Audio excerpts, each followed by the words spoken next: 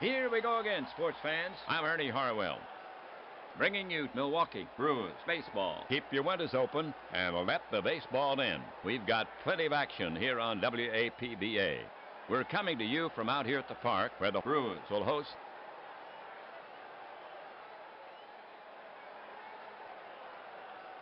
the visiting Detroit Tigers. Their record now, 1-0. Game number 2 of 3 here in Milwaukee. The Brewers won the first. The Brewers take the field here in the first. Let's see. They set his opening slate. Jaha at first base. Gantner at second. Yount the shortstop. Molitor at third. The trio in the outfield. In left is Harper. In center, Ogilvy. And over in right, Vaughn. Moore is behind the plate, and today the Tigers will try to solve Caldwell, the left-hander. He will be facing Tigers starter, left-hander Lolich. So settle in. We're ready to start this game.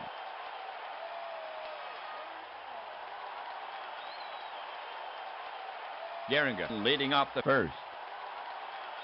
Gehringer at the plate to hit on the season. 1 for 4. He's walked once.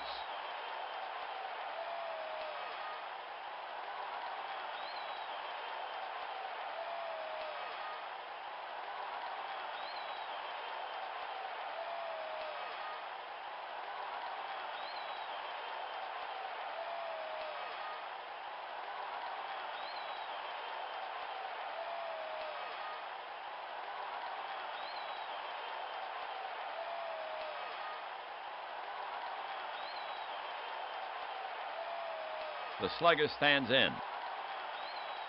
Now Caldwell, ready. The pitch. Breaking ball, bounce past Caldwell. Yount is over. He stabs for it, makes a pickup, and throws Gehringer out by a step. 1 away.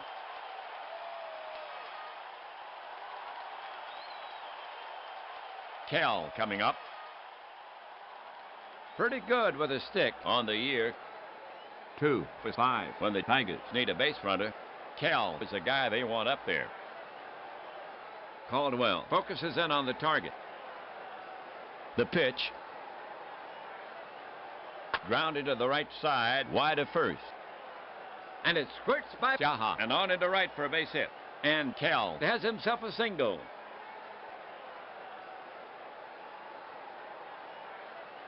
Well, for Detroit, 1 away, 1 on. We have Cobb coming up to hit, hitting third. One of the toughest hitters around. To date, batting 1 for 5. Kell will get a good jump. Caldwell now set. Caldwell brings it to the plate. Low and away, ball 1.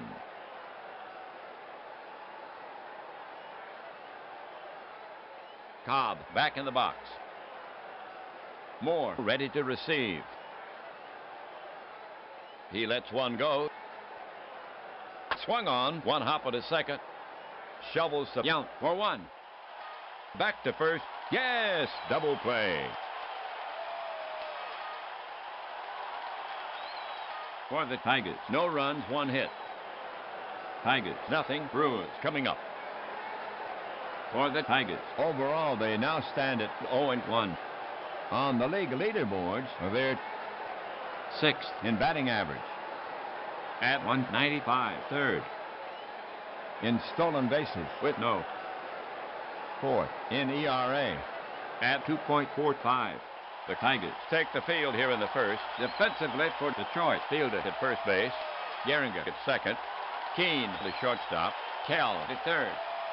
The trio in the outfield. In left, it's Greenberg. In center, Kaline. And over in right, Cobb. Parrish is behind the plate and pitching for the Tigers. The lefty, Lolich. He's a strikeout pitcher. Harper will get it started for the Brewers. Right-handed batter to face Lolich. Harper belts the ball. Lolich looking in at the target. Here's a pitch. Soft liner behind second. It falls. Base hit for Harper. Nobody out. First inning, 1 on. Here's the right-handed Molitor to take his swings. Excellent credentials with the stick so far. 1 for 1. Harper stretches his lead. Molitor stands in. Lolich is ready to fire it in. And the pitch. Swung on, grounded hard to short. Off his chest, he picks it up. Throws quickly to first, 1 down. Harper moves up.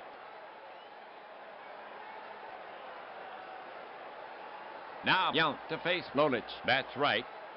For Milwaukee. 1 away. Harper on at second. Robin comes up there to hit so far this season. 1 for 5. 1 homer. 2 ribbies. Yount gets in there. Lolich put on the rubber. Now Lolich ready. Harper moves quietly toward third. Lolich brings it. That's skied to right center.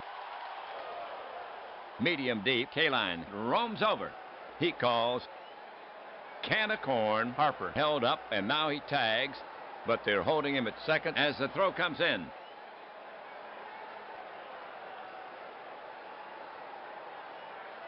Harper on second, 2 away. Here's Vaughn to take his swings. You don't want to pitch carelessly to Gregg. This is his second game so far at the plate. 0 for 4. He's walked once. Lolich staring in, ready to work. Harper stretching his lead. The pitch. Vaughn skies it to left. Should be routine. Greenberg drifts over for it and records the putout. That's 3 away. The half for the Brewers. No runs, 1 hit. They leave 1. They fail to capitalize on the runner. No score in the game. We go to the top of the second inning. The Tigers will have Greenberg, Fielder, and Kaline here in the second. Greenberg to lead it off. A hero in the bleachers. This is his second game on the year. 0 for 5. When the Tigers need a base runner, Greenberg is the guy they want up there. Greenberg ready. Caldwell looking in at the target. Caldwell comes home. Didn't mean to swing. A slow roller to the left side. Yount will have to rush his throw, and he gets Greenberg. Nice play. And there's 1 away.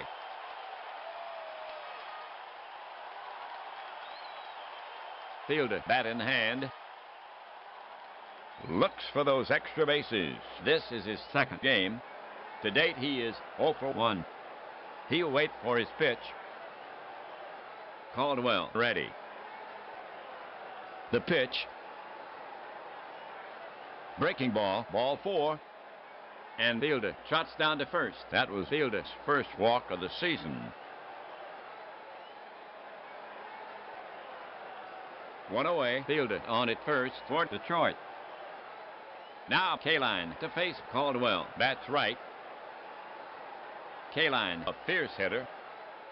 So far, 1 for 4.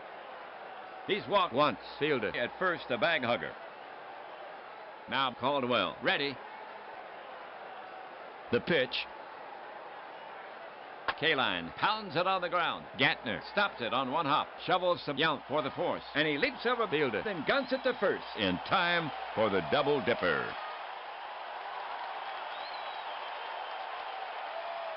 That'll do it for Detroit. Nothing across. They leave none. Milwaukee due up. Ogilvy, Jaha, and Gantner to bat next. To get it going, Ogilvy. Then a slugger. This is his second game on the year. 0 for 1. Pitcher Lolich set to go. Lolich fires it in. Swung on, grounded to Cal at third. Throws quickly. Out by a step. 1 away.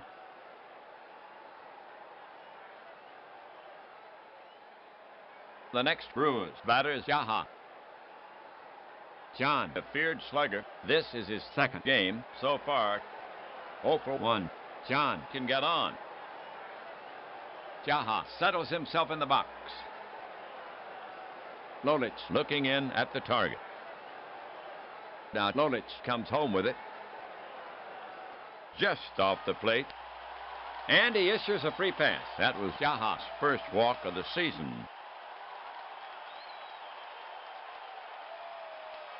Now coming up, Gantner.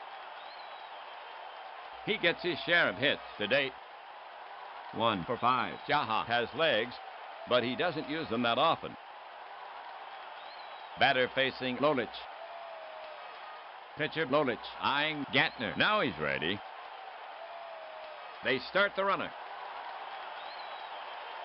The delivery, swing and a miss. Parrish fires to second. And gets him. Great throw by Parrish. They lose a runner. Gantner back in the box. Lolich focuses in on the target. The pitch. Ground ball to fielder. Right between his legs. He chases it down, and Gantner will hold it first. Fielder picks up an error.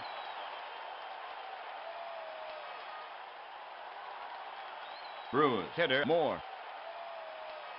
Moore good at the plate. This is his second game. To date, nothing in 3 trips. Parrish set. Here's the delivery. Rip and a miss by Moore, and that's a strikeout. Side retired. That'll do it for Milwaukee. Nothing across. The Tigers fumble once, 1 left. No score here after 2. Caldwell will now face the bottom of the Tigers lineup. Parrish, Keene, and Lolich coming up. Parrish to lead it off for the Tigers. Right-hander. Parrish belts the ball. Lance waits. Caldwell looking in. Now the pitch. High fly ball to center. Ogilvy moves under it. And Parrish is retired. 1 down.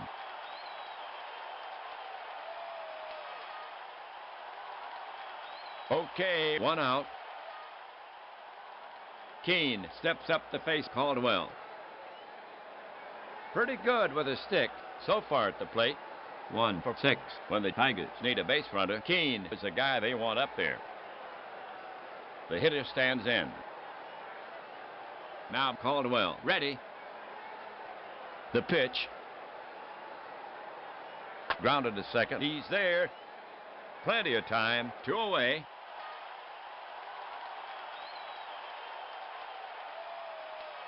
Lolich, bat in hand.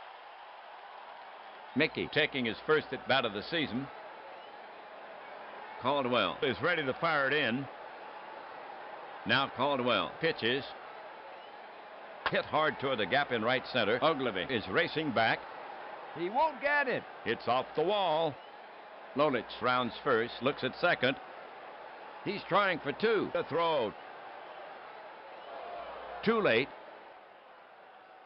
Double for Lolich.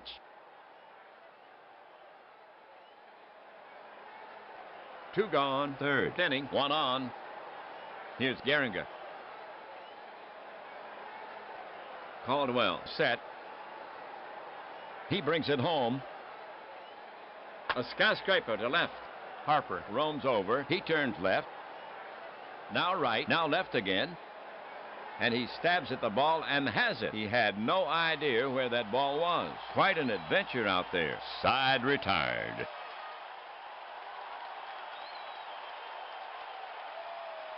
For the Tigers, nothing across. 1 left, so it's still zip-zip after 2.5.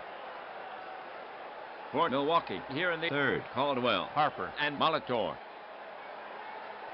Caldwell leading it off. Mike taking his first at bat of the season.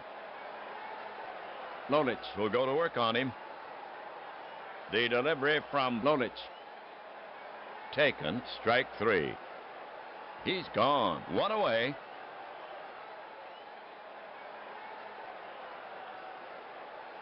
Here comes Harper to take his cuts. He'll wait for his pitch. Harper steps up to the plate. Lolich looking in. Here comes the pitch. Harper knocks this one into the power alley in left center. Greenberg is in hot pursuit. He cuts it off, but Harper makes second without a throw. Second safety for Harper. All right, right-handed hitter Molitor gets set to bat against Lolich for Milwaukee. One gone, one on, scoreless tie. Lolich climbs the mound, checks Harper at second.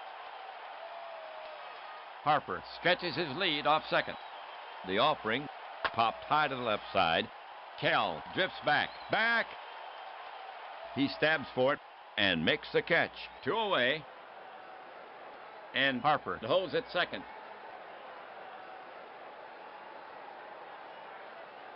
Two down, third inning, one on. Yount up the bat. Left-handed Lolich goes to the set position. Harper extending his lead. Lolich brings it. Yount skies it to left. Should be easy. Greenberg drifts over for it and records the putout. 3 down.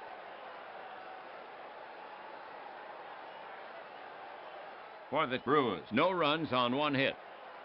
They leave 1. Still no score here after 3. Caldwell will now face the Tigers artillery. Kell, Cobb, and Greenberg. Kell to lead it off for the Tigers. Moore sets up. He brings it in. The ball is chopped out over the mound. Yount gets to it in front of second, rifles it to first, and just nips Kell. 1 away.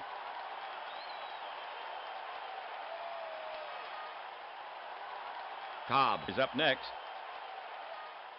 Cobb has a lot of ways to get on. Cobb steps up to the plate. Left-hander Caldwell ready. The pitch. It's a shot down the line to right, near the foul pole, and it's foul. Strike 1.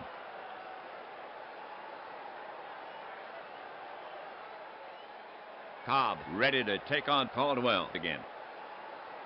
Moore sets up. He brings it in. Base hit right field, and Cobb is aboard with a single.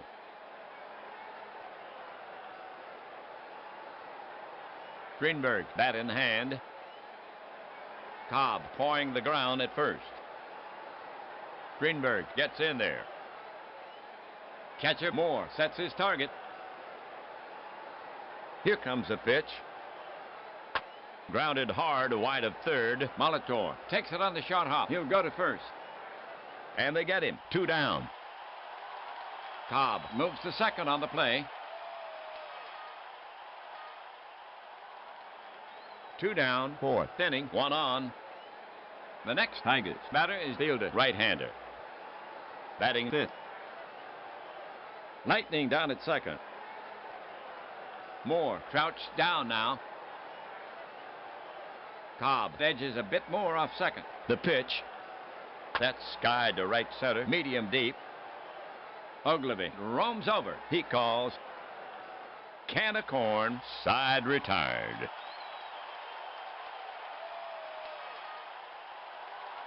That'll do it for Detroit. Nothing across. 1 left, so it's still zip-zip after 3.5. For Milwaukee, here in the 4th, Vaughn, Ogilvy, and Jaha. Here's Vaughn to start it off. Vaughn waiting. Lolich ready. Lolich comes home. It's deep to center, way back. Kaline is racing to the track against the wall. And he makes the catch. 1 down.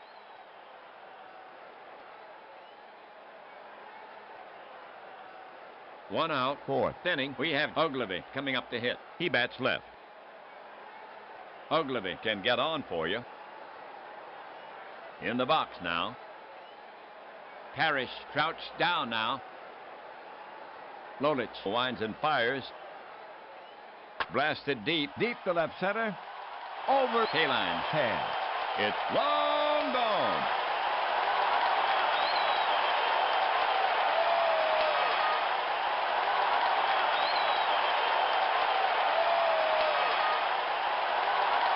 Ogilvy has his first homer of the season. And the Brewers break the tie and now lead 1-0. Fourth inning. And that's his first hit this season. That's Ogilvy's first run batted in of the season.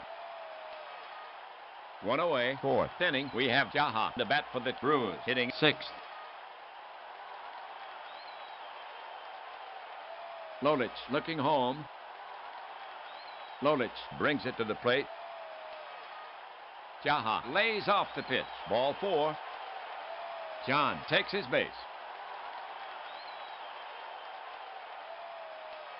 Okay, for Milwaukee. One away, one on. Milwaukee now sends Gantner the bat, hitting from the left side. Jaha, a decent runner. Catcher Parrish sets his target. Jaha is on the move. He delivers, slashed into the hole. It's by him into left. Keane broke towards second, and the ball went right through the vacated spot. Jaha goes on to third, and Gantner executes the fundamental, a textbook hit and run.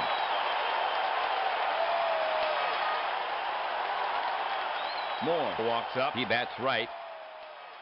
Brewers with runners at first and third. One away. A chance to drive in a run here. He's a contact hitter. Lolich gets set to work on him. Tigers playing for the double play. The pitch. Moore rips it down the left field line. Fair ball. Jaha crosses the plate. Greenberg tracks it down quickly. Gantner is around second. The strong throw comes into Keane, and they're holding Gantner at second.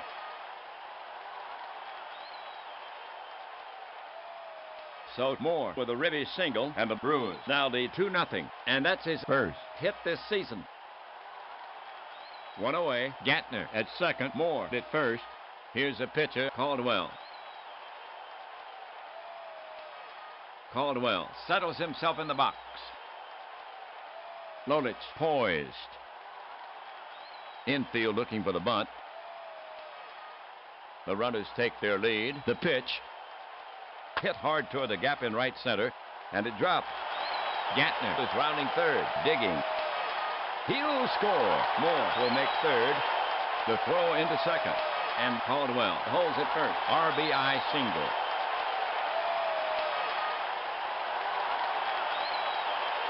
So Caldwell with a ribby single. That was pitcher Caldwell who delivered, helping himself. And the Brewers now lead 3-0. Okay, here's Harper to take his swings. We're back at the top of the order. One gone, runners at the corners. Strikeouts have been a problem for him. Tommy ready. Parrish crouched down now.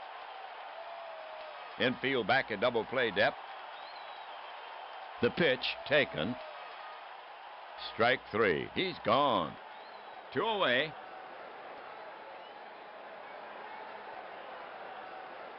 Molitor is out to get his licks. He bats right. Two gone. Three. Runs in. Batter set. Lolich staring in. Ready to work. Lolich fires it in. It's blooped toward short. Keane is backing up quickly. And it drops for a hit. Kaline fields it. Moore scores. Caldwell is around second. The strong throw comes into Keane, and they're holding Caldwell at second.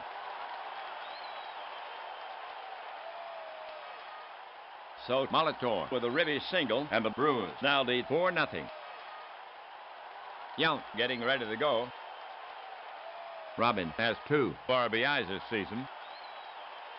And here comes Tigers manager McCoy. He's asking Lolich for the ball. Coming in the pitch is Newhouser. So Lolich is yanked early. He goes only 3 2/3. His line, 4 runs. So far, on 7 hits. A homer. 2 walks. He fans 3. He's responsible for the runners. He can only lose it. For Newhouser, this is his first appearance. He's a southpaw. He'll try to hold him to let the Tigers get back in it. Newhouser takes a few warm-up pitches. He's rubbing up the ball. We're ready to go. Newhouser is ready to fire it in.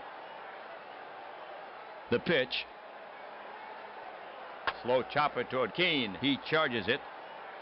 Scoops it. Goes to first. For the out. For the Brewers. 4 runs on 5 hits. 2 left. So their account earns big interest. 4 in the books here in Milwaukee. Brewers leading by 4. 4-0. Kaline, Parrish, and Keene to bat next. To get it going, Kaline. Kaline belts the ball. Caldwell gets set to pitch. Here comes the pitch. Healthy cut by Kaline. He's out on strikes. 1 away. Now at bat, Parrish. Caldwell gets set to pitch. Here he comes. In on the fists. Parrish fights it off into shallow right, and he's on at first. Keene is now up. Pitcher Caldwell eyeing Keene. Now he's ready. Here he comes. High fly ball to center. Ogilvy is racing to the track. He's got it. That's the second out. Parrish hurries back to first. Newhouser to bat. Caldwell is ready to fire it in. Tigers manager McCoy looking at his score sheet. You can mark pitcher Newhouser out for the Tigers. McCoy not letting him bat. Who is it? Cash will bat for him. Bats left. He shoulders the bat. Strolls to the box. So Newhouser goes 1/3 of an inning. The line on him. No runs. On no hits. Tigers hitter Cash.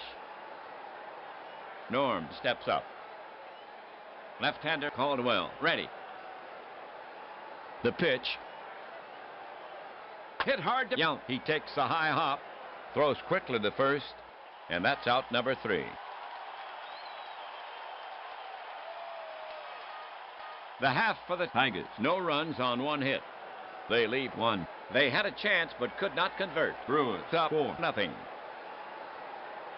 Vaughn, Ogilvy, and Jaha due up for Milwaukee. Donovan is coming on in relief for Detroit. For Donovan, this is his first appearance. He's a right-handed pitcher. He'll try to hold him to let the Tigers get back in it. Leading off, Vaughn. Vaughn, a power hitter. Donovan takes a few warm-up pitches. He's rubbing up the ball. We're ready to go. Vaughn, ready. Donovan, prepared to work. Donovan brings it to the plate. Broken bat fly ball left field. Greenberg coming on. Dives for it. And makes the catch. Vaughn is racing to second. He's there. Time called. He's arguing with the ump. The ump signals hit. He trapped it. For Vaughn, his first double of the season. And that's his first hit this season. Ogilvy is the next hitter. He already has a hit in this game, a homer. Ogilvy now ready. Donovan looking in at the target. He comes home. Chopper back to the mound. Donovan scoops it up. Looks Vaughn back to second. Now he throws to first. 1 away. Vaughn holds. Jaha coming up. Exceptional power. Donovan focuses in on the target. The pitch. Off his fists, a weak pop fly. Keene is backing up, and Jaha is gone. 2 away.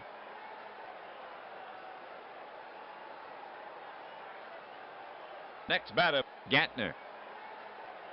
Okay power. The batter stands in. Donovan looking home. He lets one go. Base hit left field. Greenberg is right there. Vaughn is around third.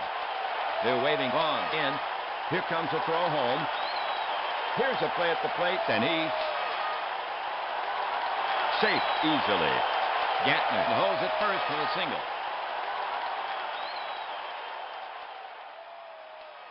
So Gantner with a ribby single. This ball game now 5-0. Moore's up. Moore ready to bat. Parrish crouched down now. He lets it go. Moore lifts a lazy pop fly. Kell drips back into left and brings it down.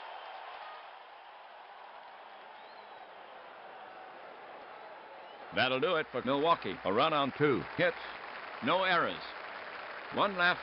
So the force is with the Brewers. 5 in the books here. Milwaukee Brewers leading by 5-0. Detroit now will send out the top of the order. Gehringer, Kell, and Cobb. Here's Gehringer to start it off. Gehringer belts them all. Batter ready. Moore set. The pitch. Gehringer grounds it foul at the plate. Strike 1.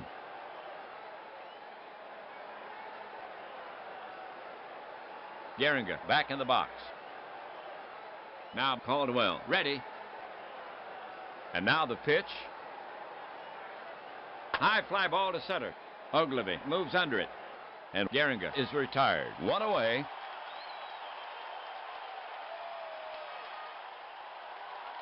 Now coming up, Kell.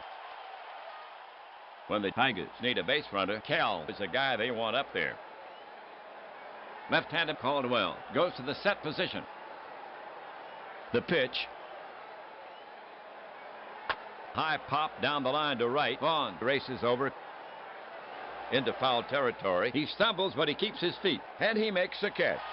Nice play. 2 away.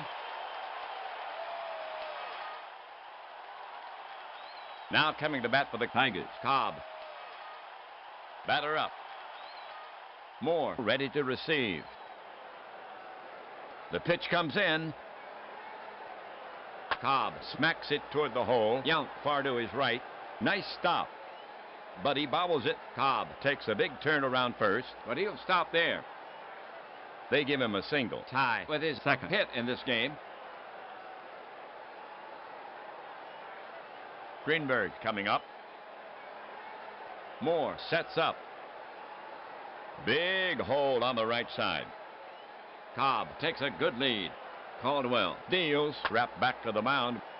Caldwell knocks it down, picks it up, throws quickly, out at first.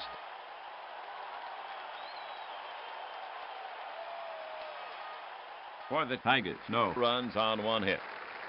1 left, the score still 5-0. Brewers leading. Caldwell, Harper, and Molitor due up for Milwaukee. Here's Caldwell to lead it off.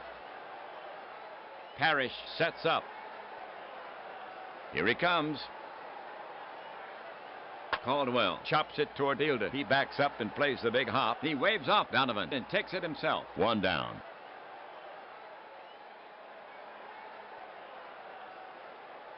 Harper's up. Donovan prepared to work. The pitch. Slow tapper toward second. He could beat this out. The quick snap from Gehringer, and Harper is out at first for out number 2.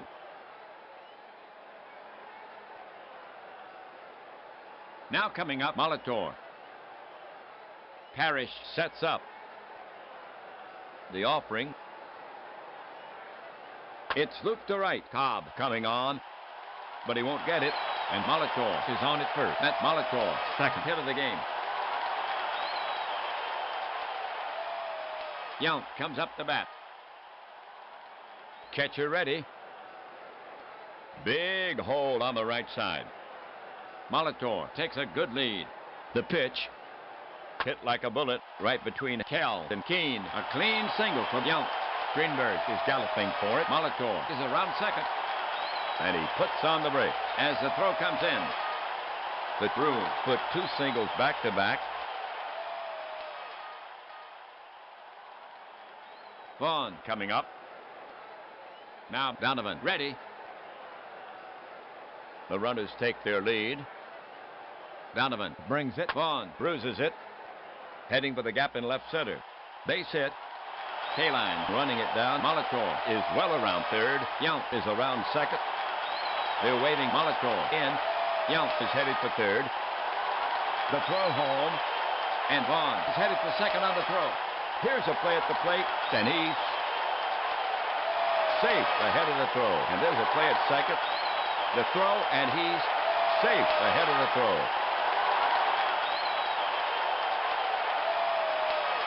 So the single drives in one, and the Brewers add to their big lead. The score now, 6-zip. That's Vaughn's first run batted in of the season. Ogilvy walking up to bat. Pitcher Donovan eyeing Ogilvy. Now he's ready. The pitch. On the hands, and Ogilvy flicks it out right. Gehringer might have a play. Racing back for it, but it falls just out of reach. Yount scores. Cobb fields the ball. Vaughn is around third. They're waving Vaughn in. Here comes a throw home.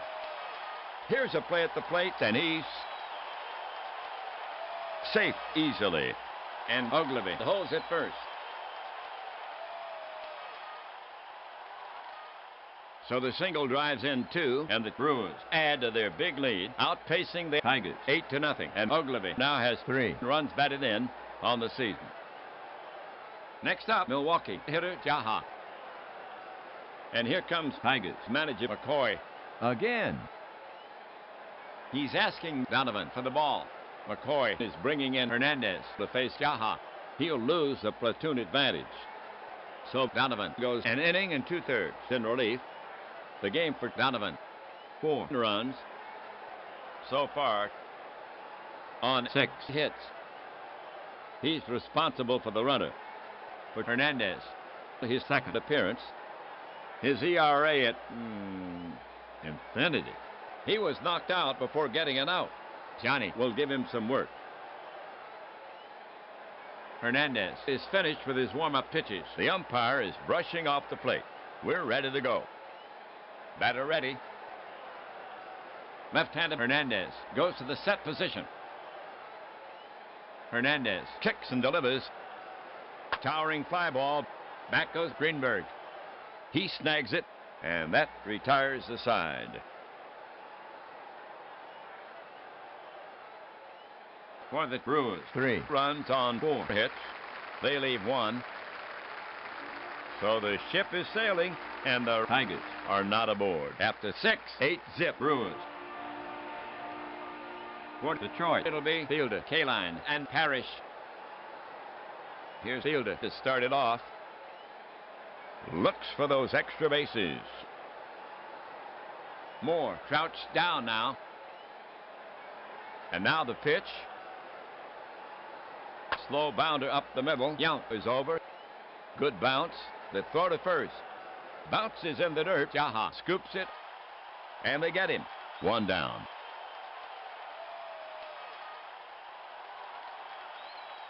Kaline coming up. It's hard to keep Kaline off the base pass. Caldwell ready. The pitch. 1 hop on the second, over to first. And that's out number 2. Now at bat, Parrish.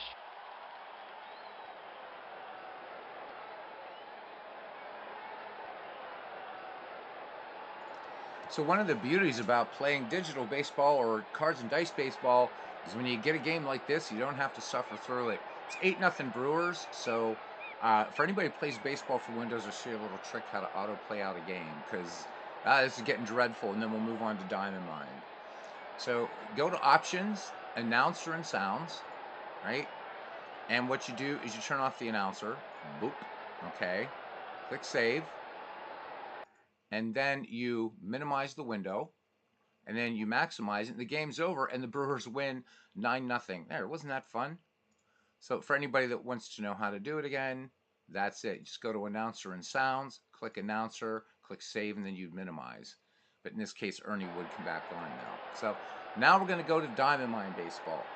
Get a chance to welcome everybody in too. So it's all good. It is all good. I love APBA. I do. I love all these baseball games, but these blowouts, I can't be arsed.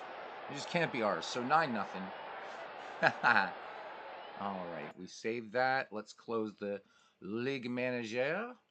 All right, and make sure everything is saved. Indeed it is. All right. Cool. So we're going to do Diamond Mine because it just doesn't get enough love on this channel or in this community. So welcome in. That's how you stop a slaughter. Absolutely, Aaron. It's I don't usually believe in the mercy rule for baseball, but I do believe in the mercy rule, and I've got to sit here, and I hate typing. So welcome in Aaron Reed, Cousin Ken Castro, the Professor Clinton Parks, Pib 99, Bernie Strom, and I think we got everybody. Mike Silva was in earlier. He's going to try to come in later and catch the end. So so here we go. Here we go. Here we go. Let's go to Diamond Mine Baseball, and we are going to play. It looks like Red Sox and Robins. So this is Red Sox one. So this is going to be a dead ball. It's going to be a dead ball game. Let's play. It's going to be me reading to you, but that means you can either fall asleep or you could roll up a game or what have you. So, all right, here we go. So we're going out to Washington Park. Temperature at game time is 58 degrees. Wind is blowing out to left 4 miles per hour, and the sky is clear. Big Clue is here too. There's Doug Hunt. So yeah, you know, my reasoning is this. I know it's fun to watch guys roll dice, and there's no crowd noise in there. So we're just going to do this. Why not? It's a good baseball game. Right. So Ira Flagstad will step in there. Nap Rucker finishing his warm-up pitches. We're ready to get underway here at Brooklyn. So we got some good dead ball action here and a venerable and excellent baseball engine, Diamond Mine Baseball. Here we go. All right, here's the payoff pitch to Flagstad. This is low, but did he go? And palms down at first. It's a walk. So Flagstad aboard. Rucker issuing the leadoff walk. And here's Hall of Famer Harry Hooper. All right, the count 3-0, and Hooper. Rucker kicks and delivers, and Hooper looks at ball 4. This one in too close. Looks like he was taken all the way. So Boston with 2 guys on now. Rucker definitely having control problems here, walking both Flagstad and Hooper. And here's Jimmy Collins, our Hall of Famer. Quite a few Hall of Famers here on both sides. So Jimmy Collins at the plate. And there's a ball and a strike. Rucker comes home with it, and this one hit right to short. But the ball's bobbled there by Burns and dropped. So they're going to score that E6. Nobody out. Bases are loaded for the Boston Red Sox. And it brings up Joe Harris now. So this is part of the all-time greats players, volumes 1, volumes 2. It comes with a ton of players and teams to play and pre-made schedules. So if you're a Diamond Mine person, this is really a lot of fun to play. And of course, there's just virtually almost infinite things you can do with this. So it's awesome. All right, no place to put Joe Harris. Rucker looking a little frustrated out there on the bump, ready to deal. Here is the 0-2 pitch. This one changed up. And this one is out to center field. Myers going back, still going, and he makes the catch. So Flagstad tags at third, and he will come in to score. And Hooper on the tag will move to third. So runners at first and third, 1-0. Early Boston lead here. And stepping in, Jake Stahl. Need to find an image for Jake Stahl. Jimmy Collins at first, pretty decent speed. Let's see if he'll go on this. The 2-1 pitch.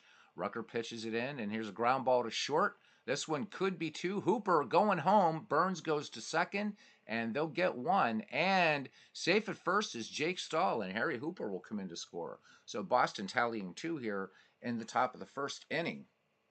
So can you enter in results? No, this is what you guys would call a closed engine, Mike. For Diamond Mine. Actually, the APBA PC baseball game is the same way. However, you can manage in both of these games. So, but no, this is based on an earlier. Isn't this PC game? I think is based on Dynasty League or Pursue the Pennant. It's based on a cards and dice game. So, But with this, you can set up AI manager tendencies and stuff. It's a great old game, but still a great baseball engine underneath, but sadly not getting any updates. All right, so Jake Stull on at first, and here is Larry Gardner now.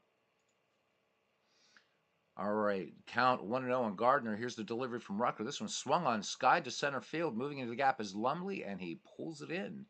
So that ends the inning. However, the the Boston Red Sox pick up 2 runs on no hits. When we go to the bottom of the first, it's the Red Sox 2 and the Brooklyn Robins coming to bat. All right. So John Anderson will lead it off here. Submarine pitcher Carl Mays on the bump today. Anderson now, the count of 0-1. Mays works to him. This one smacked a fair ball over first and down the right field line. Anderson will pull in with a leadoff double for the Brooklyn Robins. All right. Here's Tom Daly now.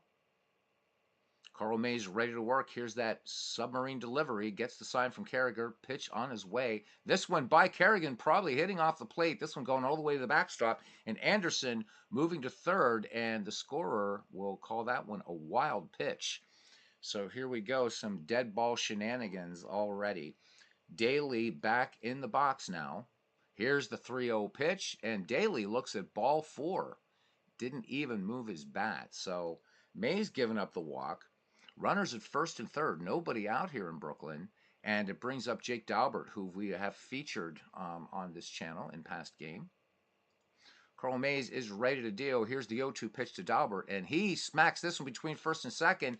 And this one through to right field. Anderson will score in the play. Tom Daly rounding second. But they're going to put up the stop sign. So Brooklyn, just like that, cuts the Red Sox lead in half. It's now 2-1, bottom of the first inning. So there's Bernie says, Beatles and I get a chance after the broadcast. Ask you a question on Discord about my message. Geez, I'll just look at it now, Bernie. This is Diamond Mine, so a little bit more relaxed. So let me look at Discord. There's Bernie. Oh, okay. That's pretty easy, Bernie. I'll actually show you how to do it after this game. Pretty easy. All right. Yep. So National Pastime 3, Skeetersoft, exactly, is Ken saying. It's a derivative of APBA. So yeah, Bernie, I'll show you how to do it. It's a case of unzip, copy, paste, and I'll show you where they go. Okay? All right. Where are we now? Harry Lumley comes to bat now. The lefty in the box against Carl Mays. So neither pitcher looking terribly sharp right now. 1 in for Brooklyn here in the bottom of the first. Your score is 2-1. Daly at second. Daubert trailing him at first. Pickoff play at second. Daly back in safely. So Mays with a quick spin back to second. Everett Scott a little late with the tag. So trying to keep Daly honest there. Daly with very good speed at second base. Kerrigan sets up. Here's the pitch to Lumley, and the runners are going in there for a strike. Kerrigan guns it down to third, and Daly is safe. The throw was there. Daly beats it, though, so really good speed. First stolen base of the year, and on the play, Jake Daubert moves to second, so still nobody out. 2 in scoring position for the Brooklyn Robins. Lumley back in the box now. Mays comes to the belt. Here's the 1-1 pitch to Lumley. This one chopped off the plate towards short. Daly going for home. Scott with the throw over the first. He'll nail Lumley, and Daly will come in to score, and the Brooklyn Robins tie it up here. Bottom of the first, 2-2. So much better than the Tigers-Brewers game we had going in APBA PC baseball. All right, here's Oyster Burns. Oyster Burns, there's a name to conjure with. Burns, right-hander, in there against Carl Mays. Mays looking to get out of a messy inning here. Jake Daubert at second in scoring position. Here's the pitch to Burns. Burns hits this one hard to center, but Flagstaff plays it perfectly. Daubert will hold Flagstaff with a good arm and good range out there in center field. So 2 down here for Brooklyn in the bottom of the first. And that will bring up John Hummel. Carl Mays ready to deal to Hummel. Here's the 1-0 pitch. And this one a bounding ball to second. Gardner ranging to his right, grabs it, pivots, and disposes of Hummel at first. So that ends the first inning, but the Brooklyn Robins pick up 2 runs, 2 hits on 1 error. We go to the top of the second here in Brooklyn, and the Red Sox and the Robins are tied. And Wild Bill Kerrigan will lead it off, followed by Everett Scott, and then Carl Mays for the Boston Red Sox. Knapp Rucker looking to have a bit of a better inning here. 2 runs, but you look at the top of the scoreboard, you can tell that was a messy inning for Knapp Rucker. A couple of walks came back to bite him. All right, here's the pitch to Kerrigan. This one lined in the left side, kicking off the bag at third, and now in foul ground. It nestles in behind the tarp. And this is a ground rule double for Kerrigan. So Knapp Rucker just not living life properly. How about it? Not saying his novenas, his rosaries, or anything like that. So the ball gets stuck in the tarp, and it's a double. So Knapp Rucker's woes continue, and we are just in early days here. All right, here comes Everett Scott now, shortstop for the Boston Red Sox. Rucker checks Kerrigan at first. Kerrigan with average speed. Rucker now looks in, and here is the pitch. Scott squares, and this one bunted toward third, taken up by Daly. His only play will be to first, throw into Hummel covering, and Scott's retired easily. Kerrigan will move to third on the play. So 1 away here in the top of the second, and it brings up the pitcher, Carl Mays. Kerrigan leads at third, 0-2 on Mays, and here's the pitch. Strike 3 called. Mays is out of there, and that was a called strike 3. So we're back at the top of the order now for the Red Sox and Ira Flagstead. Kerrigan leads off third. Here's the 3-1 to Flagstead, and Rucker with a nice changeup and missing outside, and that's another walk. So the Boston Red Sox now with runners at first and third. Ira Flagstead at first, Kerrigan at third. Harry Hooper. All right, he walked first time up and scored. 2-2 delivery. Hooper with a little flinch, foul tip into the catcher's mitch, and Grimm hangs on. Strike 3. So Rucker gets out of a mess there after that leadoff ground rule double, ball in the tarp job. We go to the bottom of the second inning, and we are knotted at 2. Hy Myers will lead it off here for the Brooklyn Robins against Carl Mays. Strike 1, the count, the pitch from Mays. This one a fastball hit on the ground between first and second. Gardner makes the play, and Myers out easily in the 4-3 putout. So 1 away for Brooklyn now, and it brings up the catcher, John Grimm.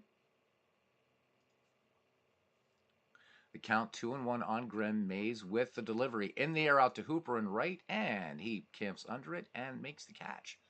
So 2 up, 2 down for Brooklyn here in the bottom of the second, and it brings up Knapp Rucker. Rucker in the box, the 2-1 pitch for Mays. Rucker to the right. Hooper comes in, played him shallow enough, and makes the catch. Good jump on the ball out there, and that does it for Brooklyn. We go to the top of the third, and we are knotted at 2 here. A little bit of rare diamond mine baseball action.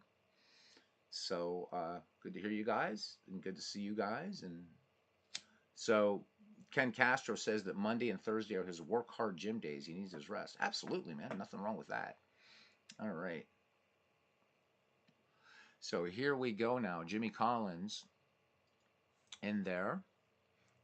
He leads it off. He was safe on an error back in the first. The wind in the pitch by Rucker. Little dribble on the right side. Rucker off the mound and throws over for the out.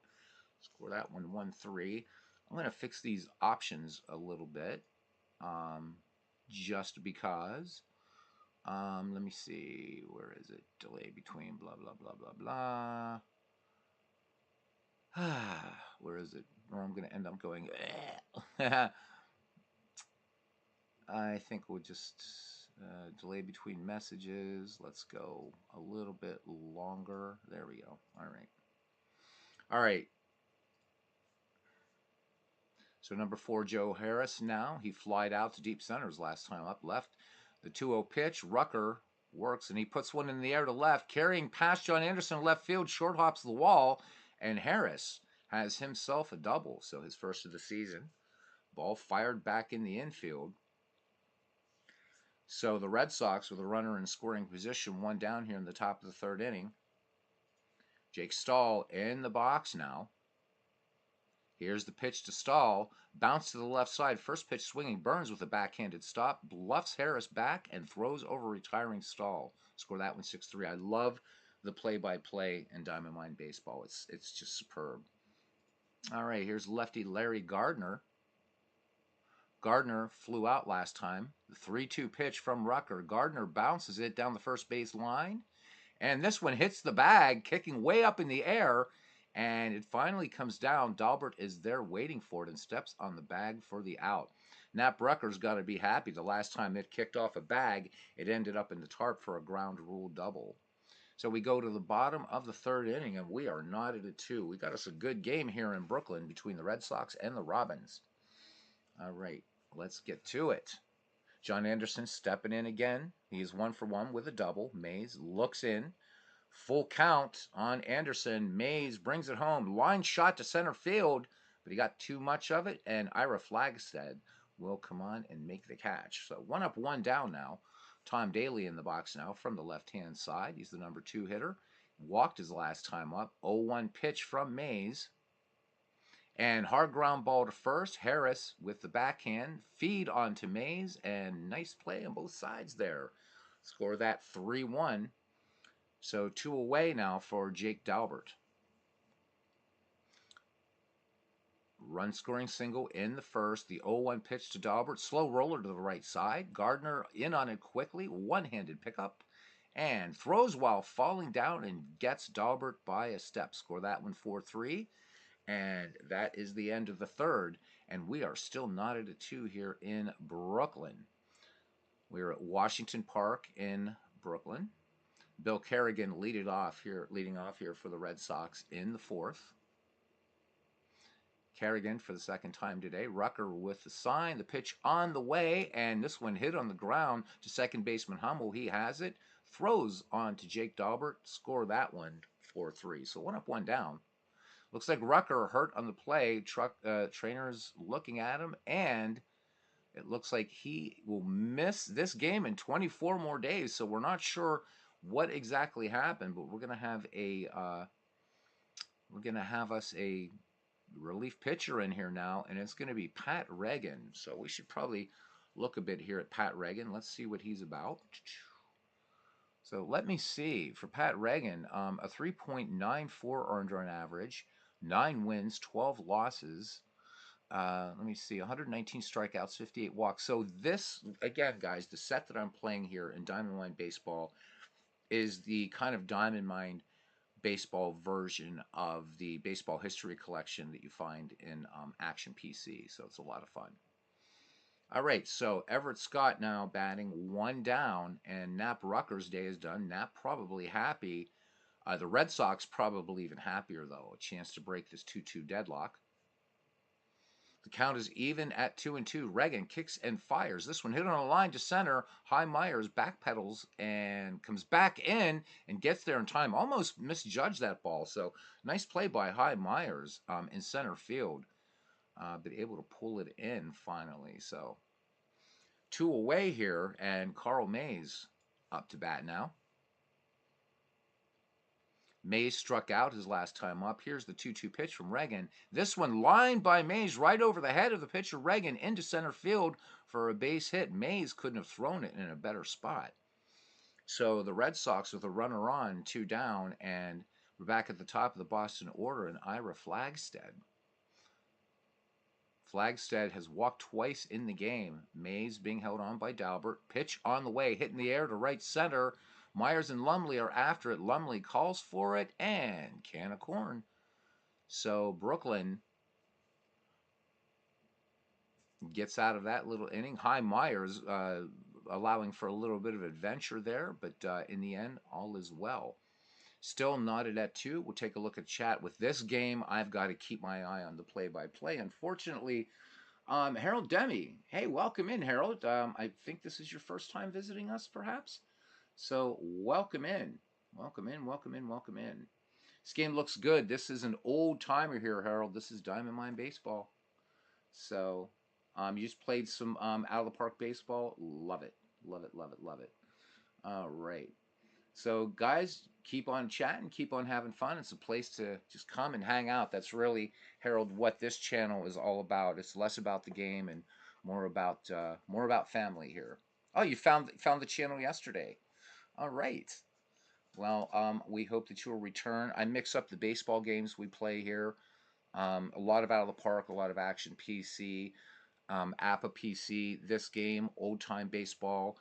Did a little bit with Pure Sim baseball today. It just depends wherever my eyes wander is the game that I'll usually play. So we have some cool projects coming up. So do enjoy. And then MLB The Show also I will do on here when Legend Sports Universe isn't doing anything on that. So get to do that a couple times. All right, here's Harry Lumley now, and welcome in, Harold. Harry Lumley leading off against Mays. Mays peers in, and here is the pitch. This one pulled to right field and deep. This one has the right sound, but the distance, no, it doesn't. So this is a loud out as Harry Hooper will make the catch out there in deep right field. So one down for the Brooklyn Robins, and it brings up Oyster Burns now. So Burns, here's the next pitch from Mays. This one a little looping liner, slicing toward Hooper out and right, and Hooper making the catch. That one looked like it started to tail away from Hooper a little bit. So two quick outs here, and John Hummel will come to the plate. He stands in, bounced out back in the first, full count. And Mays comes to the plate. This one well hit into very deep center field. And Ira Flagstead chasing back. And nice running catch with his back toward the plate. Anticipating the great Willie Mays, who would do that about roughly 50 years later. All right, so top of the fifth. We are still not at a 2. Scoring happening for both of these teams in the first inning. It was a very, very rough first inning for Knapp Rucker. And at that time, Boston scored both of its runs and on no hits. Brooklyn came back in the bottom of the first to even it up, and that's where we are now in the top of the fifth. Nobody out. Harry Hooper, Jimmy Collins, and Joe Harris to bat for the Boston Red Sox. So here we go. Hooper struck out the last time. 1-2 pitch from Reagan. Breaking ball. This one popped in the infield. Waiting for it to come down is third baseman Daly, and he makes the catch. So one away for Jimmy Collins. The pitch on the way from Reagan. Swung on, loop to center field. Myers getting a bad jump on the ball, and this one drops in for a hit. So Myers, who provided a bit of adventure in the last inning, misjudges another one out there in center. Jimmy Collins, quite thankful for that, will take that little base hit. Here's Joe Harris. Jimmy Collins leads off first. 1 on, 1 out. Harris doubled his last time up. They're holding Collins close. No ball, 1 strike. Reagan fires it in. And here's a drive way back into right field. Lumley, a long way to go, and makes the running catch. So good play by Harry Lumley out there in the right pasture. 2 down now for the faceless Jake Stahl. So grounded out back in the third. Reagan quickly to first, and Collins not biting. He is back easily. Reagan ready to deal now again to Jake Stahl. Count 3-0. Here's the pitch to Jake. And that one inside. And it hit him. Jake Stahl is hit. Tried to get out of the way. But it hit him. So Jake Stahl trotting down to first. And the Red Sox with 2 on and 2 down. And it brings up Larry Gardner. All right. Third baseman batting from the left here. Third time up. Count full on Gardner. The runners are off with a pitch. And Gardner, big swing and a miss. So the Red Sox blowing a chance to kind of blow this game wide open. We head to the bottom of the 5th inning. We are still at 2-2 here in Brooklyn. All right. Got to get Beatles and Jester. I know Jester and I know each other. So Jester's a good guy. Our approaches to baseball are different. Jester likes ultra modern baseball, and I like really old timey baseball. But Jester's a great guy. I love him. He's really an important part of the community. I'm glad that he's back doing some baseball and other sports as well. Jester's a good guy, though. Really, really like him. So you see him, tell him I said hi. So yeah.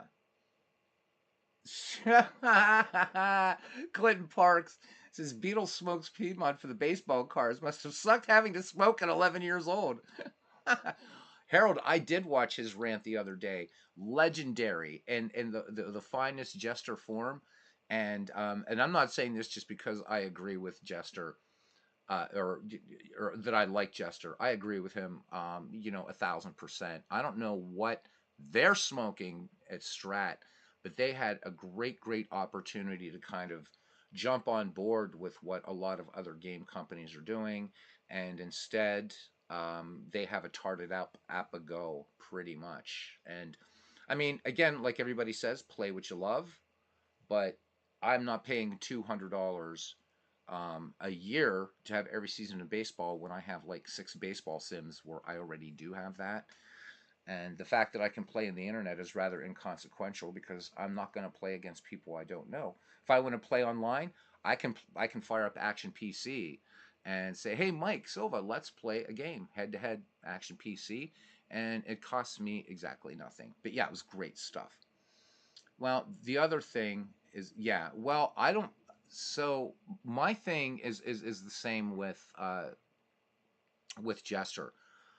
The Stratomatic cards and dice game is a great game. I played it as an undergrad in college. Grad school, you don't have time for that stuff, but as an undergrad, played it, liked it. I prefer APBA. Of those two old gaming, those systems, I preferred APBA, but I like Strat the game. There's nothing wrong with the cards and dice game. The PC game needs some help. It's the company. It's the company. They just don't give a shit about their customers. And by the way, if anybody, if you, by a little cussing, that's me. But yeah, it's and I mean making your player base beg for seasons. At least APBA offers all the seasons. Also charging for outlier players. Strat just, I don't know.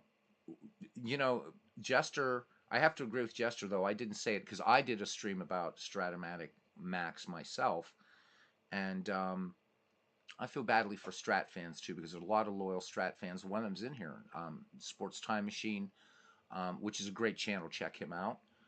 He's a very loyal Strat player, and I feel badly for guys like Mike who have been loyal to the company, play the games, buy their seasons. Mike plays the PC game as well, so he's in it for a penny and for a pound. But we were just all so excited. I haven't met or heard any content creator that has said, "Oh yeah, I'm definitely signing up for that."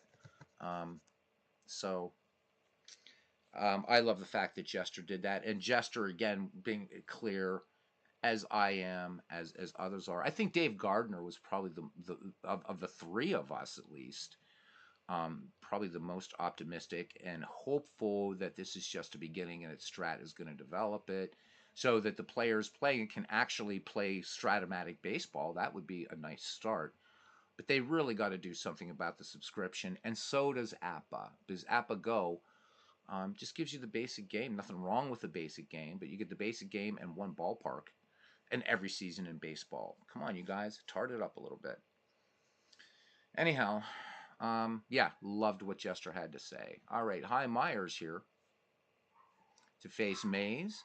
The 1-2 pitch, and this one cut on and missed, and Myers will grab some pine. So a strikeout by the Submariner Carl Mays, and we have one away here in the bottom of the 5th inning, and it brings up catcher John Grimm. So Grimm flew out last time up. Here's the 1-2 pitch from Carl Mays. And this one swung on, and this one a foul tip, held on by Bill Kerrigan. So that's 2 strikeouts in a row now for Carl Mays, starting to look a bit more to form. And here is Pat Reagan. We'll see if Reagan will bat. He is in for the injured Knapp Rucker, and indeed he will. The 1-2 pitch. This one a chop to third. Tough play for Jimmy Collins. Backs up, backhands it, and throws quickly to Joe Harris at first, and they do nip Reagan. Nice play by Jimmy Collins at third. We head to the 6th, and if we keep this up, we might just jump into an Action PC baseball game after this. All right, here's Bill Kerrigan, and let's get going here. All right, Kerrigan. Here's the windup and the pitch by Reagan. Kerrigan grounds this one to shortstop Oyster Burns. Backhands it, fires across the diamond to Jake Dalbert. And one away here in the 6th. Still 2-2 as Everett Scott steps in now. The Boston shortstop. 0-2 pitch from Reagan. This one, ground ball by the mound and by second base, taken behind the bag by Oyster Burns on the off-balance throw, and they do get Everett Scott just in time by a half a blade of grass, I might add. So 2 down now for Carl Mays. And base hit last time for the pitcher. The pitch on the way to Mays. This one swung on, dribbled to third. Daly comes in on it. Reagan gets there first, though. The barehanded scoop. Hard throw. And they do get Mays just in time. So easy inning. We go to the bottom of the 6th inning. We are still knotted at 2. What a game we have here. John Anderson will lead it off here for Brooklyn, followed by Daly and Daubert. Mays with a sign from Kerrigan. The count full. And this one out and away with ball 4. So Carl Mays getting back to a little bit of control problems after striking out 2 batters in the last inning. So Brooklyn with a runner on. And Tom Daly will have a go now.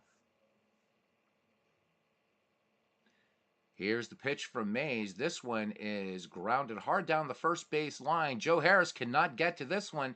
This one is a fair ball going all the way down to the corner. Hooper is up with it. Anderson will score to break the deadlock. Daly going for third. The relay, close play at third. And Jimmy Collins gets the tag down. Outfield assist by Harry Hooper. The run does score, and Brooklyn jumps in the lead 3-2. Great play by the Hall of Fame right fielder, Harry Hooper. But the run does score, and Brooklyn now holding on to a precious 1-run lead. All right, here's the first baseman now, Jake Daubert, in the box against Carl Mays.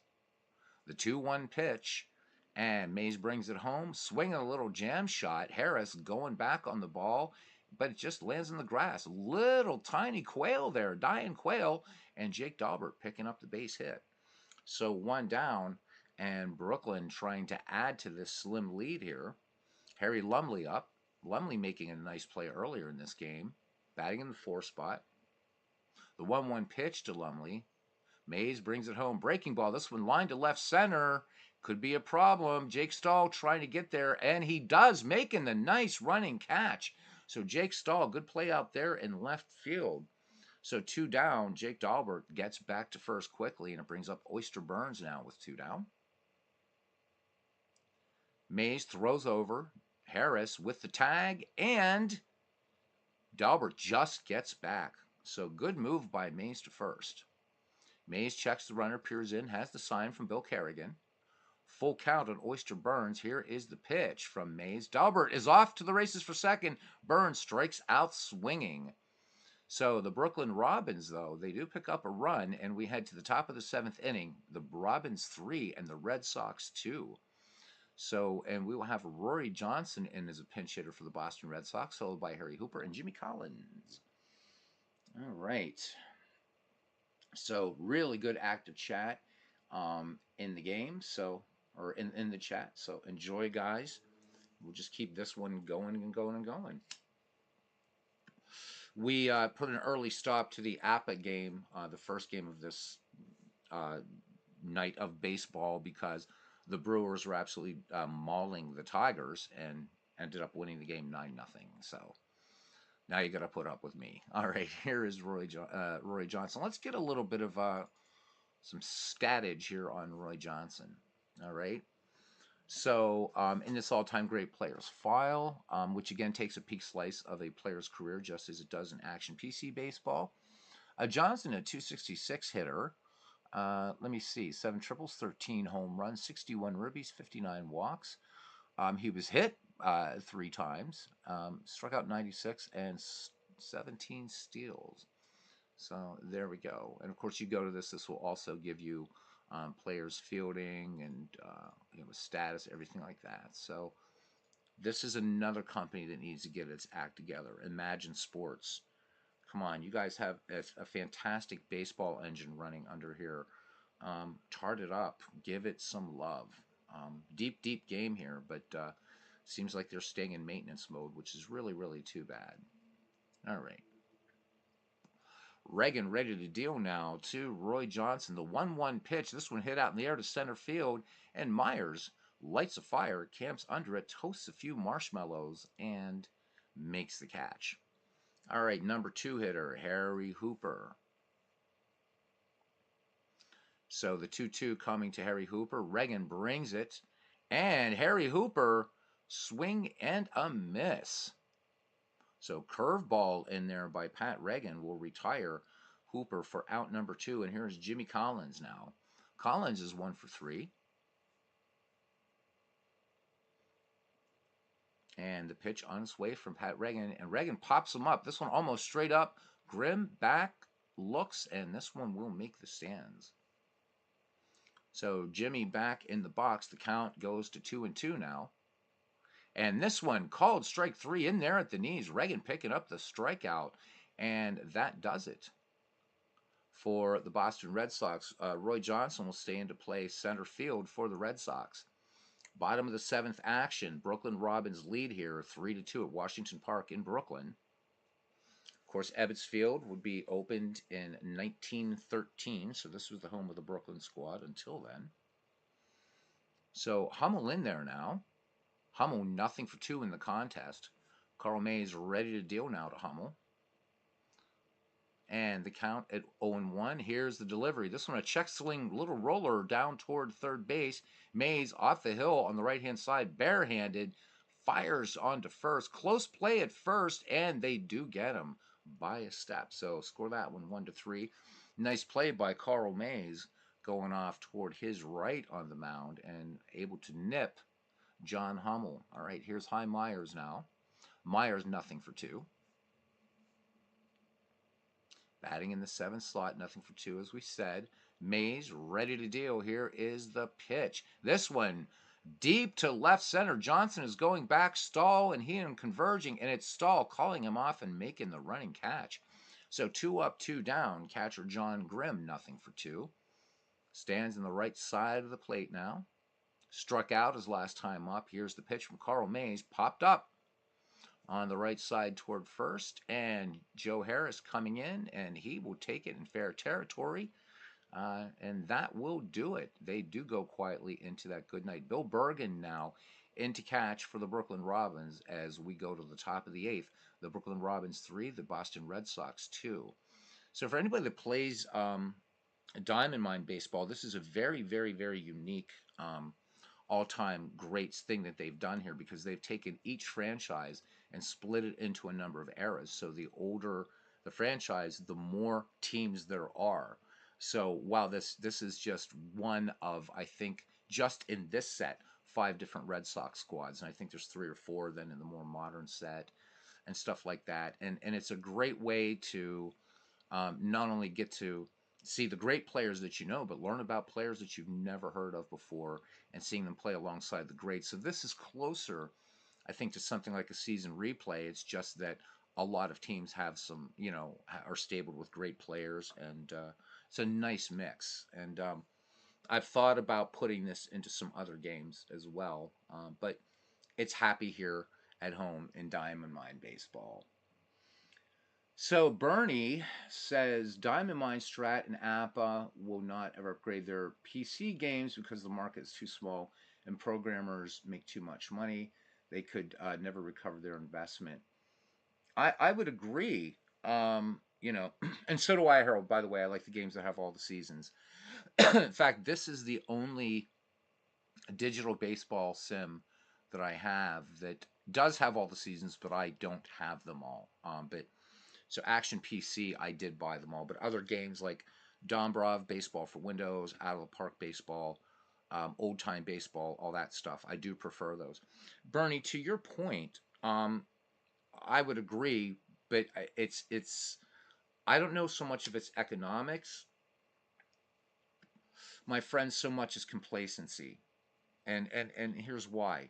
So APBA, Strat, and Diamond Mine all have established player bases. I'm actually not one of them. I found Diamond Mine, a friend of mine when I was working at a university some years ago, had told me about Diamond Mine. I'm like, well, yeah, I'll check it out. And it was like, oh, all right, this is kind of a cool game.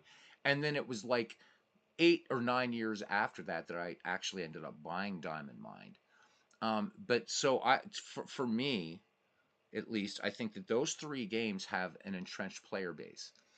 Most APA players and Strat players are not playing, and I know this is at least true for APA.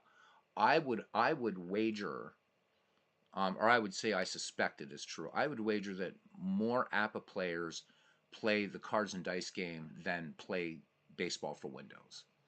Um, they've done more significant upgrades on their PC game, I think, than Strat has. Um, for what that's worth, of course, multiple artificial intelligences. I think, in a way, the APA game, PC game was far more groundbreaking, especially for its time. I mean, now AI is doing everything, and the AI in that game is actually pretty good. And it's not only just the managers, the micromanagers, of which there are thousands available for Baseball for Windows. The crowd is even reactive in a way that wasn't. You just didn't have that in baseball games then. But you know what? These businesses, Bernie, I think they need to look at the writing on the wall. Yep, programmers make great money, but you know what? Out of the park baseball started with one guy in Germany. Now they have the Major League Baseball license. It's truly what they say, an infinite baseball playground. Action PC baseball, while you do have to buy seasons for it, inexpensive, lots of sales, superb customer service. And I'm sure that Dave Cook and the one or two people that work for him or whatever tiny company, they're doing well. So I would respectfully not completely agree with the aspect of programmers, Bernie. I think it's complacency. But what happens when your player base dies out, or just says, you know what, I'm fed up with the BS, that you guys are doing. I'm tired of begging for seasons, or I'm tired of what have you. They're either going to have to, as we used to say, right? As we used to say, me dear old grandmom used to say, "You either shut or get off the pot, me boyo," and that's what'll happen. And these guys, these excellent games will go by the wayside. It's going to be harder for Strat players because there are a lot of APA derivatives out there, but Strat has protected their formulas, and what happens? I mean, guys that are rolling up Strat now, I think you guys are safe. But how many 20 somethings are coming into any of these three games that Bernie mentioned? Um, I don't know. I mean, I suspect not a lot. And Ken and Pib were talking, or Ken was talking earlier about, you know, like that like some of the younger players, accusing the older players of elitism. I don't know if that's true or not. I've never run into that. Then again, I'm not a 20 something. But I don't know, Bernie. They could do this. I mean, seasons for this game are not cheap for Diamond Mine Baseball. I have a lot. I've bought a lot for this game, but they're just not moving forward. Action PC is out of the park. They're moving forward. You've got the other games now. PC Replay Baseball, um, and I realize it's a small market, but if you want to stay in business in a smaller market, you've just got to compete that much. All the more difficult. So I don't know. You got to compete harder. You just do. That's what I think. Yeah. But why aren't the youngins playing baseball, Harold? It's because the older companies aren't now. Again, out of the park is the exception because Marcus and those guys, they were smart. Go on Steam because that's where you're going to get the younger players. That's where you're going to get them. And you're getting players of all ages that are playing out of the park baseball. And so Mark Cohen does the smart thing, and he goes to Steam, and his game's doing well too. Um, Action PC, Action PC, it's doing pretty well. Would I like to see Dave go there? Um, I don't think he will because he has his game's DRM free. But games like Diamond Mine, I think, really do need to go to Steam. I don't know what else is going to save them besides somebody buying the company. And I mean, this game is late '80s, early '90s. I mean, the only thing is it does run on modern systems. You can still buy it. It's very deep. But look, there's no sound, no animation. Do you need that? No. It's got a lot of managing options, things like that. It's feature laden, but if I'm going to show this to a kid, who's been playing some Twitch baseball, Super Mega Baseball, for instance, which is an incredibly fun game. And I say, hey kid, look at this. This kid's not going to play this game. There's just no way. He's going to say, are you crazy? There's nothing going on. So I don't know. That's my thing. Bernie says DK Sports out of the park have different business model. App and Strat can just sit back. Yeah, they could sell last year's cards, but again, right? I agree. I agree with you, Bernie. I do. But now it's the newer kids in the block, right? Like, and not that Mark Cohen is a kid, or even Marcus Heinsohn for that, but comparison to Hal Richmond and John Herson, right? Right. So Mark Cohen is a one man show with Digital Diamond Baseball, and look what he's done. He has identified a need in the market. So, yeah, it auto updates exactly. So, um, here's the thing, right? So he's saying, a lot of guys out there want to roll some cards and dice. They want to be able to finish their projects, but they're not like, that Mike Sports Replays guy. They're not like Ken Castro. They're not like Clinton Parks. They're not going to sit down and do all these stats, or even, be arsed with things like ball stat or whatever, right? So why not have this already very, very good baseball game, and Digital Diamond's engine is pretty good. I'm going to go ahead and allow it to, right? You can put in commands, and now you can play any, really any cards and dice game, and use Digital Diamond as a companion, and it's going to track everything for you. And I've never seen so many, not all of them, but a lot of cards and dice guys in this community, loving the game. Guys that wouldn't touch digital baseball games are now playing Digital Diamond Baseball. Our own Dwayne Martz, you guys know, he's doing a brilliant, brilliant job with his 1961 Braves and Yankees double replay. And he's doing it with APBA, but having Digital Diamond as playing as sort of a companion. And Dwayne seems to be having a blast with it, and so are we. So, but yeah, the Steam updates are great. Mark Cohen is great, says Mike Silva. He is. He is. Um, so Barney says, I know I'm in the minority, but the company that ports their game to PlayStation 5 will win.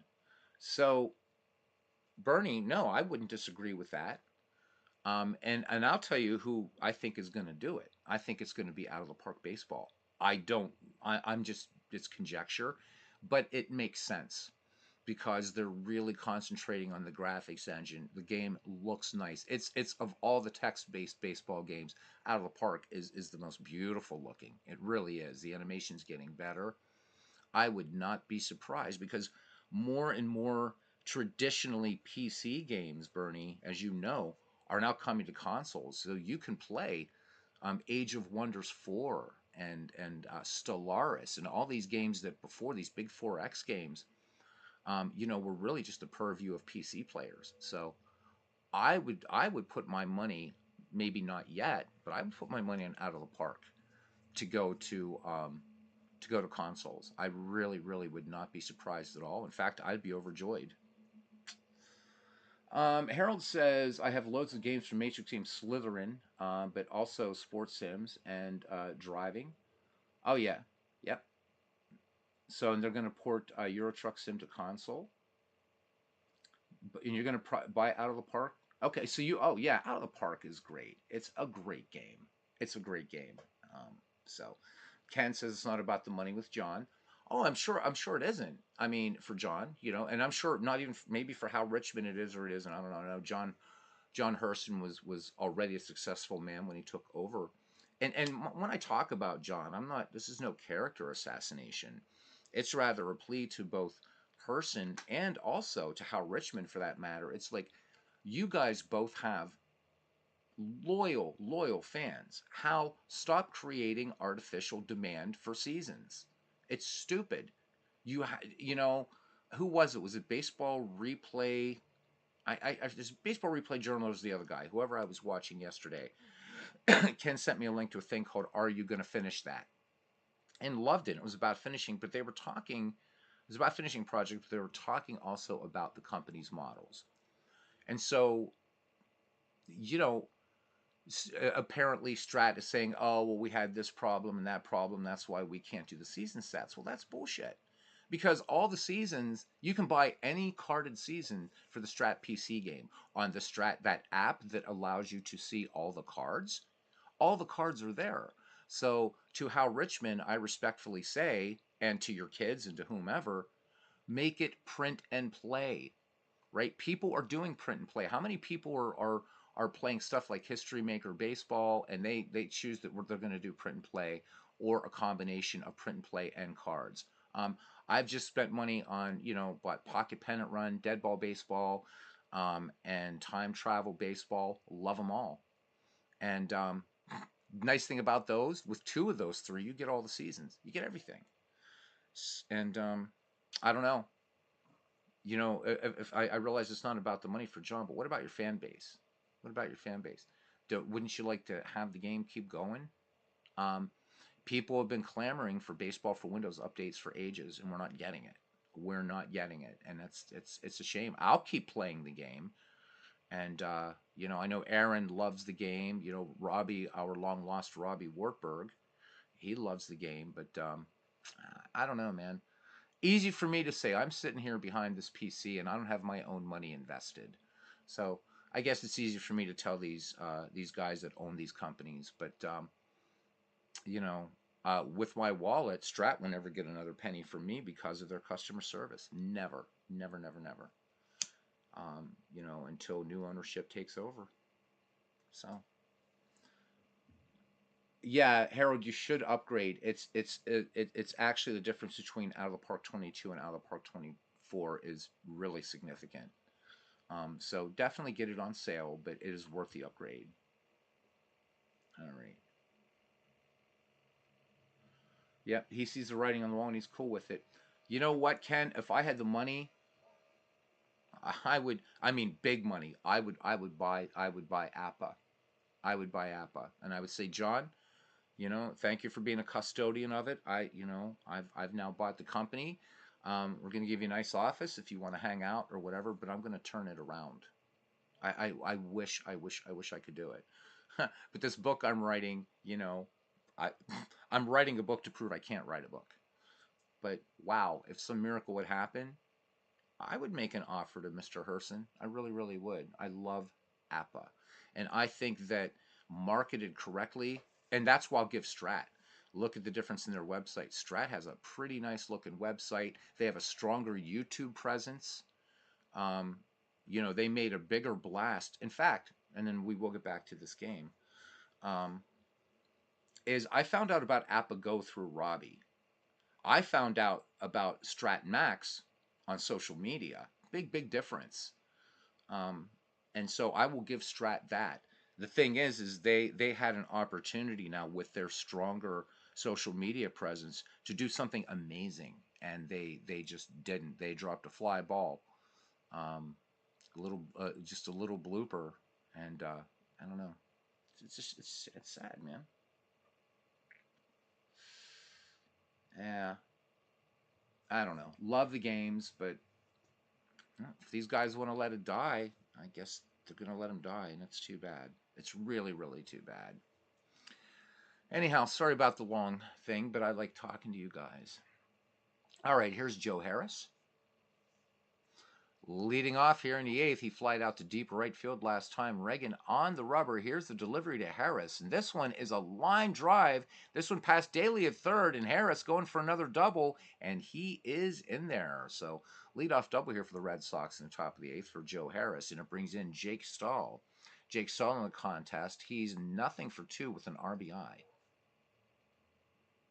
Chick Stahl will now bat for Jake Stahl, so after all of that.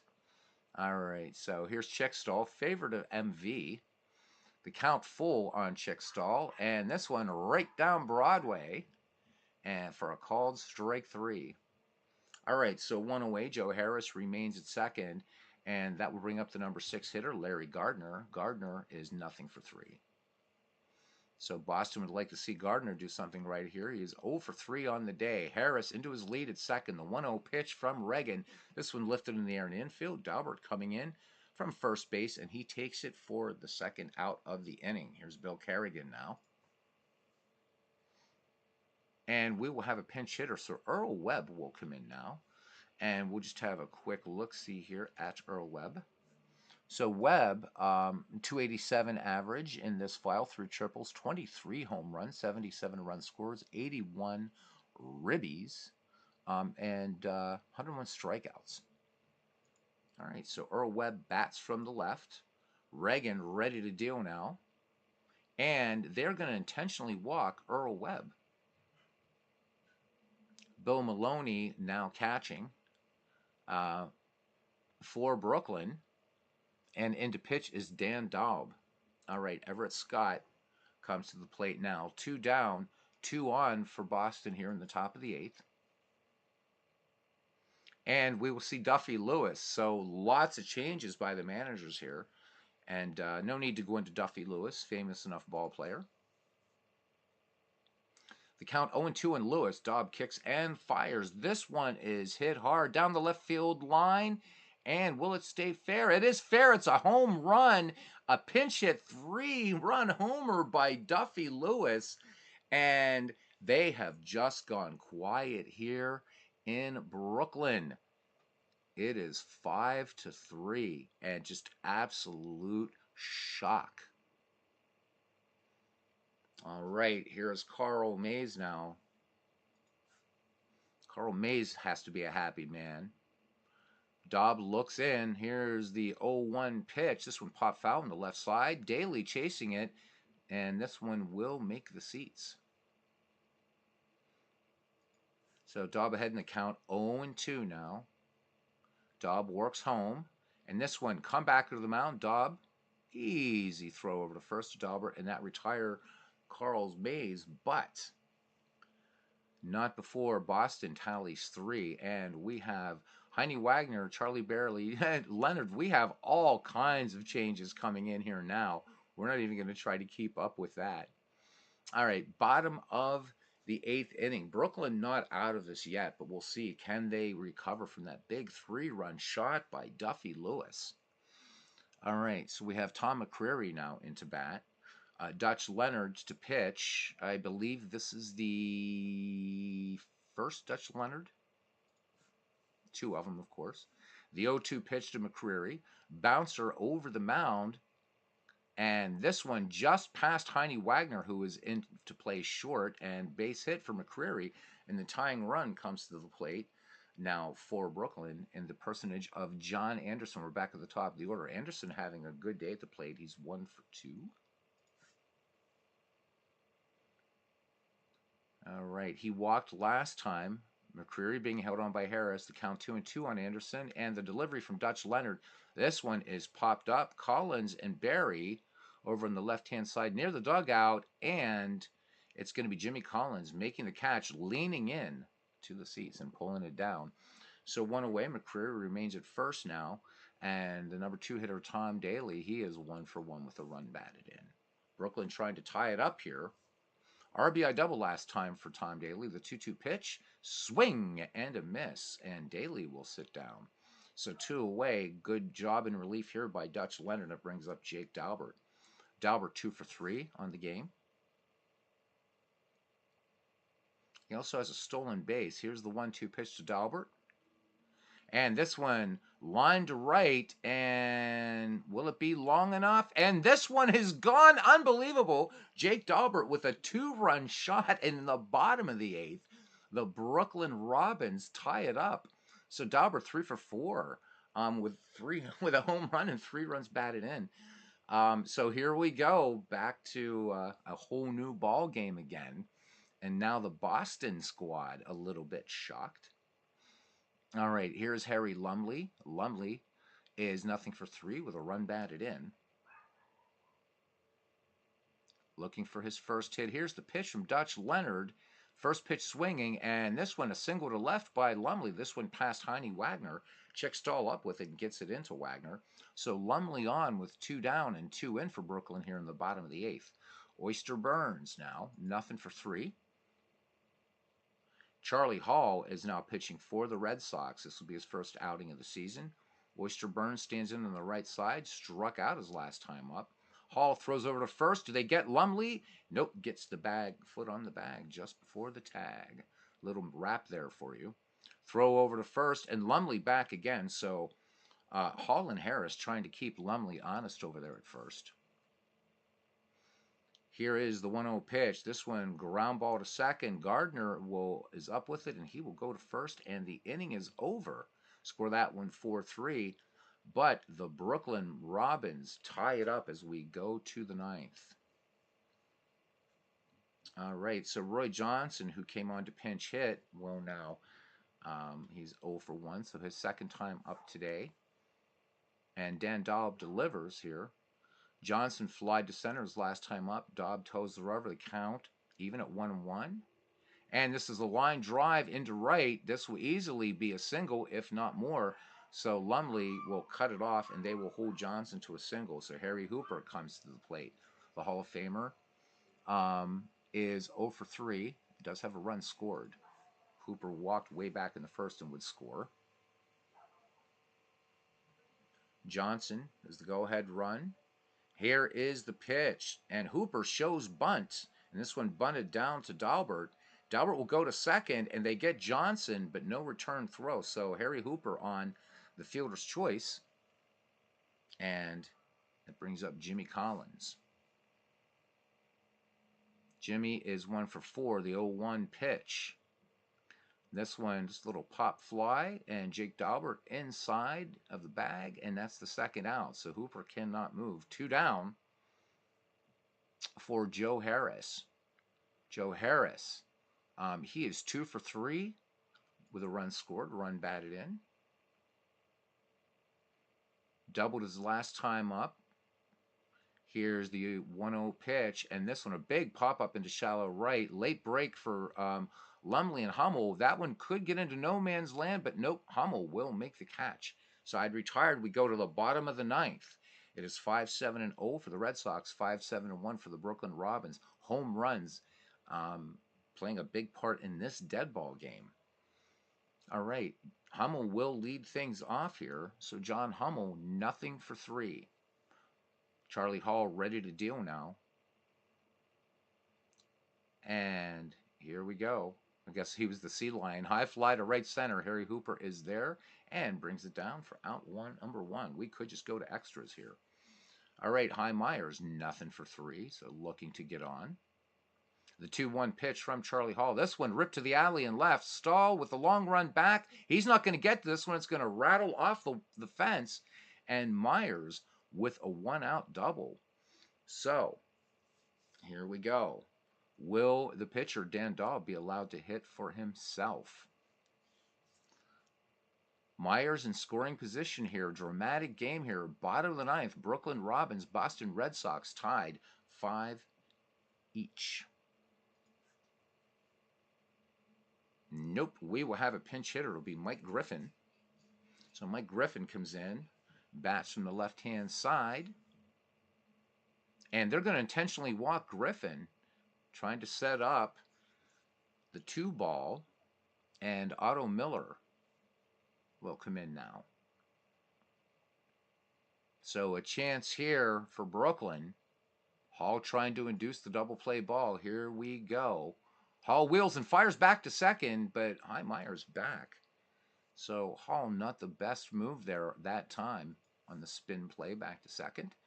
Hall sets, and here is the 1-1 pitch to Miller. This one rolled toward first. Griffin could have a tough time with his hair and coming in quickly. Harris has it, races to the bag, and Miller with a headfirst dive, and he is out. What a great play. Harris just does get to the bag. So, but Griffin and Harris, or Griffin and Myers move up on the play.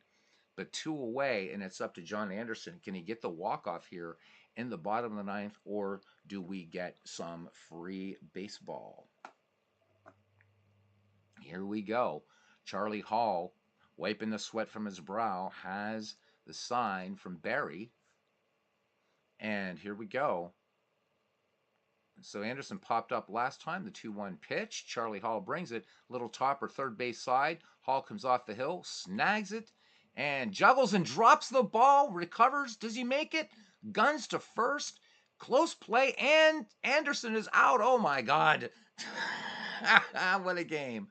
All right, we go to the top of the 10th inning. Whew. All right, score is 5-5.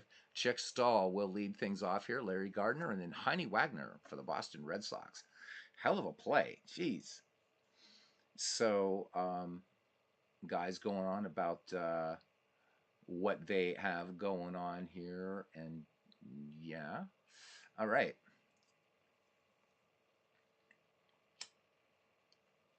Glad you guys are in here and having some fun. That's what it's about. All right, here is, as MV calls him, Chicky Stahl. He is 0 for 1. George Bell into pitch now for Brooklyn. And here we go. Chick Stahl struck out his last time up. The 1-0 pitch coming from George Bell. He lets it go. Bouncer to second. John Hummel up with it and takes his time and fires on to Jake Daubert. So score that one 4-3 at home. 1 up, 1 down. As Clinton is watching programs about agricultural byproducts, YouTube, please excuse the typo that Clinton made in the chat. All right. So YouTube's weird, and Clinton, don't worry, I'm not berating you. This channel's not rated for kids, but YouTube still has a cow about shit in chat. It's stupid. Drives me nuts. Drives me nuts. But I don't want to go. There's another platform called Rumble or something like that, but not interested in going over there. So I'll stay with YouTube, and it's all good. So relax, my friend. All right, 0 for 4 for Larry Gardner. Here is the 0-1 pitch. This one smacked out the shallow right, but Harry Lumley coming in. Routine play for him. 2 up, 2 down now. And here's Heine Wagner. Heine Wagner. Bell looking in. Wagner making his first plate appearance. The 0-1 pitch. This one hit high in the air to left center. Anderson into the gap and makes the running catch, calling off Myers. Bottom of the 10th, we're still knotted at 5. We're going to let it go. Tom Daly will open it up here. The 3-1 pitch from Charlie Hall. This one, ground ball to the left side of short. Wagner makes the play, and that will retire Daly for out number 1. Here's Jake Daubert. Daubert having a whale of a day, 3 for 4 with 3 runs batted in.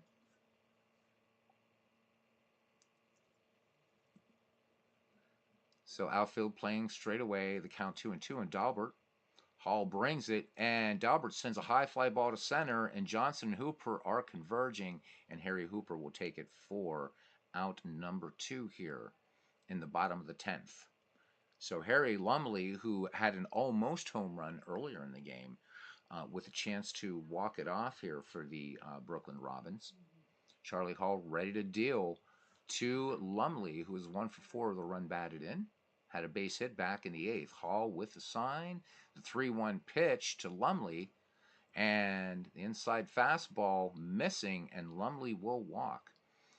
So here we go. Oyster Burns with a chance now to be the hero here in Brooklyn. Burns, however, wearing the collar, Cousin Ken, 0 for 4 for Oyster Burns. Snap throw over, and Lumley back in plenty of time. Hall just trying to let him know, I'm watching you, Harry. The 0-1 pitch now to Oyster Burns. This one, a bouncer through the right side, inside out swing on that one. Base hit. Harry Lumley is rounding second, and they're going to hold him there. So with 2 out and the bottom of the 10th inning, the Brooklyn Robins making some noise here. And that will bring up John Hummel. Hummel is a 0 for 4. All ready to deal now to Hummel. He flied out to right center's last time up. And Hall fires to second, and Lumley is gunned down. Oh, my God. Lumley caught napping at second. And that ends the 10th inning. We go to the 11th, and it is still 5-5. And indeed, we do have a heck of a ball game going on here, Cousin Ken. And what a way to end the 10th. All right. So Charlie Barry here will lead things off for Boston, followed by Charlie Hall and then Roy Johnson. But we will see what the manager decides to do here for the Scarlet Hose. All right. The delivery from George Bell. This one lined down the right field line, but Lumley playing him perfectly, but on the hop. So Barry has to settle for a single. So Boston with the go-ahead run on at first, and here is the pitcher, Charlie Hall. We'll see if Boston will allow him to hit. And Bill Reagan will come in now as a pinch hitter. So Hall's day is done. Barry with a lead off first, and here's the pitch from George Bell. Reagan sacrificing this one outside for ball one. And yes, that's another thing with this game, like Action PC and Out of the Park Baseball. You can play pitch-by-pitch mode in this as well. All right, Bell out of the stretch, the 2-1 delivery, and this one grounded on the right side into the hole. Jake Dahlberg up with it, goes to Burns for one, and back to Bell covering first for the double play. So twin killing. It looks like we won't go to Action PC Baseball. This one going on pretty well. It's 9-16. All right, here is Roy Johnson now batting with 2 down, and the base is empty. Johnson, the leadoff hitter here for the Red Sox. Johnson did not start this game, however. He is 1 for 2. All right, singled back in the 9th. The 2-1 pitch from George Bell. And hard grounder right side. Hummel dives and knocks it down, but no chance to get Johnson. So here we go. The Red Sox now. This is a crazy, crazy game. 2 away for Harry Hooper. Hooper just 1 for 4. Time for the Hall of Fame right fielder to come through for Boston. So he is walked. He's 0 for 4. 1-1. Bell lets it go. This one hit on the ground on the right side. Jake Dahlberg takes it in, and he'll fire on to Bell for out number 3. Score that one 3-1. And Jack Russell, leaving his Terrier at home, will come in to pitch. Bottom of the 11th, 5-5 Brooklyn Robins, Boston Red Sox. Dead ball action here in Diamond Mine Baseball. Hope you guys are enjoying the contest and this no bells and whistles yet very fine baseball sim engine. Jack Russell making his first appearance in the year. And here we go. John Hummel 0 for 4. The 1-2 pitch from Jack Russell. And in there for called strike 3. Nice fastball action there by Jack Russell. So here's High Myers. High Myers 1 for 4. Brooklyn wanting to get it done here in the bottom of the 11th. Big ballpark here, by the way. Interesting dimensions. High Myers with a double last time up. Russell with a 2-2 delivery. Line shot down the right field line. Hooper on the move. He'll cut it off. Myers was thinking of 2, but Harry Hooper with an amazing arm out there. High Myers will hold at first. So the dimensions of this park in Brooklyn, kind of crazy. Don't know if you can see them on your screens or not. But down the right field line, it's 295. Then you got that weird cutaway there, 292. So right here, right, you're 292. Then it cuts sharply back to 410. Then you're going up to 445, 470, 378, and then down the left field line, 335. So, of course, they had to build these old ballparks to accommodate the neighborhoods in which they were situated. But this has got to be one of the strangest looking configurations I've ever seen. Kind of cool. So going from 292, and imagine how many weird plays happened in that strange angle sort of out there in right to right center from 292 to 410. It's a big, big ballpark. 470 out there to what we would think of as left center, but 445 even to dead center. So big park in a weird way. It's sort of, it goes from being Baker Bowl to Huntington Avenue grounds. So it's doing both big parks, or both parks, I guess, right? Baker Bowl, just what, I think 290, I think it was 299 down right and left or something like that. Really, really tiny ballpark. But this one all over the place. Identity crisis. All right, High Myers on at first, and here's George Bell. Nope. George Bell will sit down, and we'll have Herbie Moran, no relation to Bugs Moran that I know of, anyhow. So Moran, the lefty, steps in. High Myers at first. Decent speed. We'll see if they try to go for a steal. 1 out. Harris holding Myers at first. The 0-1 pitch from Jack Russell, and Moran pops it up in the air out towards short. This one's slicing away, and Wagner going into foul ground, making a fine play at shortstop. So 2 down. High Myers can't go anywhere. And it's Otto Miller time. Otto Miller, 0-for-1 in the contest. And here is the pitch. Swinging on the first pitch, Otto Miller hits it out to right field, and Hooper will run it down for out number 3. And Dave Fouts will come into pitch as we head to the top of inning number 12. The score is 5-5, Brooklyn Red Sox and Boston Red Sox, Brooklyn Robins. Let's check in with the chat. David Lando, he says he remembers, welcome in to the channel and to the family, David. He says he remembers Baker Bowl from Earl Weaver Baseball. Loved that game. And wasn't it fun making your own ballparks, too? Is this field an out-of-the-park baseball? Mike Silva, if Mike is still here, Mike has done a lot of the classic ballparks. I don't know if this was one that he did or not. We'll have to look. Chris Slovic. Here we go. Welcome in, Chris. Good to see everybody. All right. So, oh my God. Hey, Jester. Geez, I haven't seen you in ages, man. Sorry I didn't see you. With this game, I really have to stay focused on this play-by-play. It's great to see you, and superb rant the other night, by the way. Been following you quietly, but good to see you're doing some baseball again. Of course, I love your wargaming, and especially your board gaming stuff, but love seeing you do baseball again. All right, good to see you, Jester. I'll be by to see one of your broadcasts this week, job permitting, so... saw you did a little bit of payoff pitch tonight, and but you were spot on every point you made about Strat Max. Love it, man. Keep speaking to the truth, Jester, as you always have. All right, back to game action here. Jimmy Collins, I did not expect this one to go this long, and here we go. Dave Faust ready to deal now to Jimmy Collins, who is 1-for-5. So Faust making his first appearance on the season with a fastball and a curveball. Hall of Famer Jimmy Collins popped out last time. The 1-2 pitch from Dave Fouts. This one grounded off the glove of Daly, who's diving, and this one will get into left field for a single.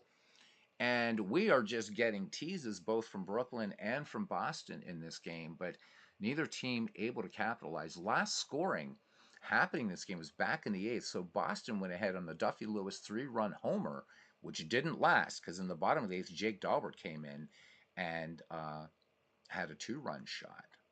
So that's been it. The 9th, 10th, and 11th, we've had nothing but ostrich eggs here. All right, Jimmy Collins at first. Collins will pick his places to pilfer a base. Joe Harris now. Harris 2-for-4 with a run batted in. Fouts fires over to first, and Collins just gets back. So Collins almost caught napping there by Dave Fouts. All right, Joe Harris, first pitch. He is showing bunt, and he's going to let that go by for a strike. Count 2-2 now. And the 2-2 offering, this one way outside. Miller stops it. This one almost gets away from him. Ooh, heart-stopping moment there. Everybody here in Brooklyn collectively holding breath now, exhaling here at Washington Park.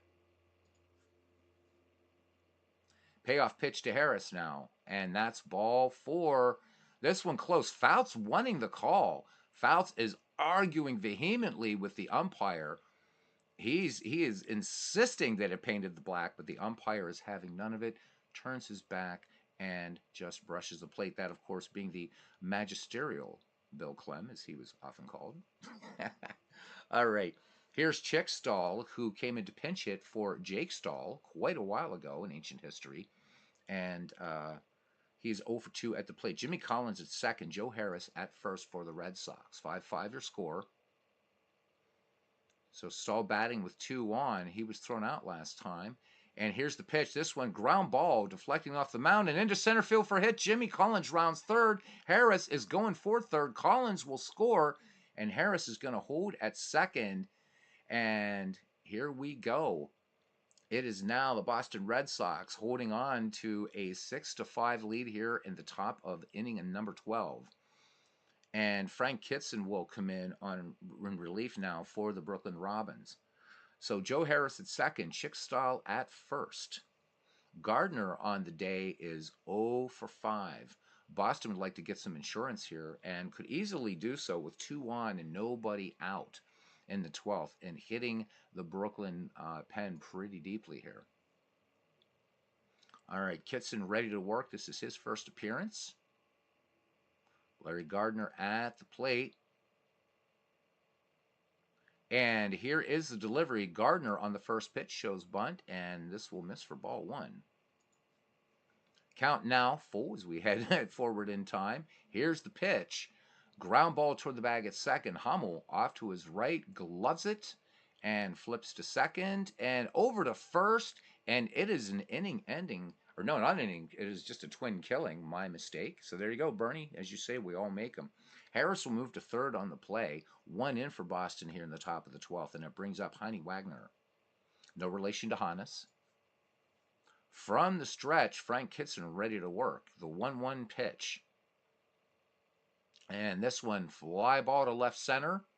And Myers drawing a beat on it, and then gives way to Anderson, and he will make the easy catch. So that retires the side. We go to the bottom of inning number 12. And the Boston Red Sox with a 6-5 lead. And we will see John Anderson leading off here, Tom Daly, and then Jake Daubert for the Brooklyn Robins, trying to tie it up again. Why not, right? John Anderson, 1 for 4, and he has scored twice in this game. Jack Russell staying on in relief for the Boston Red Sox. All right, here is the 1-1 pitch. Ground ball on the right side. Gardner is over, and John Anderson is over and out. So 1 away here for Brooklyn in the bottom of the 12th inning, and it brings up Tom Daly. Tom Daly has gone 1 for 4 with a run scored. Jack Russell ready to deal now. The 3-1 pitch to Daly, the lefty, off speed. This one belted to center. Right center, nobody's going to get. It's off the base of the wall. Hooper gets to the ball. The long throw back in. Daly will hold at second. And here we go. The tying run is now at second in the bottom of the 12th inning. The baseball gods are having fun. 1 away. Brooklyn now sitting possibly or trying to ascend to the proverbial catbird seat, if you will. So Daubert, again, having a whale of a day. He is 3 for 5, a run scored, 3 runs batted in for Daubert. Jack Russell ready to deal the 0-2 pitch. Daly, good speed at second. Here we go. This one hit the shallow left, and this one not an easy play, but Stahl making the fine catch. 2 out. So it is down to Harry Lumley, and somewhere back in the 3rd inning, Lumley almost put one out of the park. Can Lumley do it and give Brooklyn the win, or will Boston prevail? Here we go. So Lumley walked his last time up. Here's the 1-0 delivery from Jack Russell. This one chopped high to Gardner at second, and he cannot make the play. Can't make the play. They're going to call this an error on Gardner. Big error there. So that's E4. And it brings up Oyster Burns. So runners at the corners for the Brooklyn Robins. Tom Daly at third. Harry Lumley at first. Oyster Burns, he's 1 for 5. So Jack Russell taking a deep breath out there on the bump. He is ready to work now to Oyster Burns. The count 2-1. Singled back in the 10th. Here's the delivery to Burns. Hard ground ball, right side. Harris up with it. Tosses to Jack Russell, and that is your ball game, and a crazy one it was. So the Boston Red Sox in the 12th played a run and defeat the Brooklyn Robins 6-5 for the Boston Red Sox. 6 runs, 11 hits, 1 error. For the Brooklyn Robins, 5 runs, 11 hits. One error. Let's save stats and let's save the box score and all that kind of stuff, which, of course, it's really nice. You get a nice little box score with this game, and of course, nice score sheets and of course a complete game log. So there you go. Wow, that was fun. That was fun. We'll just jump out. We're not going to even try to recap that game. What's the point? Whew. Hell of a tilt. Wonderful call. Thank you, Cousin Ken. Appreciate it. Todd B is here with us in the ballpark tonight. Yep. ID Jester says back and forth we go. Where we stop, no one knows. How about it? Jamie says good game. Guys, check out SGJ Jamie. Check out ID Jester. Of course, a man that needs no introduction, but a fantastic channel. Baseball, other sports, also wargaming, and board gaming. So for wargaming, you check out on Saturdays. He has his chat with a bunch of really, really great guys. Always. I used to like to catch that on Saturdays. Lately, I haven't been able to. But just a great, great channel. Jester's been around with us for a long time, and yeah, really, really has earned his spot in this community. That's for sure. All right, glad you guys enjoyed it. I know somebody asked a question about out of the park baseball in Washington Park. I'll have to look at that and let you guys know. You're very, very welcome, Jester. Very welcome. Thank you for coming in. It's been ages, man, but I kept your wrench there for you. So so good to see you, and be catching something. I don't know if anybody is Dwayne. Is Dwayne Mars? Hey, Dwayne, are you going to do a game tonight? Thank you, Chris. Christopher Slovic saying great game. Dwayne, you're going to do a game tonight. There's 14 people that want to come over to your channel and watch a game. What do you think? Aaron, fabulous crack. Aaron, check. Oh, I have to show Bernie how to do something. That's right. Aaron, you did check your Discord as well, and that's all I'm going to say. All right. And if you didn't, you should. All right. Bernie, I've got to show you with Baseball for Windows where things go. All right. So I'm going to bring up my File Explorer because that's really all you have to worry about. All right. So when you get seasons, for APBA Baseball for Windows, you will unzip them into the directory BC users, public documents, APBA games, baseball, and then under baseball it'll be seasons. And then you just unzip that file. And then after you unzip the file, that's where it goes. And then you can go into advanced draft. So we'll first go into advanced draft. Although when friends send files, they usually already have the teams named and stuff like that. So actually then you could just go into League Manager right here. And then League Manager, as you know, Bernie, is where you set everything up. So just unzip them, and we'll jump back out of APBA PC Baseball here. So just unzip them again to users, public documents, APBA games, baseball, and then in fact, you can just put them right in the main baseball directory. You don't have to worry about putting them into seasons. When you unzip it, I would suggest unzipping it to your desktop and then just copying the folder into this directory. And you can see here's a pile of seasons, and these are ready to play. Then you just go into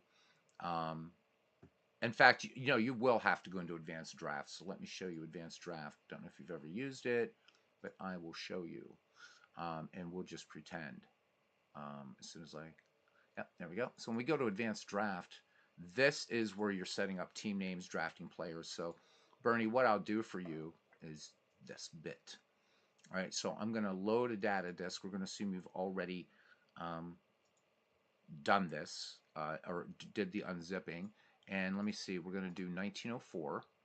Okay, so for 1904, just double click. So when you double click there, now it brings up all the teams. Now everybody's in here already. So if I and we probably want to change the name from Boston Pilgrims to Boston Americans, whatever. But let's just double click on Boston, and there we can see the entire Boston roster as well as their pitching staff. And for 1904, it's about right. Down here are all the players in a specific year, and anybody in red is the team that you're looking at. Okay. To change team names, very, very simple. So we probably want to call the Pilgrims, not the Pilgrims, but the Americans. Let's change the league first. Hit Control R, or you can just right click. Let me show you the other one. You can just right click and rename. I just do Control R because I've just done this for so long. Okay. And then I'm just going to rename, because they can't use the terms American and National League. So I will just call this American League and leave the initials at AL. Get down to League 2, rename, and this will be the National League. Okay, leave that at NL. There we go. And then let's change this, because that's not entirely accurate, is it? You can go to the list, of course, but I'm pretty sure that Ernie says the term Americans in here. But I'll tell you what, yep, there it is. So you don't even have to worry about that. Just type in Americans. Now, one thing, Bernie, I don't know if it's been a while, and I know you haven't done a lot with dead ball. So in APBA baseball, when you have teams, cities with two teams, such as Chicago, New York, Boston, down here, the initials have to be unique for the team. So what I like to do for the Red Sox is I'll do BOSA for American League, and then I just click OK. And then for the Bean Eaters, I would do BOSN. When you see changed, that just reminds you that you have to save this data disk. But you can just go down and just keep going like this. So again, Control R. I know this is the White Sox. And don't worry, guys, I'm not going to set up this whole thing, but I did want to show Bernie just how to get started, because I think it's probably been a while since he's done this. For the Sox, I'll usually do CHIA. And boom, and that's done. And you just keep going all the way down the line. And then if you do save data disks, that will go away. And that's how you rename your teams, whatever. This is also the screen, the advanced draft, where you can mix and match seasons, bring in players or teams from all different years of baseball. It's super, super flexible. I've done tutorials on the advanced draft. I've done tutorials in advanced draft in baseball from Windows, so I'm not going to repeat that here. I don't think we have very many APBA PC baseball players. Yeah. And that's it. So, all right. Excellent. Excellent, Harold. Glad you are always welcome. You're in here 3 times. You get a wrench, which allows you to, like to, in fact, I do want to do this for anybody that is not a member of our Discord, and this is not my Discord, this is ours, it's everybody's. I'm going to put the link to our Discord. Please feel free to join. The Discord is it's all about community, and you want to post some scores. You're doing your offline projects, what have you. Please feel free to do so. Places to chat baseball, places to put up videos that you've seen. We're going to be restarting the McGreevy League soon, so that'll be the place. That's the central hub for that. All kinds of things. So the wrench is that a chat moderator. So moderators can do things like toss out troublemakers, but it also it allows you to post links and things like that in chat. And so I give that to people who've come in here 3 times, Harold, because I like to make this. It's the focus here is on community, on family, and we certainly welcome you to it. So we see you here twice more, and boom. Dwayne said, do you want to see a Bats game, Dwayne? All right. I mean, I'll do one more. I don't have to be at work till tomorrow afternoon. One more game. Let me see, how much water do I have? All right. So we're going to go to Out of the Park Baseball. It's just going to be an exhibition, Dwayne, because there's a problem with Out of the Park Baseball. I accidentally created a couple minor league teams in there, like for each of the franchises, and I'm trying to figure out an easy way to get rid of them, and I can't. So while Steam fires up here, and we get this thing to here. There we go. All right, let's do it. And I just picked up a really cool game called Lost Ember. It looks beautiful, but we don't care about that. All right, I got to switch the sound, put on the headphones so that I can hear this game and you guys don't get any bounce back. So yeah, Dwayne, we'll do a Bats League. Why the hell not?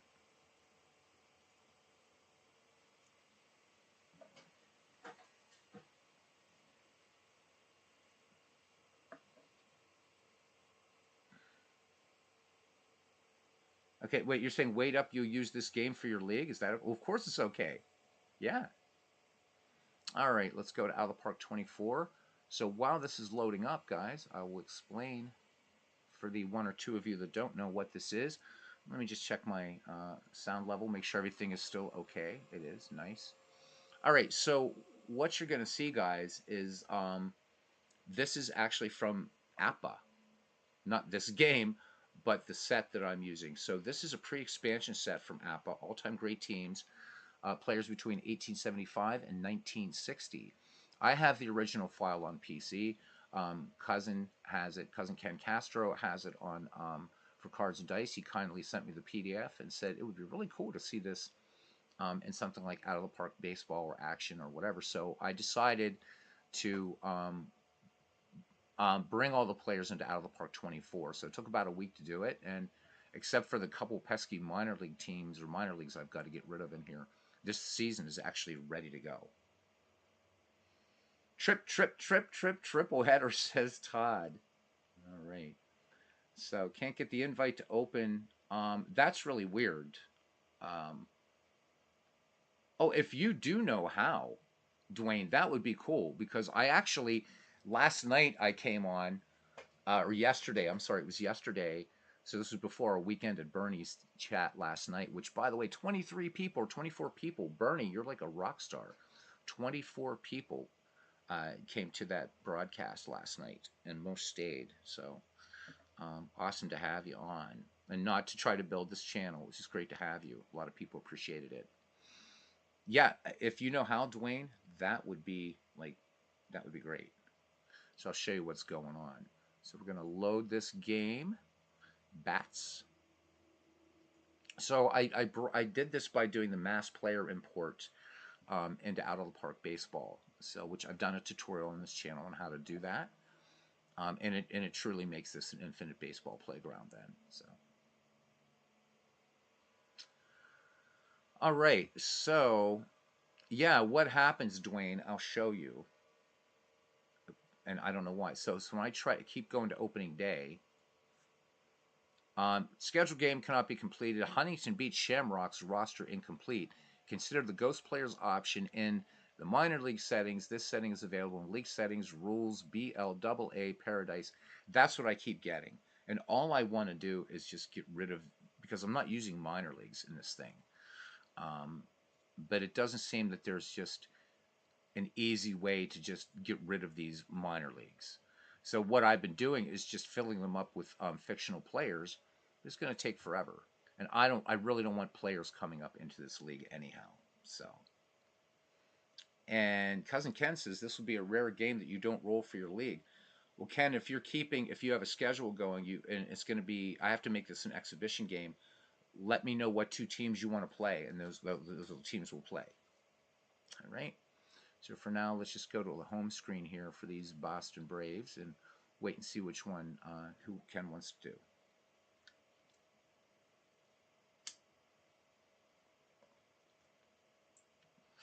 So this one has been really, really, really, really fun to do.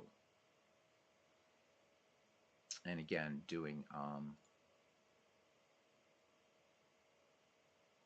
just bringing it all in at the same time. It's been really, really fun. No schedule, play what we like. All right, let the chat play. All right, we'll let the chat choose the two teams. These are the original 16 franchises. So we'll do this as an exhibition. You guys can pick. And I shall wait. Call you on Discord? Ooh, Dwayne, what a great offer. Maybe we'll just have you come on too and just talk to everybody. That'd be fun. All right, we're going to get Dwayne on here. He's going to try to help me, because as much as I know about this game, there are a few things like this, because I would like to get this started as a season, test it out before I send it to Cousin Ken. All right, Dwayne, I'll give you a call, man. My man. Where are you? Where are you? Where are you? There's Dwayne Martz. Dwayne Martz. Dwayne Martz is the man. He is the man, the man, the man.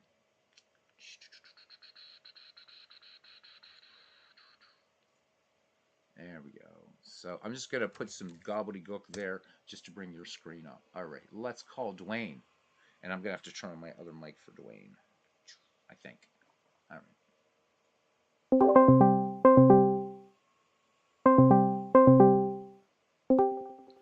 Hey, Dwayne. Can you hear me? Yeah, I can hear you. How are you, my friend? Okay, it says about going to rules, don't it? Yeah. So you're on the stream, Okay. by the way, too. So, all right. So it says Yeah. go to rules, rules, rules, Okay, rules, go to your rules. league, Okay, right there we go. So do I the, want to go to the BL the up there and click on the league right settings. league Yeah, go settings? to There we go. that. Yeah, because I this is just becoming a pain in the arse. Okay, I'm there. I was at work when you was on there Yeah. So I and I don't. couldn't talk to you Yeah. So I when you I was don't trying to do do it. things with minor leagues in out See of where park it says baseball. league and teams and then rules is beside it? Yeah. Do I want to click on rules? Yeah, that's where I think you want to go to. Okay, I'm there. Yep. And how No, do I? it's up top there further. Unless I'm lagging behind. There you go. Yep, I'm lagging behind. Okay, so am I on the right one? Rules? Yeah, now what did it tell you to change? Oh hell, I don't know. I'll tell you again. So we'll try to Yeah, play to opening day here really quickly. right. Okay, so it says scheduled game cannot be complete. Blah blah blah blah blah. Consider the ghost players option in the minor league settings. This setting is available in league settings rules double A. So it's for each team. I have to set these rules. I can't believe I can't just nuke these teams. That's what I'm saying. I thought underneath that rules, if you go to the league settings and you could do it like a global. That's yeah. I mean, I know that there's like an optional like there's global game settings, but we can try that again. And if not, what I'll do is export these rosters, nuke these these minor league teams, and just bring them back in if I have to. That's kind of like the brute force way of doing it. But yeah, just going to Exactly. rules, I'm seeing nothing at all, unfortunately, Yeah, that like I will say, allow I me to thought do it was that. under. If you go to that rules, Yeah, yeah, yeah. and then it's not in there. Nope. It's just I just want to be just get rid of minor leagues. I don't want them. I don't need them Right. because what I'm afraid of is I if thought I. I seen somewhere when you was clicking on there where Hmm. you went to then you get to the minor league league setting. Hmm. How do you get to your minor league setting? There was a button you could have clicked. It could have deleted the whole league. Okay, so I can do. So here's double A. So if I just go to double A league, all right. So Right. maybe this is it. Okay. No limit. Blah blah blah blah blah. Um, Yeah, click on that. so I'm Uh, there in rules for double A. okay, now go to your global settings. For global settings from here now. Yeah, that's what I'm thinking. You t- yeah, hit that global settings up there. All right. So down here, right? Game settings. Up top in the blue area to the far left. Oh, global settings. There you go. All right. Can we get rid of the minors? Can we get I rid of the thought there was a minors? delete button.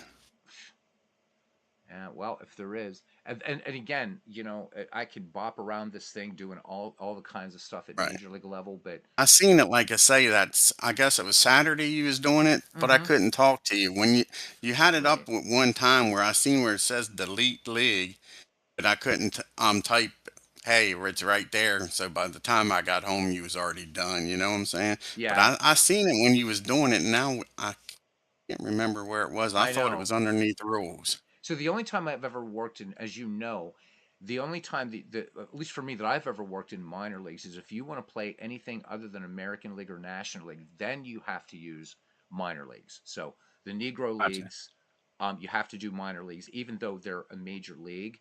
The way the game is hard programmed, hard coded, they can't just add the Negro leagues in or If you go to the federal league leagues. settings that there beside database, does it Let's bring try up it. that that you can Functions. delete the See, league? it says delete this league, but what I'm Yeah, afraid where's it of at?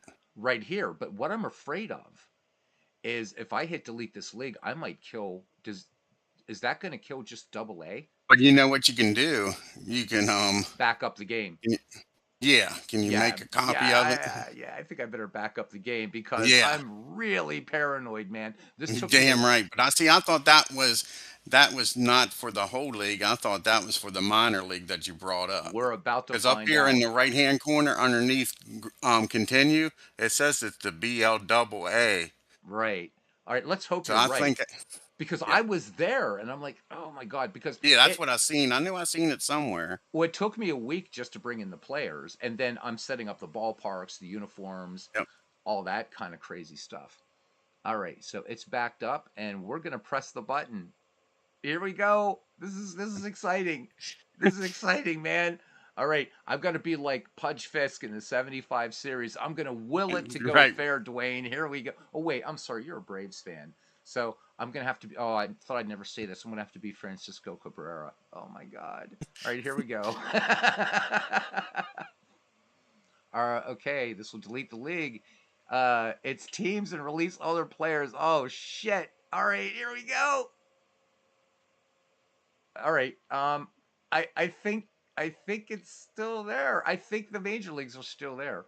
Okay, so let's go to Class A and let's That's the delete rookie it. league you got right now. Yeah, bye rookie league. You Yep. suck. All right. Short season A. Here we go, man. Oh, I'm getting minor league territory. Dwayne Martz is the hero. All right, here we go. Delete league. And is it gone? Son of a bitch. Give it up for Dwayne. He did it. Yeah, Thought so, buddy. I'm getting And his the out of the bats is park still there. Yep. instruction. Yep, it's still there. Yep, Yep. had no man. There you It go, is bud. good. It is Like I so said, I cool. seen it Saturday, but I couldn't type nothing on the goddamn thing because Right? the state don't let me sign in as my name in YouTube. You know what I'm saying? Yeah, I know. FedEx is the Yeah. same way because I'll Which be. I don't want the state knowing what the hell I'm doing anyway. Oh, I know, but come on, it's Yeah. baseball, right? But yeah, I Yep. know because I'm like, I'll be at lunch at FedEx. I'm like, geez, maybe because there's a lot of times Jester is doing like his broadcast Monday through Friday, but I'm at work at FedEx, and I'll go into YouTube, but I'm like, oh shit, nobody's doing anything. But if I could sign into my account, and they don't allow that either where I work, so kind of sucks, man. Right. So, how are you doing, man? Did you have your surgery yet, or what's going on with I that? got that Tuesday. I worked this weekend, and then I got training tomorrow, How's the and psych then the going? surgery Tuesday. So Oh, so the I'm surgery's coming seeing up. okay, Beatles, Okay, but yeah. it's it's bad. I knew it was. I've had the cataract. He's told me about the cataract. It's been about 2 years, and I'm scared to death. I've talked to Aaron, and I'm scared to death to get my eyes messed with. Oh, so am I. And me and Aaron was talking on Discord, and like I say, I'm scared to death. And he kept telling me not now. Well, I thought he was being a nice doctor and knew I was scared and didn't want to deal with it. Well, Mm-hmm. cataract has to literally, the freaking medical term is blossom, which I thought was a bunch of shit. Everybody says it's got to blossom, and I think these are a bunch of idiots I work with. Blossom like a freaking flower. What kind of medical talk is that? And so I'm at Right. the eye doctor's one time, and I told the nurse, I'm like, if you're ever going to get me to say let's do the surgery, that's never going to happen. So do it whenever. And she starts laughing and says, Dwayne, we gotta let it blossom. I'm like, that's our freaking medical term. She says, yeah. So it Right. blossomed about a month probably after my last visit. He's been seeing me every 6 months. About Uh-huh. a month after my last visit, I give my eye doctor credit. He doesn't try to sell glasses. He's an actual eye doctor. He ain't in the glass selling business. So I go there and my prescription doesn't change much. He says, I wouldn't pay for new lenses and all, Dwayne, unless you want them. You Right. know what I'm saying? He's pretty honest. So that's what he told me the last time. About a month after I left that appointment, I was having trouble seeing. I'm like, oh my. So I go back and Mm-hmm. it was 5 months later, and he's like, what the heck did you do? Did you feed them things? He says, they're bad. He says, you need it done. So, and when I'm supposed to work Thanksgiving, Beatles. Oh Two things I'm man. worried about is the prison isn't a dump, but it ain't the cleanest place in town either. You know what Right. I'm Right. saying? Right. So I'm afraid of getting dust and stuff in there and maybe getting an infection. And plus, my left eye is a lot worse than my right eye, and there's some kind of syndrome they call it that when they fix that, well, of course, my right eye is still going to need the lens, my Mm-hmm. eyeglass lens for it, but I won't need it for my left eye. So he says there's a possibility if I wear my glasses, I could get dizzy spells and get nauseated and And stuff. you don't need that in your nature of your job. That's for sure. Right, and then of course the alternative is you don't wear your glasses, which of course I wouldn't. But then I'm not sure I'm going to be able to see the computer screen at work to be able to work. Oh my God. So in the So state, well, no, we'll see on Wednesday. I know, and you're pretty high ranking there, so it's not like the state can just say, "Oh yeah, don't worry." I mean, like if you were just a guard. but you're not just a guard, right? You're a lieutenant. Right, So on the holiday, there's only supposed to be 3 of us in, so if I call off, there's only gonna be 2 lieutenants in there instead of oh 3, man, which what? I'm not trying to screw them guys, you know what I'm saying? I could care less about the state, Yeah, you know what I'm but saying? But couldn't you? I I'm mean, talking about my buddies. oh, I know, but like, couldn't you tell the Yeah. warden say, "Look, dude, Oh, you yeah, that's not a problem with me calling in, Beatles, it's just I don't wanna screw those other 2 guys, you Oh, know I what I'm know. saying? Is the whole That's why thing. I hate calling off work too. Yeah. Yeah, Because it's it's like, not the state, and it's not that I'm worried about right, the workload and all that, but I don't want them guys getting screwed in my luck. Something stupid will happen. They'll be there until 6, 7 o'clock at night. You know what I'm right. saying? No, I Yeah, getcha. I getcha. yeah. Harold's having trouble with the Discord link. That's weird. I'm gonna try. I know I'm getting the. I'm gonna put it in there again, Harold. Sometimes it gets a little bit wonky for people, but I know, Todd. Everybody says that, but like I say, I'm scared as hell. I ain't gonna lie. It's one of the few things in life that scares me. It's messing with my eyes. That's why I don't wear contacts. I don't even want to touch my own eye. oh, I don't know. I'm the same way. I don't know why I'm Yeah. getting that weird long Discord link, because it doesn't show up that way over You want me there. to put it in? Would you mind, Dwayne? Sure. Because Harold, new member of the channel, wants to join our Discord, and I keep putting that link in there, and it's not letting him onto the server. And when I The paste it into the breeze chat, on. it's giving a longer URL than the invite You want me to people. do the welcome one? Yeah, if you could, Okay. Yep. and hopefully that will allow him to join. Because I keep sending the invite link, and it's not working for Harold. It's worked for me before, but ah, And that takes you to the welcome page. okay, give that one a shot there, Harold. Well, cousin Ken, it looks like we can actually go with scheduled games, and it looks like the Pirates and Cardinals are going to open up the Bats League. Do you want to stay on with this, Dwayne, or what do you It's want up to to do? you, bud. It's your channel, buddy. I just wanted to help you out because, Nah, like I it's our said, I channel. seen that Saturday, and Hmm. I seen it come up. I'm like, he just needs to click on that delete button because the league's up there. It says it whatever league you had at the time. I think you had the triple A league up Yeah, there, yeah, and I couldn't type it, and I'm like, shit. yeah. And Yeah, I was going absolutely like batshit crazy. I'm like, God, there's got to yeah. be a way because this game does everything, and so I'm thinking, am I gonna have to, am I gonna have to just, as I said, export? Because you can export. If actually I have to do that anyhow for Ken, because he has Out of the Park 23 and files aren't backward compatible, so I have to export this out, reinstall Out of the But Park just like Digital 23. Diamond, Yep, and then because it yeah. exports as a CSV file, import it back into 23 and put it in the Discord for them. So yeah, so we have the Pittsburgh Pirates and the St. Louis Cardinals, and it's Wilbur Cooper versus Mort Cooper. So we couldn't have scripted that one better. So let's go to it. Let's go to it. All right. So this Yeah, is the this is Bats awesome. League. I'm What's gonna that? have to order that. This is What? awesome. What? This Putting this Bats in League? here. Do Yeah, you that's have Out of the awesome Park doing it. 24? Do you have Out of the Park 24? Yeah, Yeah, yeah, just I but know. I Just mean, I like to get the cards too. oh, the cards. Yeah, definitely. Yeah, I like to get both. Yeah, like say, but this is awesome. This was a genius idea, Beatles. So you know what's really cool about the baseball for Windows game? Um, I've got to show you guys this, and then we'll get into this out of the park game. If you have baseball for Windows, I'm gonna open. I'll just open this Going, I 1904 got set. it, Beatles, but I can't download it because I got the old Right? 3 inch disc, the floppy disk. Oh, dude, Yeah, I can get you taken care of. Don't worry about it. yeah, I have there's yeah. I got a the three perfectly inch nice disc. fix.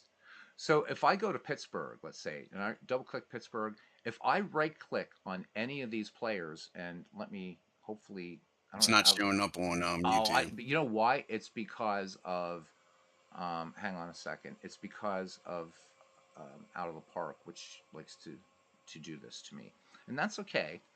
That's okay. I love it. All right, now it'll show up in a second. I got to show you guys this neat little feature. So when you like, if you play Strat PC, you got to buy the cards, right? Right. As you know, yeah, that's not the case with APBA. So I'm just watching my screen here, um, so that I can see. So I want to make sure you guys are seeing what this really cool trick in baseball for Windows. Don't know how many people know this is, but it looks like everything's frozen up. But I will show you in a second. So Ken Castro saying that Mort is 2-2 with a 4.5 earned run average, and Walker is 1-1 with a 7.62. The Cardinals are 15-12, and the Pirates are 14-14, and they're opening day here. And I have no idea why this. You're not seeing? Are you still I'm still seeing? seeing out of the park. Oh my God! All right. I'll remind me. I'll show you guys this sometime. It's really cool. Basically, when you're in the advanced or the advanced draft, or even in the game itself, if you right click on a player and click View Card, guess what you get? His APBA card. How, Yes, that how, is awesome. You're yeah, I you're mean, absolutely correct. so you can get For the that card year, for the game, or you yep, get so you can see the card for the digital game, or you can see the actual game for cards and dice. So I right. think that's And I super ain't cool. saying you should do it, but you could do a snippet.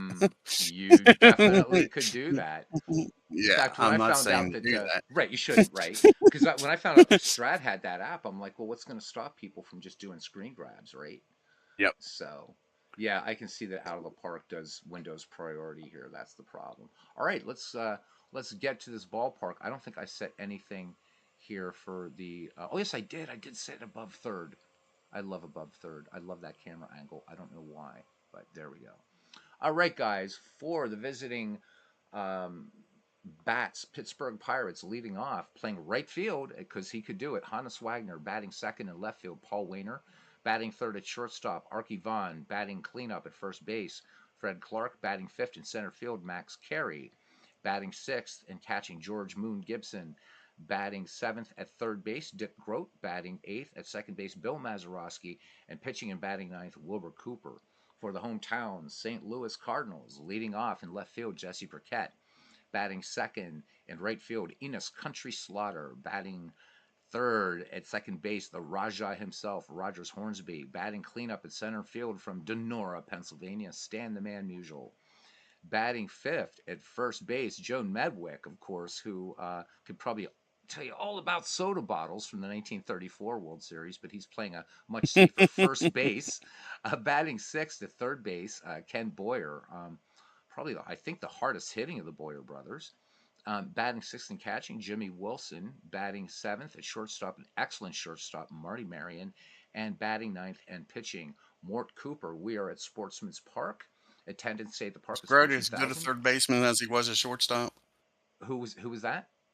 Grote, was he as good a third baseman as he was a shortstop, Um, fielding wise? he was pretty good. Grote was one of those guys that could you could play him at third, play him at short, whatever. The problem with the Pirates when you have a team like this, when you have Wagner and Vaughn, you want both of those guys in your lineup. Exactly. And and Arky Vaughn wasn't an outfielder, so he almost has to be at short by default. Luckily, Wagner could play virtually every defensive position, so that makes Dick Grote happy because he's going to get a lot of playing time.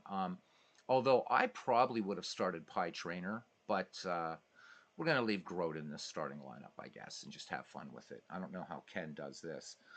He We'll be said Burke at catching with least the National League with 356 batting average. Burkett's tough. Burkett was Yeah, a tough player. All right, so we have clear skies, 57 degrees, and the wind is blowing in from center at 9 miles per hour. And I got the best color man in the league right here, Dwayne Martz. Check out the Dwayne Martz YouTube. You're not going to be able to hear the game sound, right? I just thought about that. On Discord, you can't. was Isn't that that right? weird? Yeah, on Discord, you can't Yes, hear it. right. But man, there we go.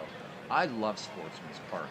So, Harold, if you're still here, this ballpark that you're seeing does not come with the game, but it comes with it comes as a free download.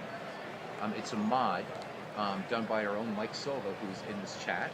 So, definitely get this. It's the Stadium mod. Also get the accompanying uniform mod, and you are good to go. Hannes Wagner, the Flying Dutchman, will lead it off against Mort Cooper and the St. Louis Cardinals as we will do a quick buzz around Sportsman's Park, and we will get this party started. You got to go to that workshop to get that mod, guys. Yeah, you do. All right, Cooper winds and deals And Wagner sends this one deep to right field, and the Buccos will not open it with a home run. Short of the wall, Enos Slaughter making the catch. I thought Wagner had all of that. So yeah, I'm way so behind you. oh, you know what? I can share my screen with you in Discord. How about Oh, that? that's all right. I You just thought it was sure? funny. I'm like, yeah. I'm like, darn it. I'm still circling the stadium. Well, that's right. I'm still sharing it Yeah, too, anyhow. yeah, yeah. So, cause I roll that way, Dwayne. Okay. And Got it. you got it now? Good. Yep. All right. Excellent. Now you can do it in real time with me. Yay. David Lando says this game looks amazing. You got to get this as soon as possible. Yeah, David. It's just not only does it look amazing, it does everything. So, well, there's certain things I'd like to do that it doesn't. I'm gonna click this little hide button here. All right, there we go. All right, stepping in now is Paul Wainer, Big Poison. Ward Cooper appears in, has the sign from catcher Jimmy Wilson. Here is the wind and the pitch to Wainer. And Wainer gets hold of this one. This one down toward right field. And Wainer's going for two. And Paul Wainer has himself a one-out double. So the Buccos picking up a hit here in the top of the first against Ward Cooper. And that will bring up Archie Vaughn, one of the greatest shortstops of all time, tutored by the greatest shortstop of all time, who happens to be playing right field in today's contest. So Archie in the box now, bats left. Cooper, the 1-2 pitch, and that went in there for strike three. Archie Vaughn, a little knee buckling fastball. Vaughn didn't even move the bat there, Dwayne. All right, batting in the cleanup spot now. Usually played left field. He was a player manager for the Pittsburgh Pirates in the first part of the 20th century. It was Fred Clark. Fred Clark in there.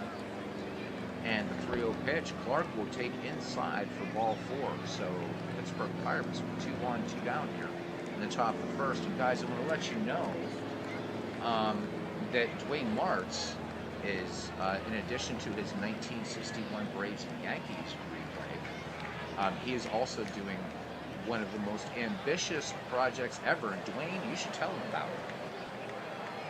We're going to do the history of the World Series from 1903 to 2000 and whenever. And Big Clue asked me last night about doing a what if for 1904, and I'm like, what the heck? Might as well. Oh, So yeah. we're even going to do the 1904, and I'll do a what if for 1994. I think So that'll be a lot we'll of fun. do every year. Yeah, So, it's going to be awesome. Series. So like you said, we'll miss a few players, but we're going to see almost every great player in the history of baseball that way. Oh, we definitely are. And so the series is tied at 2 games each, right? 2 games each, yep. Deacons lost 2 games, and Bill Dineen's lost 2 games. Yeah. And yet in the real World Series, they both did very well. So kind of. Yeah, it's vice versa. Felipe did. Yeah. Yeah. Yep, Cy Young lost the first game, but he won the first game, and then, like I say, the second game, Sam Lever won and beat Dineen, and it was the other way around. So yeah, it's kind of flip-flopped. It's kind of funny. David, I'm going to answer your question. If you can afford both, buy both. For my money, and people are getting tired of hearing me say this, if you could only own 2 digital baseball sims, it should be Out of the Park Baseball and Action PC Baseball. Each does some things that the other doesn't, but put them both together, and there is literally nothing that, right? If you can imagine it in baseball, you could do it either in Action PC or Out of the Park. Let's say one at a time. If you're on a budget, Out of the Park Baseball, because even at full price, you're getting everything, not just the major leagues, you're getting the minor leagues, the other outlaw major leagues, if you will, Negro leagues. So Money's not an option. I'd get Action PC first. What's that? If money wasn't an option, I'd get Action PC first. As Yeah. far as being if he's a seasoned replayer, I think it does a better job of playing replays. But if your money's an option, you can't beat the price for Out of the Park every year. And I think, hey, there's Tex Ags. I think Out of the Park is good for like career play. And yeah, I mean, Action Yeah. PC really is, while you can do Well, career not play that in it's it, bad at season replay, but I don't right. think you can beat Action PC as far as season replay. Nothing against any other game. I just think it's just a notch above every other game. David Lando says he made the bad call of getting Mogul 23. Should have been in the broadcast the other night. That's all I'm gonna Yeah. say. All right, here's Max Carey. Max Carey is going to be our player of note tonight. So when I do games, guys, I at least try to feature one player. And so we're going to learn a little bit about Max Carey later, but I will say this, one of the premier center fielders of his day.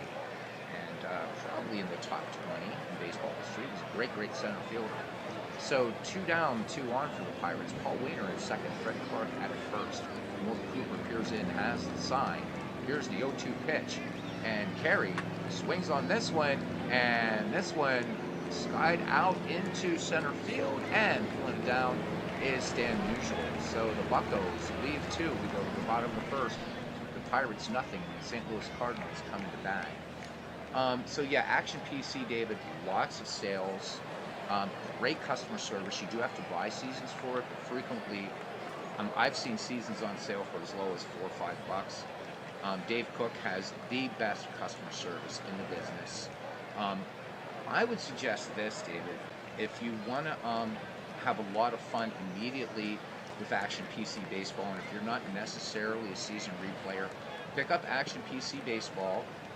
Dave always has sales going on, and get something called the Baseball History Collection.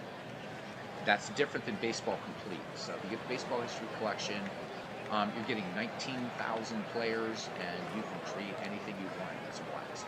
But they're both great games. And Out of the Park, sometime around Christmas, will usually go on sale for $6. So you'll have them both by the end of the year. So And Texas says that personal both favorite. teams are on a 2-game winning streak. Oh, they are. Bucks are 7-3, and the Cardinals are 5-5. Well, since Ken's scoring at home, one of these is going to end their winning streak tonight. So Wilbur Cooper on the mound for the Pittsburgh Pirates, and leading off the great Jesse Burkett, left fielder for St. Louis. The 2-1 pitch, and this one swung on, bunted out in front of the plate actually, and Moon Gibson up with it and fires onto Fred Clark at first for out number 1. Enos Country Slaughter now. 1 down, bottom of the first. The 1-2 pitch to Slaughter. And Slaughter swings this one out to center field, and it does not have the distance. Camping under it and making the catch is Max Carey for out number 2. Good crowd here today in the chat, and also an excellent crowd here at Sportsman's Park.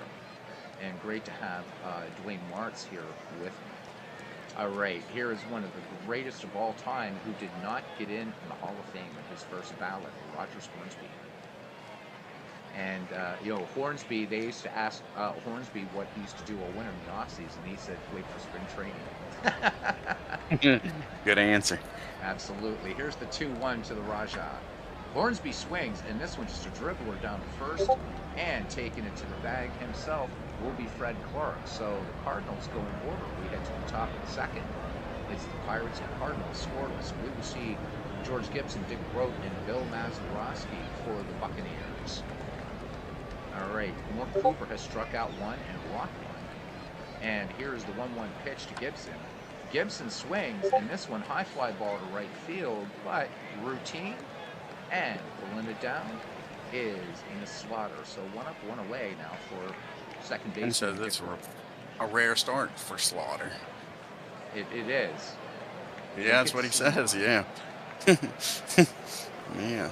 Big Clue Yeah, saying what so a that's great a rare weekend of start. baseball. And David Lando says thanks. We'll definitely have both by January. Awesome. So David, either way, I'm going to extend an invitation to you as well as to Harold.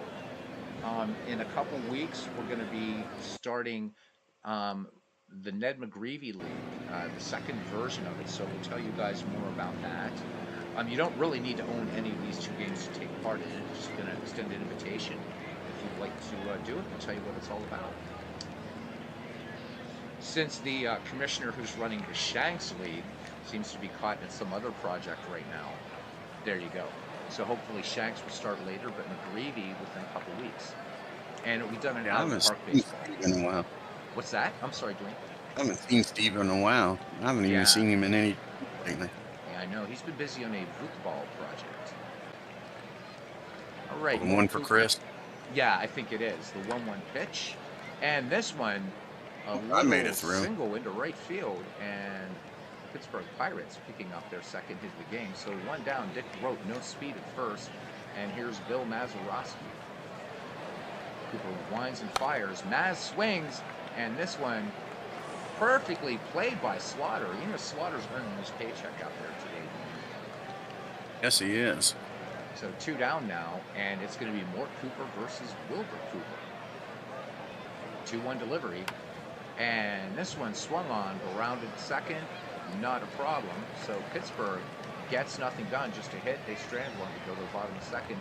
We're still scoreless. So what I did with this league, just like with Action PC or Diamond Mine, you can set the year. And I thought it would be fun since this is an all-time league, and I noticed as I was doing this that a lot of players are from the 1930s. So this is set at 1930, which was, you know, that huge year of offense where Hack Wilson had 190 runs batted in. So, but for anybody, if you do play something like this, you can set it to whatever year you want. So I do expect a lot of offenses that goes along. I'm guessing when Cousin Ken gets it, he's going to send it to a dead ball year or something. But we'll see. All right, Wilbur Cooper will face Stan Musial, Ducky Medwick, and Ken Boyer here, the number 4, 5, 6 hitters for the St. Louis Cardinals. Cooper winds, and the 1-1 pitch to Stan the Man. Musial cuts on this one, and this one line drive, base hit, center field. Musial will make the wide turn at first. So St. Louis picking up its first hit of the game here tonight, and it brings up Joe Medwick. We're going to be seeing a lot of these players. In fact, looking at these players here, I think we're going to see almost all of these guys in your World Series project, actually. It's going to be fun correct. when you get to 1934, like probably sometime next spring or something. That 1934 World Series was a wild one, Cardinals and Tigers. That's going to be fun. So, and actually, I can't wait for you to get to 1909. That's the big face-off between Hannes Wagner and Ty Cobb. And in the actual 1909 series, Wagner outclassed Cobb all the way. And I hope he does it again. Yeah, it's pretty cool, I tell you. A lot of good. See if the White Sox cash it in 1919. Exactly. And you know, when the Pirates play the Cardinals, these are always tough for me because the Pirates are my favorite team. But when the Pirates are out of it, then the team I root for is the St. Louis Cardinals. And so, I really like the Cardinals a lot. It's like, it's a class organization. I'm rooting for the Pirates, but whoever wins today, I'm happy. And it's not the Brewers, so that makes me even happier. All right, Wilbur Cooper winds and deals the 1-0 pitch, and this is going to be almost disastrous. But Drew Gibson pounced on it, so preventing Musial from moving to second. Looks like Gibson and Cooper might have gotten crossed up on the signs there. Cooper checks Stan the Man at first, who will steal the occasional sack. The 3-1 pitch to Medwick, and Medwick sends this out to left field, going toward the line, and this is going to drop in for a base hit. Cardinals. Stan the Man had to hold up. I know. So they're holding Musial there. It looks like they're getting to Wilbur Cooper. Wayner charging toward the line there at third, but deciding to play it on the bounce. That gets by Wayner, and Musial could possibly score. All right, here's Ken Boyer, hot corner man for the Redbirds. Full count on Boyer. Boyer swings, and I mean, good contact out to deep center, and making the catch is Max Carey. Tagging at second will be Stan Musial. So one away, and yeah, Cooper and the Pirates are in a little bit of a pickle here. Musial at third, Medwick at first for the catcher, Jimmy Wilson. It says Medwick's hitting 286. Medwick hit 298 rather. 298. Sorry, I read that wrong. Medwick, hell of a hitter. Let's have a look at him just for giggles. So Medwick played from 1932 to 1948. Another thing that I love about Adelaide Park baseball is you get this the whole career. Oh, exactly. It is awesome, ain't it? It's right there, getting those expanded stats. You never have to go into Baseball Reference. You just look right here. Love it. So 1934, and this is the year that actually I think that Medwick is represented here. Pretty sure. Let's go back to basic stats here just really quickly. I don't know, but Medwick that year, 18 home runs. He hit 18 triples, so Medwick had a good combination of speed and power. Hit 40 doubles that year in 1934. At 35. 1935. Yeah, I mean, Medwick was a monster. Yeah, 35, a 353 average. 23 home runs. 13 triples, 46 doubles. Yeah, he was a monster. Yeah. Played in every game. Yeah. Medwick was awesome. And in the we'll leave you to talk about the 34 World Series when we get there. But what a great story, Game 7 and Ducky Medwick. Awesome stuff. All right, runners at the corners. Here's Jimmy Wilson. 2-2 pitch to Wilson. And Wilson is hit by the pitch. This is not what Pittsburgh wanted here on opening day in front of these St. Louis. Bases, 1 out. Yep, and nowhere to put Marty Marion. So could be worse. That could be for the Pirates. That could be Hornsby or Slaughter at the plate, or even Burkett, who just seems to come through clutch all the time. All right, so we have Musial at third, Medwick at second, Jimmy Wilson at first. From the stretch, over Cooper, 1. And Marion laces this to left. This is going to get down and into the corner, and Marty Marion is going to have himself a 2 RBI double. No, wait, coming in. Here's the throw to the plate, and it is cut off. Marty Marion with a 3 RBI double. The announcer stinks on that, didn't it? What's that? I said no speed on the pads, and 3 of them come in. I know, absolutely. Oh my goodness. Legends. He ain't the only one that jinxes them. Exactly, right? Let's look at that one again. Right. So Marty Marion big time. And it starts caroling around the corner right there. And you've got and Jimmy Wilson in there safe. So that was 93 off the bat of Marty Marion, and it brings up Mort Cooper. So Mort Cooper kind of throwing a little smile out there to Marty Marion as he steps in the box. And the 1-0 delivery. And Mort Cooper swings off a Wilbur Cooper offering and lays the fly ball left field. And that will be brought down by Paul Weiner. So 2 away here. And the Bucks would like to get that last at bat back, but nonetheless, we're back at the top of the order. Jesse Burkett is not before 1 of the game. Cooper deals. Burkett swings, and what did I say? Base hit, right field. Burkett is just every league I play him in. The throw to the plate, though, and they've got. Oh yeah, so outfield assist there from right field by Hannes Wagner, but the St. Louis Cardinals pick up 3 when we go to the top of the 3rd inning, and 3-0 Cardinals, and it'll be Hannes Wagner, Paul Weiner, and Erky Vaughn. So the Bucks cannot take these Cardinals lightly. Wagner, nothing for 1 in the game. Cooper ready to deal. The 0-2 pitch to the Flying Dutchman. Right, Wagner, big cut and a miss. And a miss. Oof. So 1 out. So Dwayne, if we're doing this in real time, why don't you call the city, man? Have some fun. No, you go ahead. You're doing a hell of a lot better than I do with this. I'm trying to, oh no, you pick it up quicker than I do. I have a heck of a time with fly balls and stuff with this Beatles. I'm getting better, but I'm still having trouble. David Lando says, is Wendell Kim the 3rd base coach here? So yeah. Hornsby, I mean, he was out by a country mile. Yeah, he was. I know. It's like, why did they send him? Ken Castro says that Hornsby has a 9-game hitting streak going. All right, here we go then. Paul Weiner, big poison. That means he didn't get a hit in the first game because they're 5-5. Got a hit in every game since.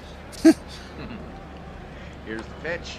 Weiner swings and dumps this one out into short right field for a base hit.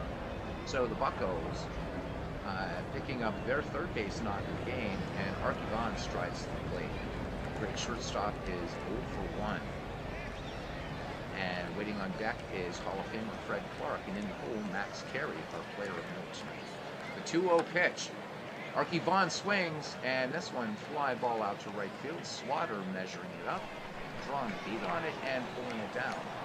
So due to Pirates away and Paul Wainer remains on first, and here's Fred Clark. Mort Cooper with 2 strikeouts in the walk for 2 2/3 work. The 1-0 delivery, Fred Clark. Clark swings on this one. Just a routine grounder to Marty Marion at short, and will fire to Hornsby at second. So the Buccos strand a runner, and we go to the bottom of the 3rd inning. It's St. Louis 3, Pittsburgh 0. And it will be Ina Slaughter. Struggling in that 1903 World Series too. Yeah, that The whole top of that Pittsburgh, yeah, the whole top of the Pittsburgh lineup is struggling in that 1903 World Series. I know, it's been frustrating to watch. It's like, come on, guys. Yeah. Because I want them to win this. They've got to win this World Series. They were favored to win that World Series. Yeah, that's when you was telling me, and I looked it up about the song Test. That is so funny. That Yeah. a song may have called the team a World Series. That is hilarious. The damn Tessie song, exactly, right? Yeah. That's what Tommy Yeah. Leach said. He said, I really think those Boston fans have won that series for the Red Sox with that damn Tessie song. Oh, Yeah, honestly, a lot of I feel so experts bad. think that too. If you look it up. Oh yeah. Yeah. Yeah. Fun stuff. Oh my God, the wild. And you know what, too? Let's take a break here for a minute, right? In that 1903 series, Tommy Leach also talks about this in Lawrence Rivers' Glory of Their Times. Great book. He said they're just fights, like fans fighting fans on the field, fights between the Pirates and the Boston Americans, and he said it was nuts. He said we had to stop play like every 5 minutes. It was just unbelievably wild. And that's why I love dead ball baseball, because it is nuts. All right, here's Ina Slaughter, nothing for one. Dangerous bat up there. Here's the 1-1 delivery to Slaughter. Slaughter swings, not too dangerous this time. Just a hopper to Archie Bond, and Bond will fire on the park before the 6-3 putout. So 1 up, 1 down here, and it brings up Rogers Hornsby. This is a tough lineup. The St. Louis Cardinals. When you're facing Slaughter, Hornsby, Musial, and Medwick, and Boyer, that's a little Cardinals version of the Murderers Row right there, I think. All And he right, says payoff. Burkett's leading his league in batting. That's Wouldn't crazy. surprise me. And Yeah. Hornsby, good eye up there. 3-2 pitch misses high. Hornsby draws the walk, and Hornsby not only with power, but speed. And here's Stan Musial, and Musial happens to be an excellent contact hitter, so possible hit and run tandem here, Dwayne. George Gibson sets the target for Wilbur Cooper. Cooper checks Hornsby at first, being held close to the bag by Fred Clark. Here's the wind and the pitch. Musial swings. Is this going to get into the alley and right? It will. This one bouncing off the wall. Musial is going to be into second. Here comes the throw home, and it is going to be cut off. And Musial with an RBI double. Hornsby scoring all the way around the horn, and it is 4-0. St. Louis absolutely just putting a whomp in. Luckily, this is only opening day. All right, here is Joe Medwick now, 1-1. Musial at second. Here's the delivery. And high fly ball into right field. And bringing it down will be the Flying Dutchman. So 2 away. Musial at second. And here's hot corner man for the Cardinals, Ken Boyer. Boyer, nothing for 1. The 0-1 delivery to Boyer. Boyer cuts on this one, and the Cardinals are hitting the ball hard. But this one into shallow center. Max Carey making the catch. So 1 run, 1 hit, no errors, and 11 left. We go to the bottom, or the top of the 4th inning, and to our player of note, by the way, too. And it's 4-0 Cardinals. So, pardon my name, Mr. Kaufman. Everybody's here. With 2 mics, I can't hit them both at the same time. So, guys, I'm using again as my resource the Biographical Encyclopedia of Baseball from the editors of Total Baseball. Definitely great, big, nice, fat book you can pick up on eBay for like $7. This is just great. You can hear me turning pages here. I could be lazy and go with Saber, but I really look the write-ups nice one. So, let's see, Steve. There's Max Carey. All right, grab a beverage, guys. It's Max Carey. It's a Hall of Famer, so they're going to have a little bit more to say about Max. The best one, though, is Dave Bancroft. You guys never got to hear that. That's like my internet went nuts. And I'm sitting here reading and looked up and it's like, oh, wow, this has been crashed. All right, so Max Carey, his real name, Max George Carey. So actually, Maximilian Carnarius is actually the name. And he was born January 11th, 1890 in Terre Haute, Indiana, died May 30th, 1976 in Miami, Florida, so good run there for Max. Made his major league debut on October the 3rd, 1910. Wow, late start to the season with the Pittsburgh Pirates. He was a switch hitter and threw right. He was 5'11 and a half, 170 pounds. Max Carey, born Maximilian George Carnarius, gave up the ministry to become a thief of bases. In 1909, he completed a 6-year ministerial program at Concordia College in Fort Wayne, Indiana, and was about to embark on a religious career when he and a friend attended the Terre Haute Hottentots Central League game in Terre Haute. The South Bend shortstop didn't meet Carnarius' standards. When Carnarius told the South Bend Greens manager he was much better, he got a tryout and the job. To protect his amateur status, he played as Max Carey. In 48 games, he batted only .158, but he fielded well enough to be invited back the following year. That fall, he enrolled at Concordia Seminary in St. Louis. When he returned to his team in the spring, he found an even better shortstop in place. Undaunted, he moved to the outfield, lifting his batting average to .293 and fielded brilliantly. Late in the season, the Pittsburgh Pirates purchased his contract. In 2 October games, he collected 3 hits and 6 at-bats and gave up all thoughts of the ministry. In 1911, Carey won the Pirates center field job. Pittsburgh was only 2 years removed from the World Championship, and shortstop Hannes Wagner and player-manager Fred Clark were still on the squad. The team was slipping in the standings. Carey, a 5'11", 170-pound switch hitter, batted only .258. Nevertheless, his ability to track down fly balls in spacious Forbes Field was more important than anything he did with the bat. And with his speed, he was an exceptional fielder. Nicknamed Scoops for his ability to dash in and turn line drives into outs, Carey was simply the National League's best outfielder for more than a dozen years. He led the league outfielders in putouts 9 times and trails only Willie Mays and Tris Speaker in career outfield putouts with 6,363. That's a hell of a stat. Carey also knew what to do with the ball once he caught it. He led the league in assists 4 times and in double plays 5 times. To many Pirates fans, Carey's base path exploits were of even greater consequences than his fielding. He led the league in stolen bases 10 times. He took his first crown in 1913 when he swiped 61, his last in 1925 with 46. He stole 50 or more bases in 6 seasons, and his 738 career steals was the league record until Lou Brock surpassed it. During Carey's career, the National League did not keep track of the number of times a player was caught stealing. The record shows that in 1922 he stole 51 bases and was thrown out only twice. I would take somebody like that on my team. Oh my God! I wonder if he stood up and said, "I am the greatest," like some other Pretty guy. much, right? There you go. Yeah. Through 1919, Carey averaged only .273. Not an exceptional batter, he hit above .300 only twice during that span. .302 in 1912 and .307 in 1919 when Loomis eliminated in 66 games. But his ability to draw walks, world's worst gamer would like that, kept his on-base average at an acceptable level for a leadoff man. Although he led the league in triples in 1914 with 17, he seldom hit home runs. Even more surprising for a player with his speed, whose home park was Forbes Field, Carey never hit more than 26 doubles per season during the dead ball era. With the coming of the lively ball, his performance at the plate improved dramatically. He averaged .304 from 1920 through 1926. He scored more than 100 runs in each season from 1922 through 1925, scored at least 1 run in 15 consecutive games in 1924, and led the league in triples a second time in 1923 with 19. In 1924, the Pirates played the Tigers in an exhibition game, and Carey saw Ty Cobb play for the first time. Cobb held his bat with his hands spread 6 inches apart, and he'd either slide his top hand down to pull the ball, or move his bottom hand up to slap it into the opposite field, depending on the pitch. Hannes Wagner, Carey's teammate for many years, had used the same style, and Carey decided to try it himself. In 1925, at age 35, he responded with his greatest year, hitting .343 and helping the Pirates win the pennant. The Pirates squared off against the Washington Senators in the World Series. Carey doubled 3 times and stole base in the 7th game to a key comeback against Walter Johnson. He batted .458 for the series and scored 6 runs.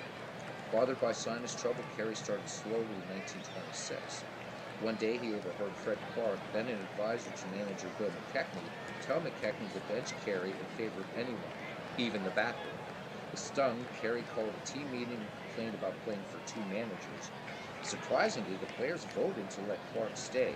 Pirates owner Barney Dreyfuss heard about the dissension and also supported his old friend Clark. He suspended Carey without pay, then sold him to Brooklyn. Carey gave the Dodgers a couple of fair years, but after appearing in 19 games in 1929, he retired as a player. He returned to the Pirates as coach in 1930, managed the Dodgers in 1932 and 33, then managed in the minors and would scout intermittently through 1956. Carey was named to the Hall of Fame in 1961, so he died. Hopefully he died in 1976. So glad Max got to see his induction. So some pretty cool things that I didn't know about Carey. I knew about his base stealing and fielding prowess, but that consecutive run scored streak, I had no idea. And his leading in putouts, and he's behind only Willie Mays and Tris Speaker. That's pretty impressive stuff. So there you go. Max Carey, our player of note, and usually in these games, a player of note does pretty well. So we'll see if Max can get something started here for the Pittsburgh Pirates.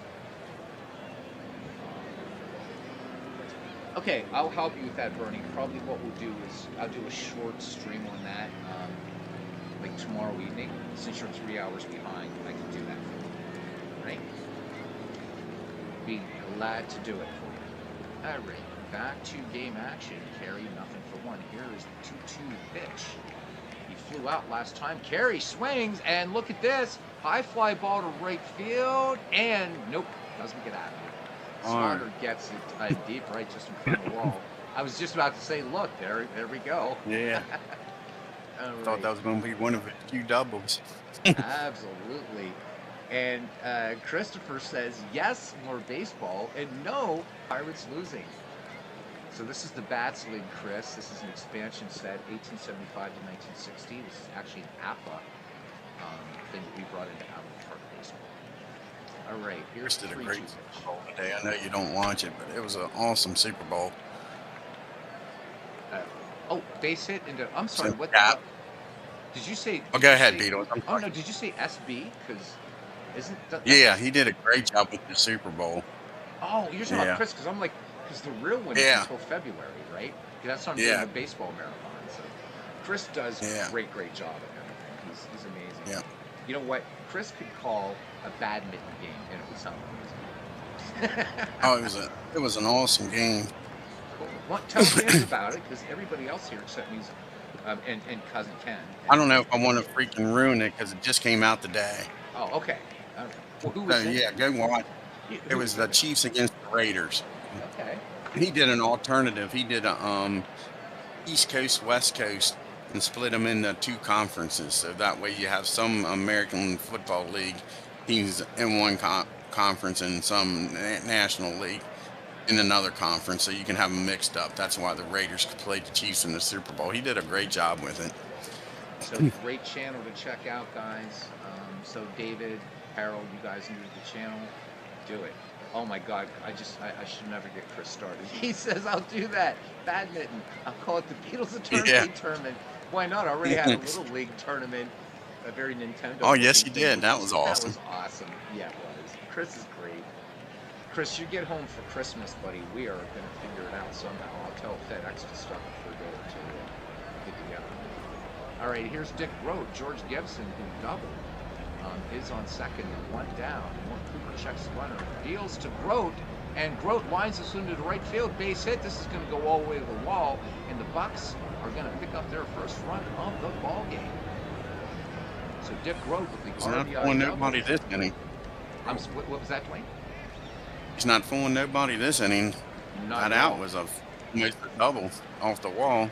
I hate to keep saying sorry and what. It's just because the game's in my ears too. So it's not that I'm not paying attention to you. Oh, you're fine. Yeah, so all these years as a musician, I have this weird type of hearing loss that if there's another sound going on, I sometimes can't understand language. It's weird. It's a weird hearing loss. Pete Townsend has it too. So I have something in common with a rock and roll legend. We both have the same hearing loss. But yeah, it's funny. I can hear a mouse fart. but it has to do with Yeah. language. It has to do with Oh, language. It's just a weird neurological thing. It's pretty rare. But your back when I was girlfriend this thing her, right? no, right, and I can't hear girlfriends, and it comes in handy because Yeah. I'll say, Gina, I can't hear. What? What you say? Huh? Come Yeah. on, right? So it does come in Right. handy. But when I was 18 and stupid, all these musicians were like, wear ear protection, wear ear protection. I don't get any damn ear protection. Right. I don't And need no here we are. stinking ear. Damn it, right? And now I'm always, Right. huh? What? Huh? And if you've ever been in a facility like a FedEx or UPS, they're loud. And I Yeah, I can't, worked at dude, I few can't warehouses. hear shit in there. Yeah. And sometimes it's nice because there's people I don't want to hear. So Right. here's Bill Mazeroski. Bucks with one in, one down, and Dick Grote at first. Maz is nothing for one. Cooper deals. Mazeroski swings. This one a fast grow. Oh, and this one booted by Marty Marion at short. So the Cardinals Say. did an error here. How about that? E6. And it brings up Wilbur Cooper now. Mort. Wilbur.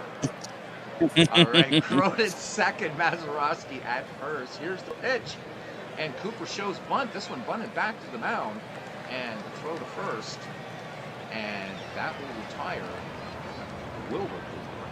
But moving on is Dick Grote third and Bill Mazeroski at second. Two down now, back to the top of the order. The Flying Dutchman. Wagner. Yeah, and 0 for 2, unfortunately.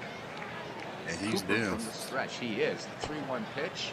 And Wagner showing a good eye up there. Will draw the walk. And the bases are It's all the juiced. same thing. He wasn't giving him nothing to hit. The Bucks will take it, and here's Paul Wainer. And Wainer could hit the ball. So Wainer, 2 for 2 on the day. The Bucks looking to put a crooked number up here in the fourth. Walker Cooper Right back in it. sets and deals. The 1-1, and Paul Wainer puts it up the middle. Through the Base middle. hit. 1 run will score. And coming around and scoring In is there. 2. So just like that, the Pirates storm back as Maz and Grote score, and it is 4-3. So there we go. Ken Castro is scoring at home. David Lander says the Cardinals are in trouble. So 2 away, and the blindingly fast Honus Wagner's on that second. Trailing him is Paul Wainer. And that brings up number 3 hitter, Archie Bond. Bond nothing for 2 on the day. Uh-oh, what's coming out next year? All right, I have to look. Sound's going to go off the game for a minute because that's how Out of the Park rolls. Oh my God. So, guys, check the link and you'll see what's coming out on Steam next year. Oh my God. All right, that's funny. That is too funny. So, I guess Chris will be doing that on his channel. All right, here we go. Archie Bond in the box now. The 2-1 pitch to Vaughn. Vaughn swings, and high fly ball left field, but this is going to stay in the park, and this will end the inning for the Pittsburgh Pirates as Jesse Burkett brings it down to the pasture in left field. But the Pittsburgh Pirates pick up 3 runs and 3 hits, and there was an error, 2 left. And the Bucks now back in this ballgame. It's 4-3 as we head to the home half of the fourth. Jimmy Wilson, Marty Marion, and Morgan Cooper due up for the St. Louis Cardinals. So, Part of the lineup, can they get them going? well, as a Pirate fan, I'm hoping not. Right. But again, I like the Cardinals. So Wilson grounds her down to third base, and picked nicely there by Dick Grote, who fires across the diamond. And Jimmy Wilson will go back and start putting on the tools of ignorance again. Here's Marty Marion. Marion coming through clutch in this game. 1 for 1 with 3 runs batted in. Yeah, that's when I jinxed you. Said there Pretty was no much. speed on the pad. Yeah. 2-1, and Marion clubs this one, drilled to left field, and this is going to get down, and in the corner, Marty Marion once again. And it is the Dwayne Marks. Marty Marion is going for 3. Are we going to have yes we will, a triple. My favorite hit in baseball. Even if it was by the other team. All right, 1 down, Marion at third, and here's Mort Cooper. I think it's going to be a wobble. Here's the pitch, and Cooper We'll send this out to shallow center. Will it be deep enough to score the runner? And they're going to hold. Max Carey coming in and making the catch. And you're not going to run on Max Carey. All right. Big out. So 2 away. A real big out. We're back at the top of the order. Jesse Paquette is 1 for 2 in this game. The 0-2 pitch to Paquette. Paquette swings, and this could be trouble. Would hang up there and right long enough? Indeed it will. And Wagner will bring it down to end visitors for the home half of the 4th inning. The runs, 1 hit, no errors, and the runner left at 3rd. We go to the 5th. It's the Cardinals 4 and the Pirates 3. Opening day here in the Bats League in Ottawa Park 24 baseball. Bats League courtesy of Cousin Ken Castro. All right. Due up here will be Fred Clark. What year does it start with, Beetle? 1875. And it goes up to 1875. Yep. Right. Yep. I knew it went to 60. Yeah. Yep. So, I mean, you know, if you want this as a quick start, I'll definitely get it to you. Oh, I appreciate it. Like I say, it's awesome. Absolutely. And you already have everything. In fact, because I have everything signed, and you have the 2 mods from Mike Silva, you should be good to go. And then I got to get this ready for Ken this week, so he can play Metal 23. I wish it was backward compatible. It doesn't work that way, unfortunately. Yeah. All right, here's You know, Fred like I Clark. say, it's the same way. Yeah, exactly. And Clark shoots this one to short. Marty Marion, 14-6-3 put out on the speedy Clark. So one of the keys for the Cardinals would be to keep Fred Clark off the base paths. Definitely fast as well as the guy up here now, Max Carey, 0 for 2. And after his read, almost put one out of here. Just a deep, loud out to Ina Slaughter and right. Here's the wind and the pitch to Max Carey. Carey showing bunt, trying to catch the Cardinals napping, but bunts it up in the air, and Jimmy Wilson able to make the catch. So Max Carey will go back and wonder why he didn't become a Lutheran minister.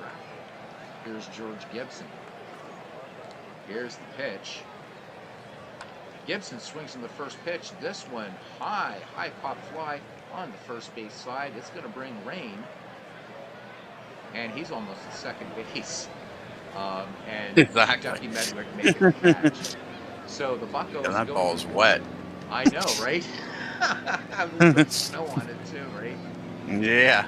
All right, here we go. So what do we have here? We have Ina Slaughter, Roger Smarnsby, and Stan Musial due up for the Cardinals.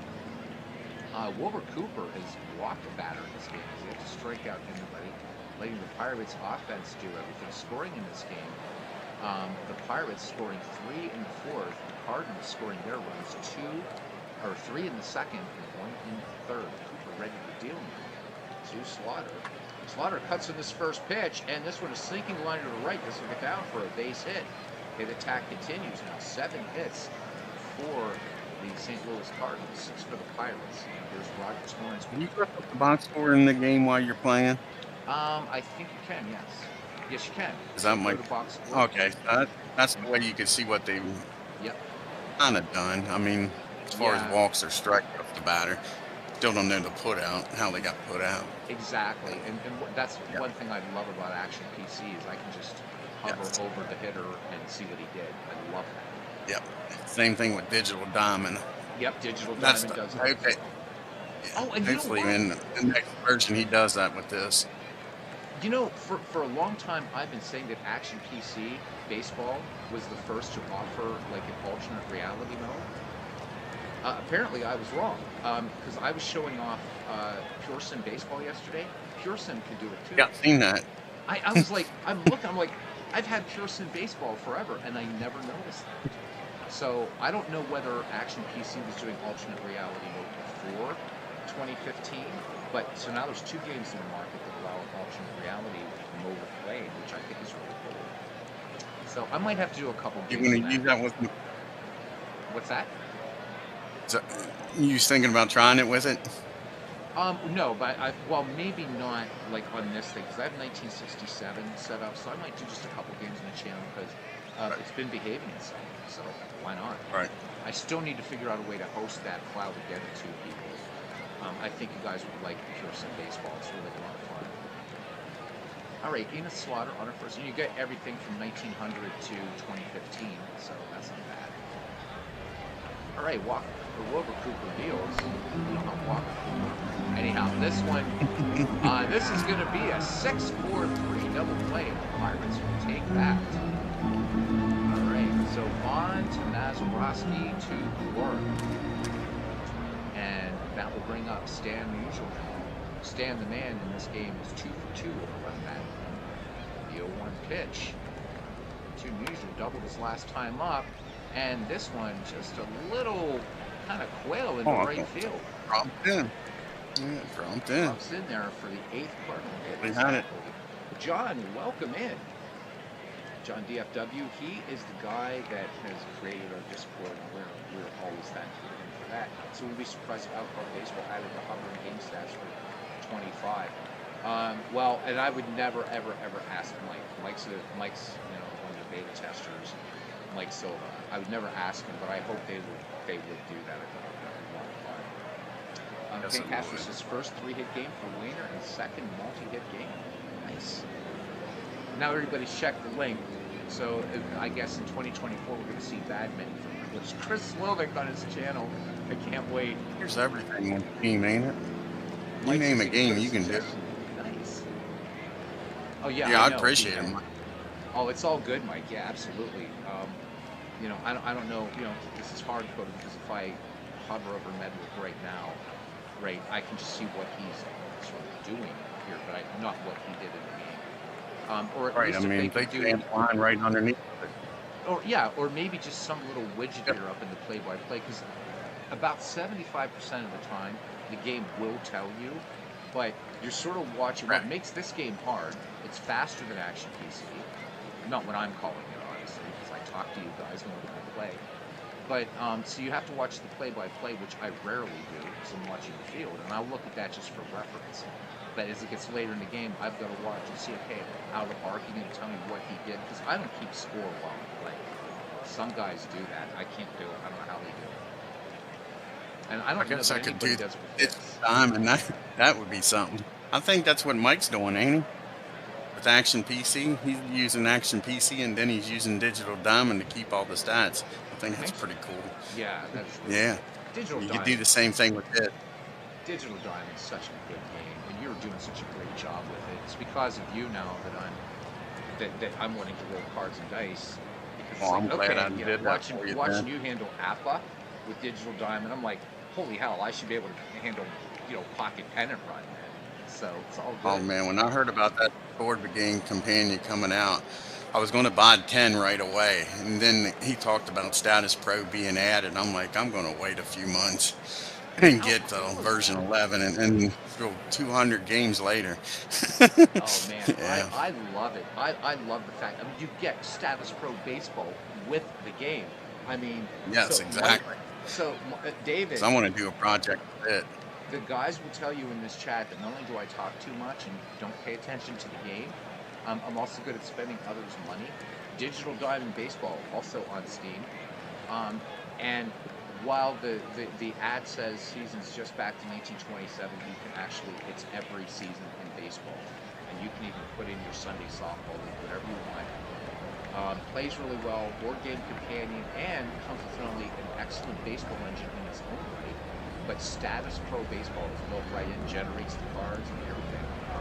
Brilliant game and cheaper than Outcard Baseball. And if you buy that advanced Status Pro, it's available too if you buy it. Right? He gives you a link to download to Digital Diamond so you can play it on Digital Diamond. Yeah, Mark Cohen is awesome. On that Facebook group. He's awesome. Yeah. Now, as a straight digital game, I give it a B, but as a companion and adding in Status Pro, it's an A, and it's up there with this. To be game honest, actually. I'm real impressed with the engine, with what it's doing with the other other teams in 61. Oh yeah, Yeah. I think it's good. So here's my knock on that game, and is the audio. I Yeah. know you can put your own in, but I really would like to just, and I tried to last year, but I couldn't because of personal life issues. You guys know I'm a musician, and I have all kinds of bleeding edge, state of the art stuff. It's not bragging, I'm saying that I can create any sound imaginable. And I want to go in there and get a rolling kind of sample going. and things like that for better sound of the ball off the bat, things like that. Some glove sounds, a good take me out to the ball game. Actually outplay it, record it, and send it to a couple versions, maybe even the Jimi Hendrix version. Who knows? Yeah, But that's a good one. yeah, but it's a great game. I've been playing it since version 5 or 6. It's an excellent game. The only reason I'm not doing it on my channel live, I play it offline, is you do such a great job. I'm not going to do digital time on. You're like the man. Digital time, buddy. The more the merrier. Nah, it's all right. The more the You do merrier. what you no, man, no. I enjoy watching what you're doing. I'm playing 1971 offline, but I'm actually starting to card in the pocket pennant run ratings. So that's kind of has me. Yeah, that's another great thing with it. Being able to use those notes to put in the rating so you can see everything on the screen instead of having to look back at the cards. Exactly.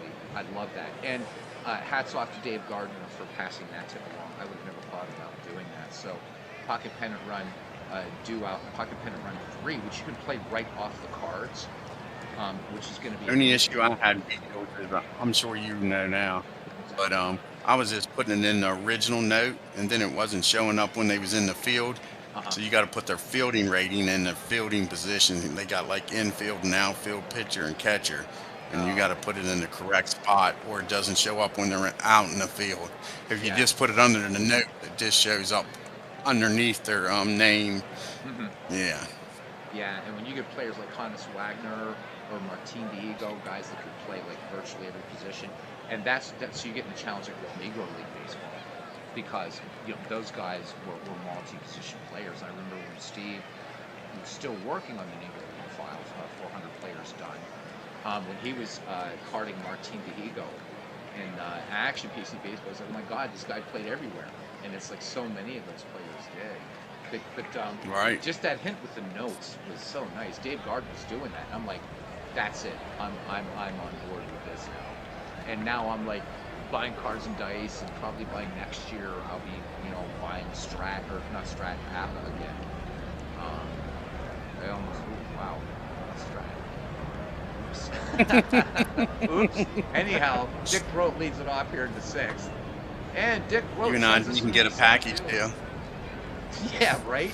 Jeez. They'll give you guys a discount. Oh my God. I can't believe I said that. I mean, it's a great game, but that company's never getting anything from me except a bunch of go. All right, so that's one game I've never played, Beatles. It's Strat? Nobody around here that I grew up with had it. Like I said, they had Status Pro and APBA and all that, but nobody around here had Stratomatic. Strat's a really good game. It's a really good game. It's just that the company sucks. So that's why I won't give them any more of my money. I invested $400 in their PC game, seasons, And I've told you guys the story before about the transfer. Right. You're going to put fucking TeamViewer on my PC to watch me move your stupid game over. Go to hell. Yeah.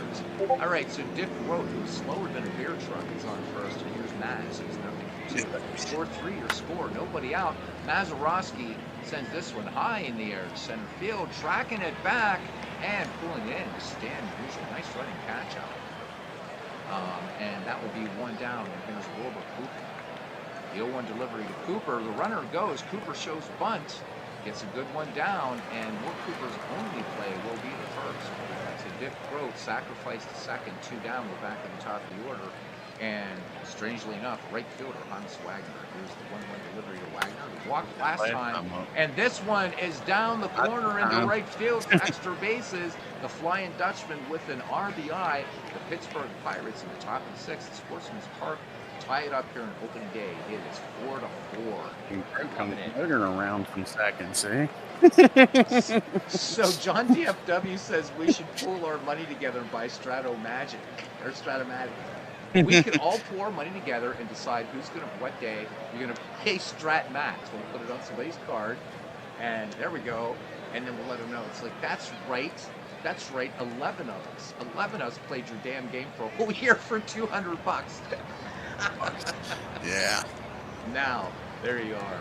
All right, so Wagner in second, And here's Paul Wayner. Wayner having a great day. They played for 3 for 3 to Wayner. 2 runs, bad win. 2-1 pitch to Wayner.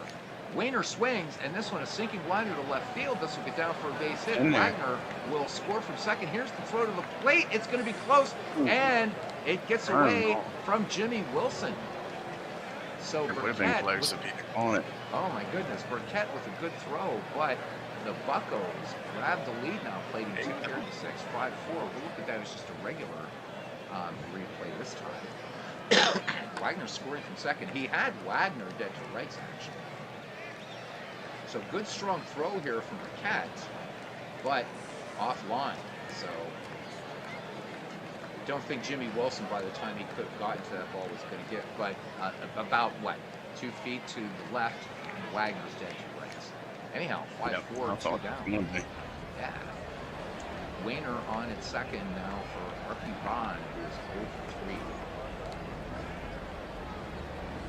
Vaughn, first pitch swinging, fly ball into shallow center field, and running in hard and making an excellent catch is Stan Musial. So the top of the 6th is over. The Pittsburgh Pirates scored 2 runs and 3 hits, and they lead 5-4. Now the visitors have the 6th, who have Ken Boyer, Jimmy Wilson, and Marty Marion. Wilbur Cooper looking at his pitch count. He's at 72. People care about that. The lefty deals. The 1-0 delivery to Boyer. And what a great catch up there by our player of note, Max Carey. Thank you, Max, for keeping the dream alive.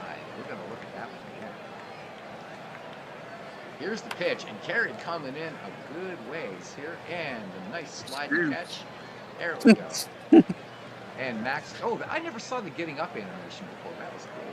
Mike says he was eternally that guy Asperdon on the Outer Park Wars is a couple of new parks in the Federal League. I'm not sure what years but they can fit into your early projects. Thank you, man. Thank you, Mike. I'll definitely look into that because I'm a ballpark ho. I'm saying it here first. Ballpark ho, buddy. I'll be hitting that. So Mike the other night, what did he say? It was the Pussy to Bow game. You guys will remember that. I'm not going to get back into that, but I don't know why it came into my mind. All right, here we go. The 2-2 pitch to Jimmy Wilson. And Jimmy Wilson sends this one out to center field, and Max Carey's not going to have to slide for this one. He makes the catch. Yeah, a little easier. Oh, he's going to make... I have to click this. Sorry, I have to click it and keep it up there. Oh, yeah, this guy's ballparks. They're pretty good, Mike. They're not as good. And I'm not saying this. I'm no ass kisser, man. But I do have a few of his ballparks, so I will be hitting this up definitely. So the texturing on his aren't as good, but hey, I'll take the ballparks. That will be fun because especially for any sort of Federal League stuff, definitely. All right, Marty Marion bats with 2 down here. Bases empty. The 0-1 delivery. Tripled his last time up, and Marion will shoot a base hit up the middle this time. So the Cardinals now with base hit number 9, and they've tied the Pirates now in hits. There's more Cooper. 0 for 2. Cooper to Cooper. Here we go. And Ward pops this one into center field, and Max Carey will bring it down for the final out. We head to the top of the 7th, and we should check in with Ken Castro and see how the scoring is going on his side. We'll catch it at the end, too. One of these teams will advance. So it's still good to see someone else churning out old ballparks. Totally agree with you, Mike. I mean, I think he does a good job, but you are the maestro. Going to be Fred Clark, Max Carey, and George Moon Gibson. Mort Cooper, since we're talking about pitch counts, he's at 86. He has struck out 2 and walked 2 through 6. Full count now to Fred Clark. And Clark, just a little too bouncer to second. And Hornsby will make the play. Rogers Hornsby hasn't been terribly busy this game. And here's Max Carey, nothing for 3. 1-0 pitch to Max. Carey swings, and now Hornsby has just retired 2 batters, right? He's like, oh yeah. I better earn the paycheck. And he set a record held by many. Exactly, right? All right, 1 for 3 is George Gibson, the 2-1 pitch. And Gibson swings. Is it going to be Hornsby again? Is it going to be Hornsby? Damn it, Yes, it it is. is. Hornsby. Yep. Hornsby, who I said I wasn't busy, just does all 3 outs. I love it. Yeah, All right. that middle is of the seventh announcer's here. jinx. Announcer's jinx, man. All right, middle of Yeah. the 7th, and it's 5-4 Pirates. This is a good ball game. Yes, it is. So Mike says, unfortunately for you, you play in eras where detail in most parts is scarce. Yeah, I know. So I feel like my personal 60s, 70s, 80s, and 90s are much better detail-wise. Oh, I've seen them. But this is a beautiful ballpark here, Mike. I mean, and again, the Cardinals were playing in Sportsman's in the 1960s, but I think your old ballparks, one of your really nice ones is Baker Bowl. That's beautiful. So props to you. And recreating parks like Exposition Park, where like there's that postcard looking one, Dwayne, that I use in Action PC Baseball. That's the only kind of image I've ever seen of Exposition Park extant that will show from home plate out, right? Usually the pictures, the actual photographs I've seen of Exposition Park are usually just down the line. And for Mike to recreate Exposition Park from that source, it looks great. Oh, I think it does. Oh yeah, his part was Yep. just legendary. His parts were legendary. Back at the top of the order for the St. Louis Cardinals will be Jesse Burkett, Enos Slaughter, and Rogers Hornsby.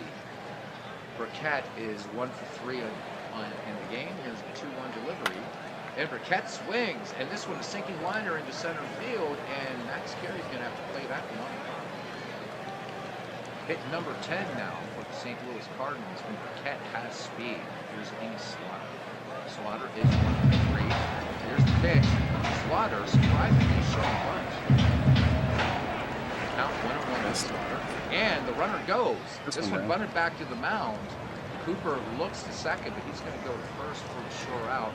Burkett makes it to second. Burkett makes it to second.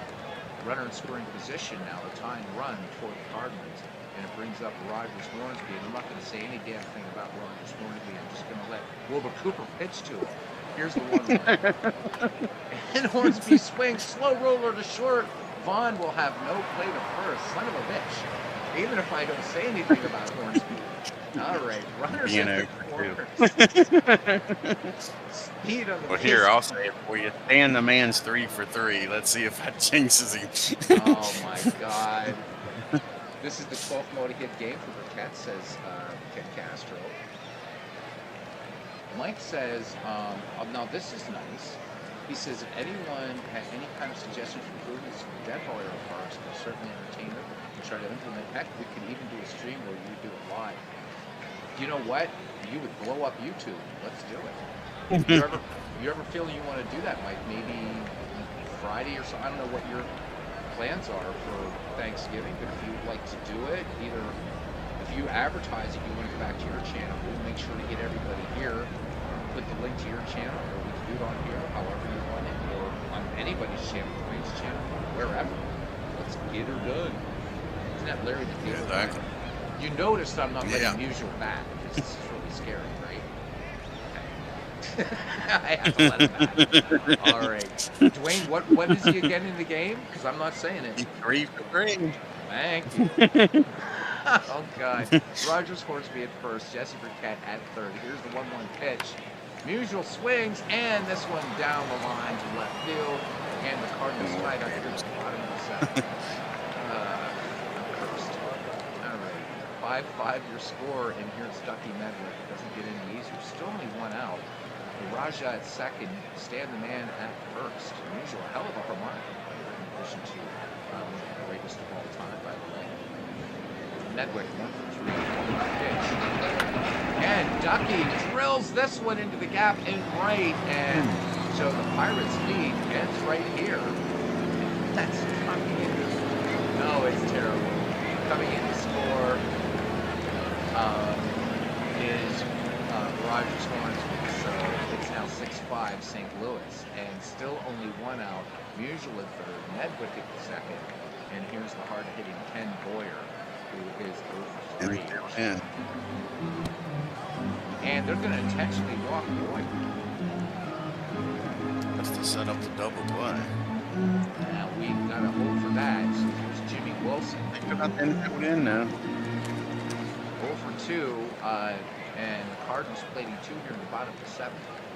Here is the pitch, and Jimmy Wilson will line this one to left field, and the strong throw back in.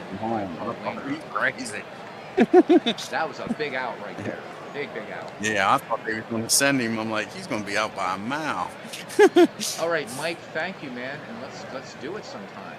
Let's do it. He says, "Okay, we'll do it live." We are good. We'll do it live. All right. So we have the bases juiced and Marty Marion. So the number 8 hitter.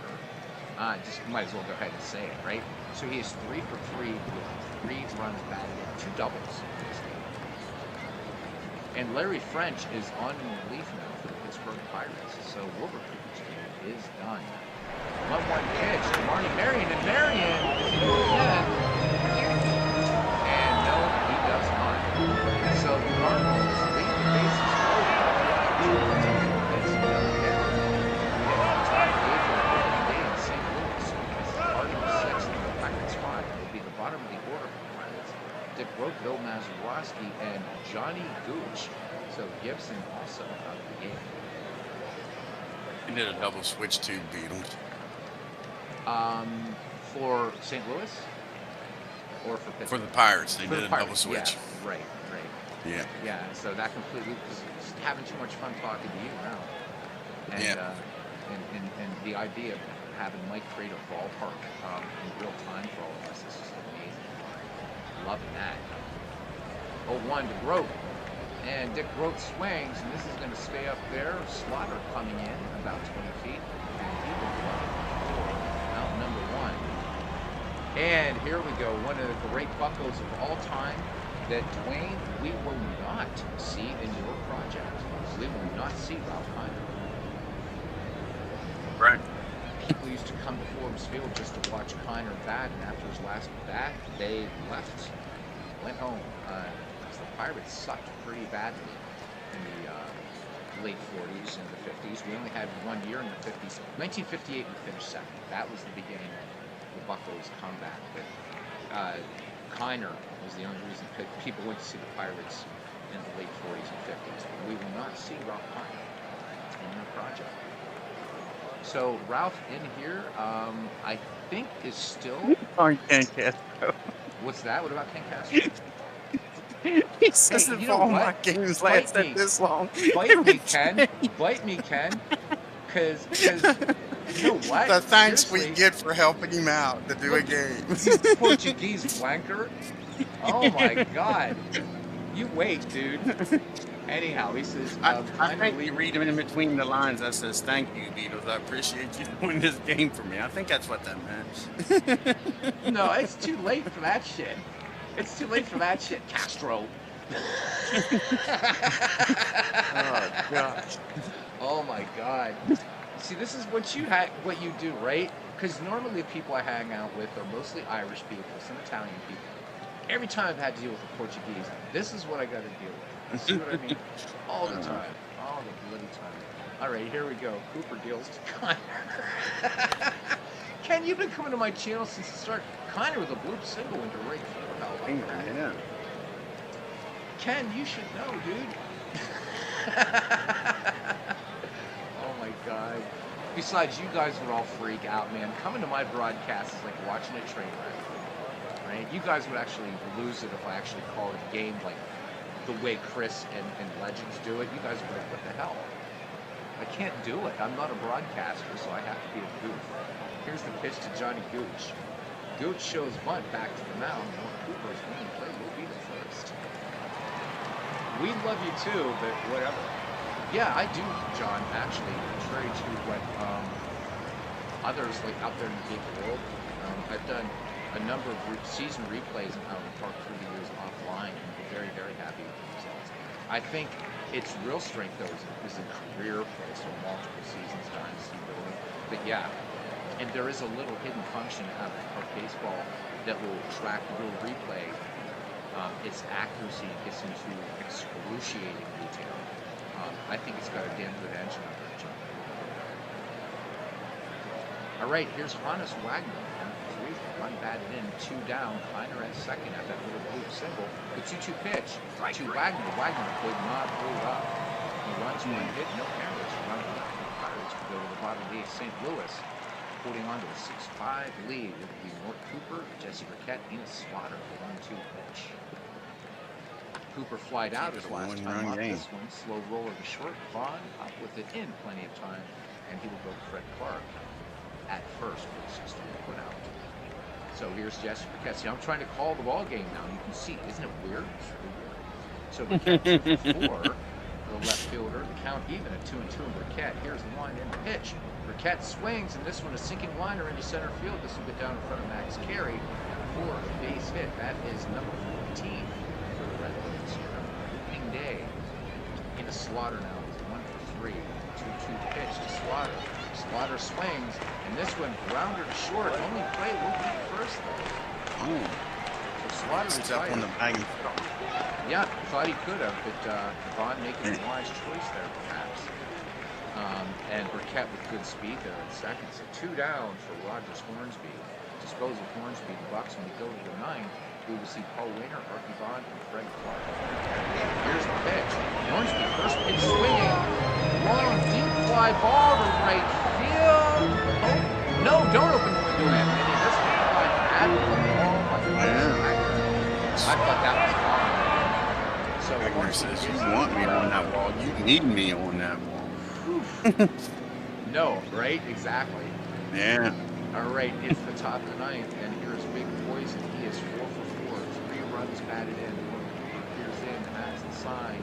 He winds and fires. Paul Wainer swings, grounded weakly out there to second. Red Chambers second base will make the play. And actually, if you want to say in Dutch, that's just Schundienst. That's how you would say it, actually. Who cares?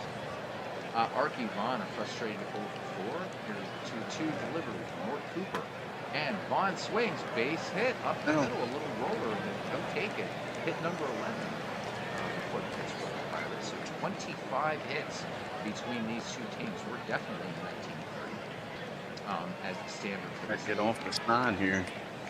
Fred Clark needs to. He's 0 for 3. Archie Vaughn, average speed of curse is the one thing he cannot pick up for Honest. Here's the pitch. And this one grounded to second. The only play for Shandy's will be the first. 2 down. They do just get the runner. Archie Vaughn in scoring position. And it is down to our player of note, Max Carey. 0 for 4. Cooper ready to go. Rubs up the ball. Has the sign from Jimmy Wilson. Here's the 1-2 pitch. Max Carey swings. This should end the game. High fly ball into sort of deep center field, but down into the glove of Stan Musial, and the St. Louis Cardinals do it in fine special opening day here in the Bats League by a score of 6-5. Let's do our recap, and we talk baseball for a couple minutes, and then I guess we'll go. So the St. Louis Cardinals ushered in the 1930 season with a win versus the Pittsburgh Pirates at Sportsman's Park. The final score was 6-5. Center fielder Stan Musial, who's a 2-time Most Valuable Player Award winner, had a standout performance. Mort Cooper, the winning pitcher, improved to 1-0. He pitched 9 innings, giving up 11 hits and 5 runs while striking out 3 and walking 2. Joe Medwick hit a run-scoring double off Wilbur Cooper in the bottom of the 7th, which put the Cardinals in front 6-5. In addition to the double, Medwick had 1 single while going 2 for 4. So for the St. Louis Cardinals, 6 runs, 14 hits, 2 errors. For the Pittsburgh Pirates, 5 runs, 11 hits, no errors. Your player of the game is Stan Musial. Wilbur Cooper, 6 1/3, 13 hits, 6 runs, all earned, 2 walks, no strikeouts. Larry French, 1 2/3, and gave up a hit. Mort Cooper goes the distance for the Cardinals, 9 innings, 11 hits, 5 runs, 3 earned, 2 walks, and 3 strikeouts. This was fun, and thanks to Dwayne Martz for showing me how to get rid of those crazy minor leagues that accidentally. Oh, you're welcome, buddy. Question for you. The Yeah. logos, is that 1930s logos, or did you have to decide what logos you put for each team? So for fictional leagues, I had to decide what to put in. That's what I thought. I yeah, didn't think so- it automatically put them in. Yeah, for Yep. season replays, and I have to get you. That's right. You wanted player photos. I have to get you these. Oh, yeah, I'd appreciate it. Yeah, definitely. So now, So Ken, come did on. you pick the uniforms too? Pardon me? Did you pick uniforms for them too? No, I did not actually. I did not. So what happened is when I created this league and I just renamed everybody, the game then does load in the proper those proper XML files, at least for the most part. Doesn't load them in all the way. But hopefully that will be a nice improvement for Isle Park 25 is so that when you're doing leagues like this that because as you know, Dwayne, if you do just a season replay in this, it will just auto assign everything, How properly. do you and Chris was talking the other night about a template. How do you make a template with Oh, the so with the global rules and all? yeah, so Settings, so global settings? yeah, so basically what you're doing with that is basically once you do all your settings when you have everything set up, there's a button that you can just click down and says save as template, and then you're just ready to go. So if you're always doing say like a McGreevy type league or a great teams type league or whatever, you don't have to go through all those steps, which is When you really open up nice. a new project, you can click on a download template or something Yeah, like you that can then just Beatles? just load in a template and just you're basically then just filling in what you want to do. I have to do a And that would take care of like the camera angles and all that you wouldn't yeah, have to yeah, do yeah, every yeah, yeah, time? yeah. Yeah, that's what I was thinking of, Yeah. especially with doing that World Series project. Not that it takes that long Hmm. once you know where you're to go. It's just getting familiar with all the buttons to click and where to go, just like with trying to figure out how to delete that for you. I knew it was there, I just couldn't remember which one. There's so many darn windows you can open, you know what I'm saying? Oh yeah. I Yeah. mean, this game is And there's is 2 or 3 different ways to get to a screen too. I mean, I might not be even doing some of it the most, easiest or quickest way to get to a screen. I know how to get to the screen by maybe going to 3 different screens to get to the one screen, you know what I'm saying? Because yeah. I mean, with the drop down boxes at the top, you can get to, screens pretty easy if you use it, you know what I'm saying? Hmm. Oh, Yeah. it's this game is just ridiculous. It's deep.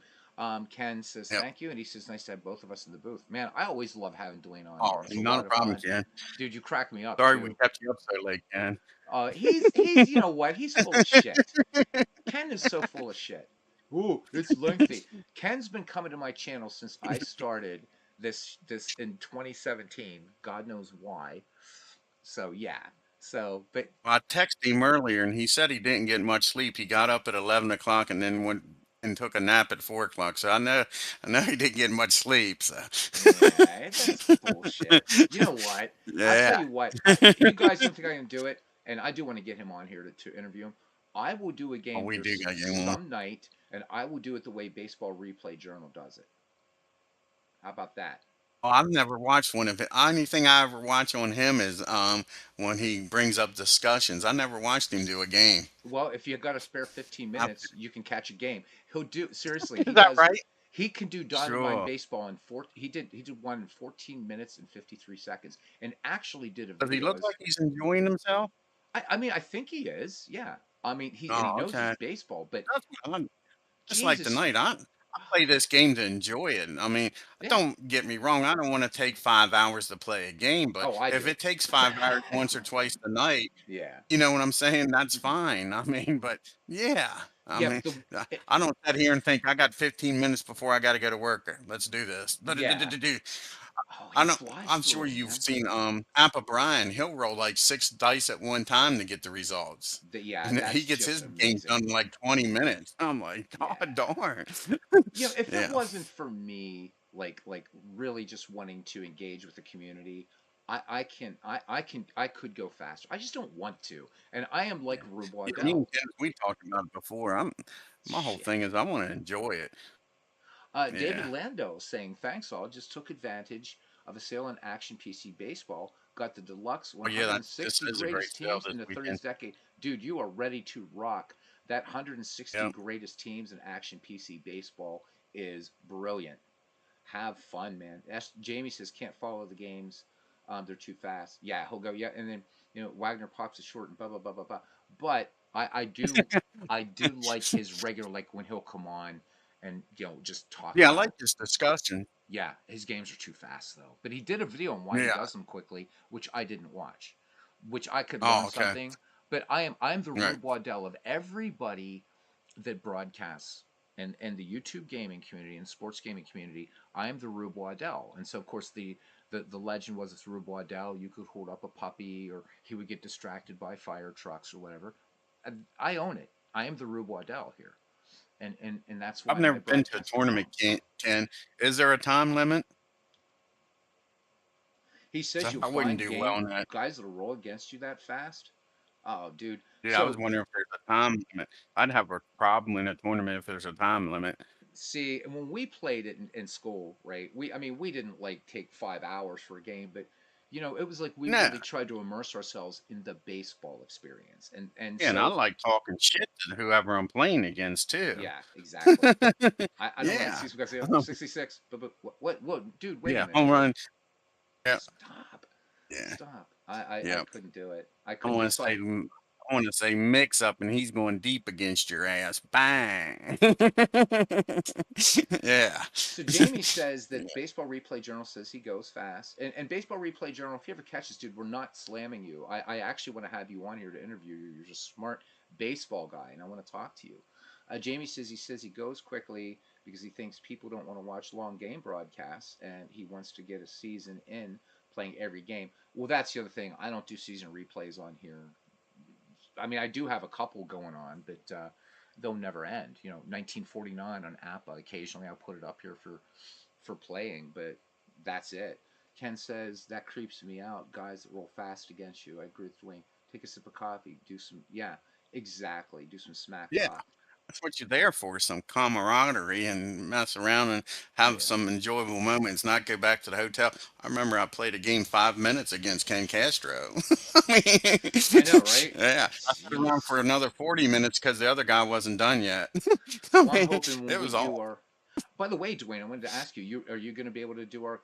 We're going to do our confab convention something next year. Do you think you'll be able to make it? Yeah, just well, to a point, work is 60 days ahead of time down there, Beatles. We're Okay. allowed to put in for days off 60 ahead, but it's not hard for me to get off. Okay, that'd be In cool. all honesty. Because it looks like Yep. it's going to be Kansas City, probably around May. Yep. So we're going to try to get that going. And again, I've asked. I should have done this when And there's a that time lot of more year is people not earlier. bad. Yeah, well, I'm thinking more Summertime's before the worst tourist to get season, off. and then we can Yeah. catch the Negro Leagues Hall of Fame. We can catch a Royals game, perhaps. Whatever. I mean, Um, all you got to do is get 170 and head right on over from where we're at. yeah, yeah, not that bad. Go to Missouri. So, Yeah. guys, I should have done this when there was 18 people here, but that's all right.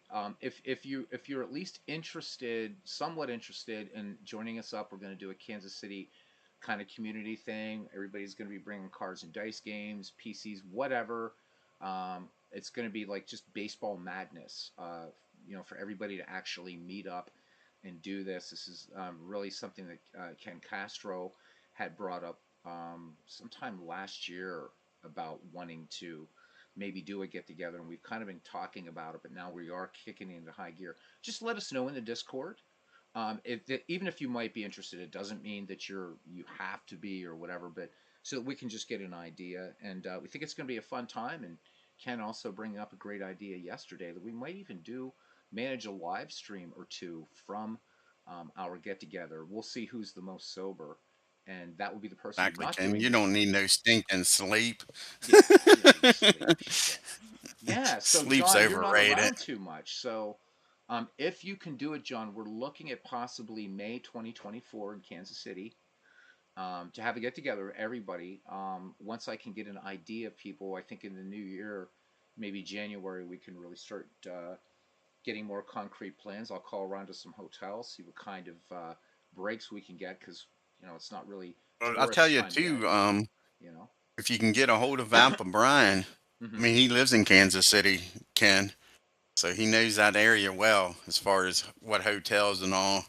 Yeah, if you can talk to Alpha Brian, he Yeah, lives I right mean, in town. I think it would be really, Yeah. really, really fun.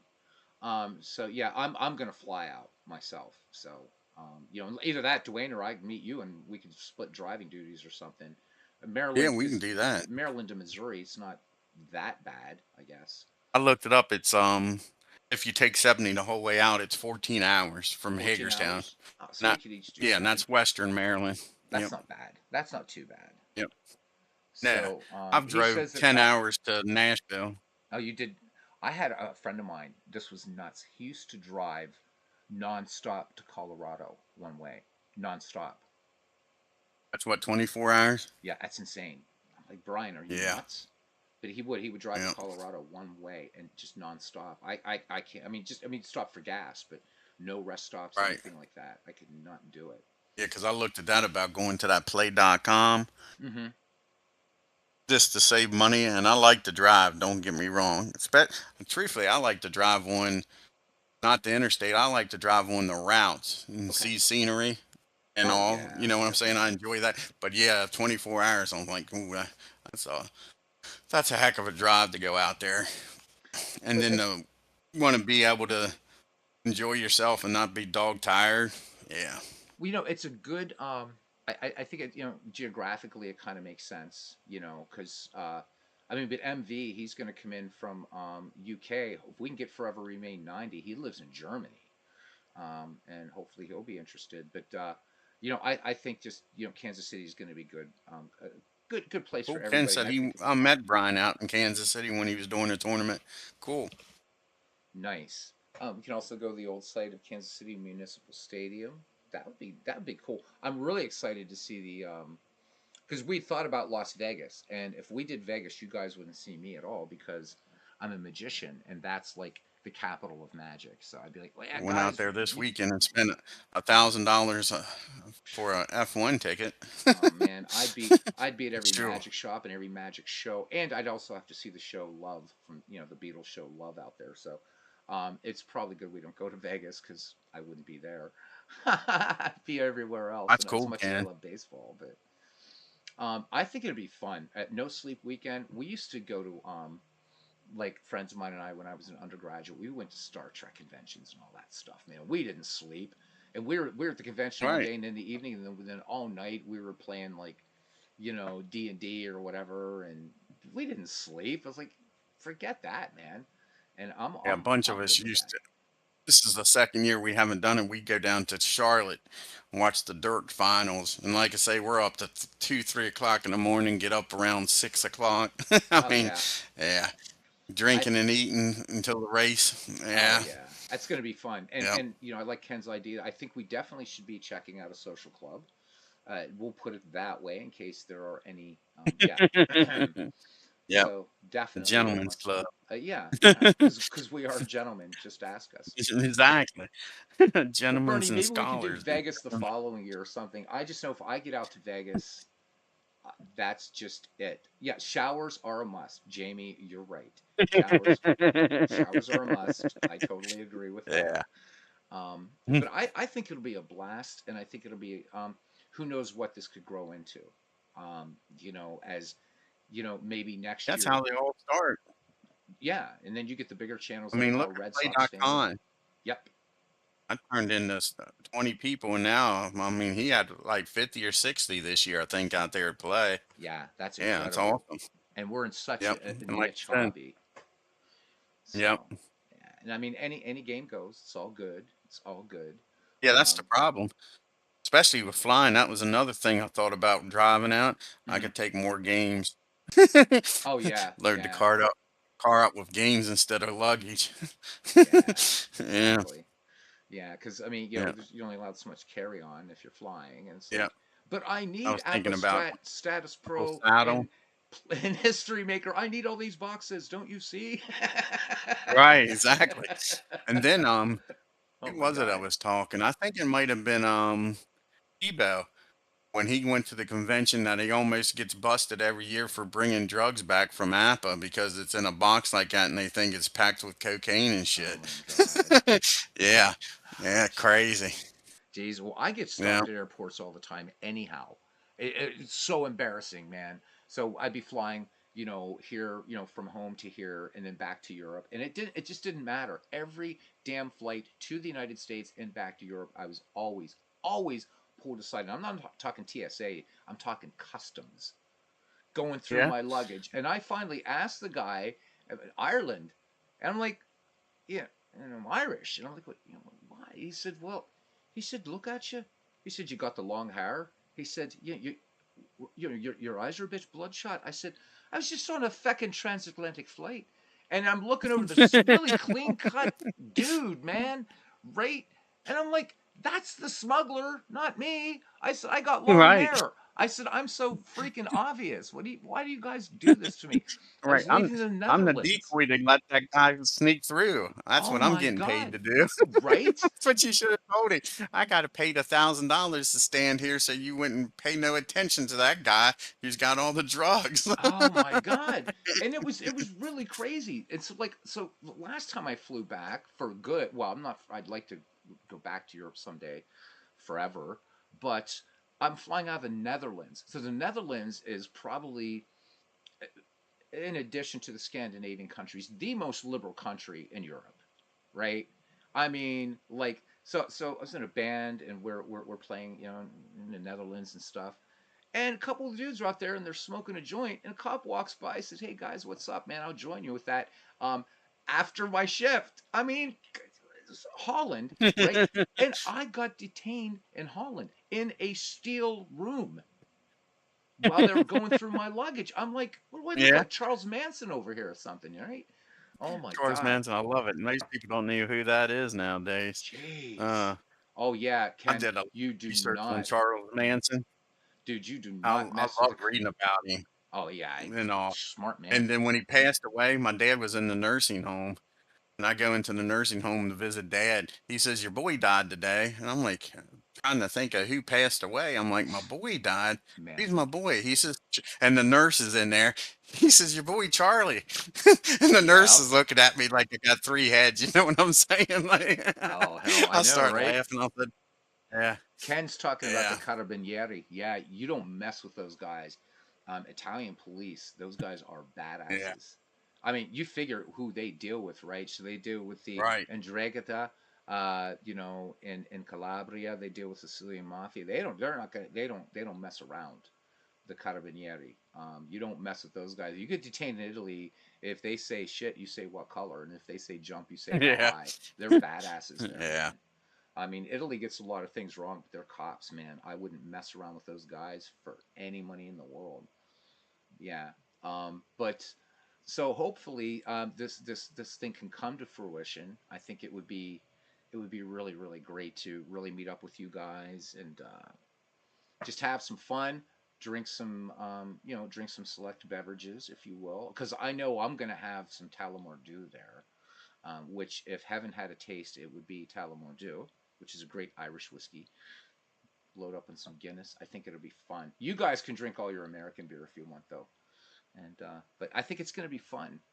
I really do. And Yeah, I I hope know it Bernie. I will hope be. you'll Yep. make it out. I hope you'll make it. And John, if you can, it'd be great. Everybody will have plenty of time, plenty of Got to notice. get the heretic over here. MV, he says he'll fly to Yeah, anywhere. mm, I'd yeah, love. yeah. Who else I want to get here is Chris Slovic, but we've got to Yes. really work around him because yeah, that's a bit of a commute from Pakistan. So Yep. Robbie, we haven't seen Robbie Wartburg probably what 4 months. Have you seen him in I your haven't seen channel? him nowhere. Right. Nope. Yeah. It'd Yep. be nice to have Robbie, but I don't. We'll probably see Robbie during Christmas break. He's taking online courses at some university, and I never got a chance to tell Robbie being an undergrad isn't that hard. So um, it's when you get to grad school that you actually have to work. But there you are. Ken says the Carabinieri took him I was aside just because reading it. he was looking at a French magazine. They asked me if I could read French. Are you an American? They're bastards. So if we can get Robbie, so Bernie says he's going to be there. Um, so Bernie, that chat with him last night was a blast, and Yes, it was. yeah, it was. I want to get him on for part two because I read this great article about the doom and gloom of Fenway in the '60s, and I want to get Bernie's thoughts on that. I guess it was a longtime Red Sox fan. The guy's a professor, and he was saying just until 1967 that I guess Fenway Park was could be a pretty dismal place. So in I 1967, it kind imagine of with changed those the game. Yankee teams and all. Wasn't a lot Yeah. of fun up there then. Well, Yep. Well, yeah, and Bernie mentioned last night too in that chat that like the right opening day in 1967, right in early part of this, like there was like nobody there, right? It was like Fenway was empty, and then all of a sudden things start coming together, and then the whole city loved the Red Sox. So, I um, mean, you just and then you turn that around in the late '60s, early '70s with the Yankees. You know what I'm saying? yeah, Boston's winning all the time, and nobody wants to go to Yankee Stadium with CBS owning them. oh my God, and Yeah. The Yankees Yep. sucked in the late '60s too, right? And if you look back in history, it's amazing how that works in that division. One of those teams normally are smoking hot. It wasn't until the late '70s, early '80s when they both started playing good ball at the same time. You know what I'm saying? Yeah, you bring up a good Yeah. point, and it's kind of Yeah. fun to sort of trace that through. But you're actually right because right, the Red Yep. Sox getting good in the '60s, and what the Yankees were in last place in 1968, was it, or something like that? Or Exactly. yeah, Yep. yeah, And they then, like you say, sneaked the up on dead them. ball era, the Islanders and the Yankees, and didn't hear about them. You Nope, know what I'm saying? Red Sox was all that in a bag of chips. Yeah, it's crazy how exactly. that works. Yep, because the Red Yep. Sox did nothing in the '20s, and then that was the Yankees' ascendancy. So, Yep. and Harry Hooper called it right. He said these Yankee teams were the Red Sox teams of the 19 teens. But Harry Yeah. Frazee got his damn musical. So, there you go. Um, so Ken says his first game at Fenway in 1963 was empty. We did that game. We actually, for Ken, we did that one year Uh huh. in 2020. We did a little surprise for him because he talked about it, and we actually did the game that he attended with his dad in at Fenway on the channel. It was really fun to do that. John said he went to one game at Fenway in circa 1989. Thank you, cousin. I've never been to Fenway. I definitely want to get there. Definitely want to get to Fenway. I've been to Wrigley, so it was these are the two old ballparks, Yeah, right? the only two ballparks I've ever been to is Memorial Stadium, Camden Yards. I love Yeah, Camden Yards. That's a nice ballpark, and I like the fans there. yes, it is. And I'm a I normally go vegetarian. out and set out in the family area, and they have all you can eat out there Oh yeah, for yeah. like $30. The Oh seat and all you can eat. It's one of the better prices you can get for a ball game, I think. I don't oh, know they're if it's went up. I fantastic, didn't go man. last year. And Yeah. I'm a It's out in vegetarian, left right? field. It's busy. It's busy, and I go up there. I said, I'm a vegetarian. Do you guys have everything? And the woman's like, you know what? I'm going to make you something special. And I said, oh, there's a big line. She said, don't worry about it. And the people, the fans, were like, don't worry about it, man. Go ahead, it's all good. I'm like, this is cool. And I'm sitting down there, and Yeah. these Orioles fans are. I mean, they'll talk baseball with you. It was so cool. One of the best experiences I had was the Camden Yards. Really like that ballpark. It's not It as was nice a, as PNC, but it's a nice park. went to I'm gonna opening say it's day. nice. What Come year on. was that? Oh, darn, what year was I? I went to opening day and the idiot jumped out of center field onto the field with his Superman fucking cape. Oh At my Camden, god. really? Yeah, I can't remember. It Oh my was God. might have been I was a I was an acting lieutenant. Okay. So that might have been 2012, 2013, something like that. Beatles opening day, like I Okay. say, and some idiot jumps the freaking center field wall and starts running around with a Superman cape. Oh I'm my like, God. God. What was it in Mm. Camden that everybody was upset about? They made some change to the field or something. What was that? Was that last They year? moved left field out. Yeah, and people Yeah, were like really pissed off yep, about that, I guess, right? yeah. I think it helped them, obviously, Yeah. with pitching. I Yeah. try to get down there more. I mean, I I'm didn't only an like hour it, and a but half from I think an hour and a half from right. Camden Yards where I am. So Yeah, that's why race I wanted an straight down Orioles. 81 to 70. Oh, that's why I wanted an Yeah, Orioles Phillies World Series, dude. I'm near Philadelphia and right. Baltimore. I'm like, come on, and it didn't happen. Yeah. I guess you probably Right? take a, yeah, you take 81 from 81. Harrisburg. Absolutely, yeah. Yep. Just 81 down Yep. and boom, yeah. Yep. So that would have been so much fun to see Philadelphia and Baltimore lock up because I could have at least caught one World Series game because both of those cities are close by and they're Are close you by in for you too. Harrisburg or outside of Harrisburg, I'm Beatles? outside of Yeah. Harrisburg actually, but still, I mean, I hate this part of the Right. Commonwealth. I prefer Pittsburgh, where I used to live and Yeah. work, but yeah. John says now that the Orioles have a good team, they'll probably increase the prices. So, Oh, yeah. But yeah. what irritates me with them, and I'm sure other teams do it, But I didn't know when they're playing the Yankees and Red Sox and all that it's different baseball than when they're playing the Texas Rangers. Of course, that might change now since the Rangers won the World Series Right. because you pay more for a Yankee Red Sox game than you do a Texas game. I didn't realize it was different baseball. It pisses me off. Yeah. Yeah. Yeah. And, Oh, John, you and lived up here in New York. Wow, cool. I'm sorry. Go ahead, Dwayne. I was cool. just John was just mentioning he lived in Yeah. York, PA. York has become a Yeah. really dangerous city, John. It's bad now. It's really bad. Oh, really? Oh, dude, it's yeah, it's crazy. It's like, it's getting to Chicago proportions bad. It's a bad city. Yeah. Yep, Mm. yep, yeah. So not a place I'm gonna hang out in is York, which is too bad. It used to be a nice city, but it's bad. Getting worse, getting worse, getting worse. We're getting a lot of gang activity up here now too. It's not just confined to Pittsburgh and Philly. Pittsburgh's even getting more dangerous now too. Um, Pittsburgh used to be super safe, but it's getting Pittsburgh's getting pretty dodgy. Philly's always been dangerous, but Pittsburgh's getting kind of bad now too. And I've only been in Philadelphia to go to the Eastern Penitentiary Oh, that's a for scary the place. haunted house. Oh, Yeah, it that's so is. scary. Because I didn't know.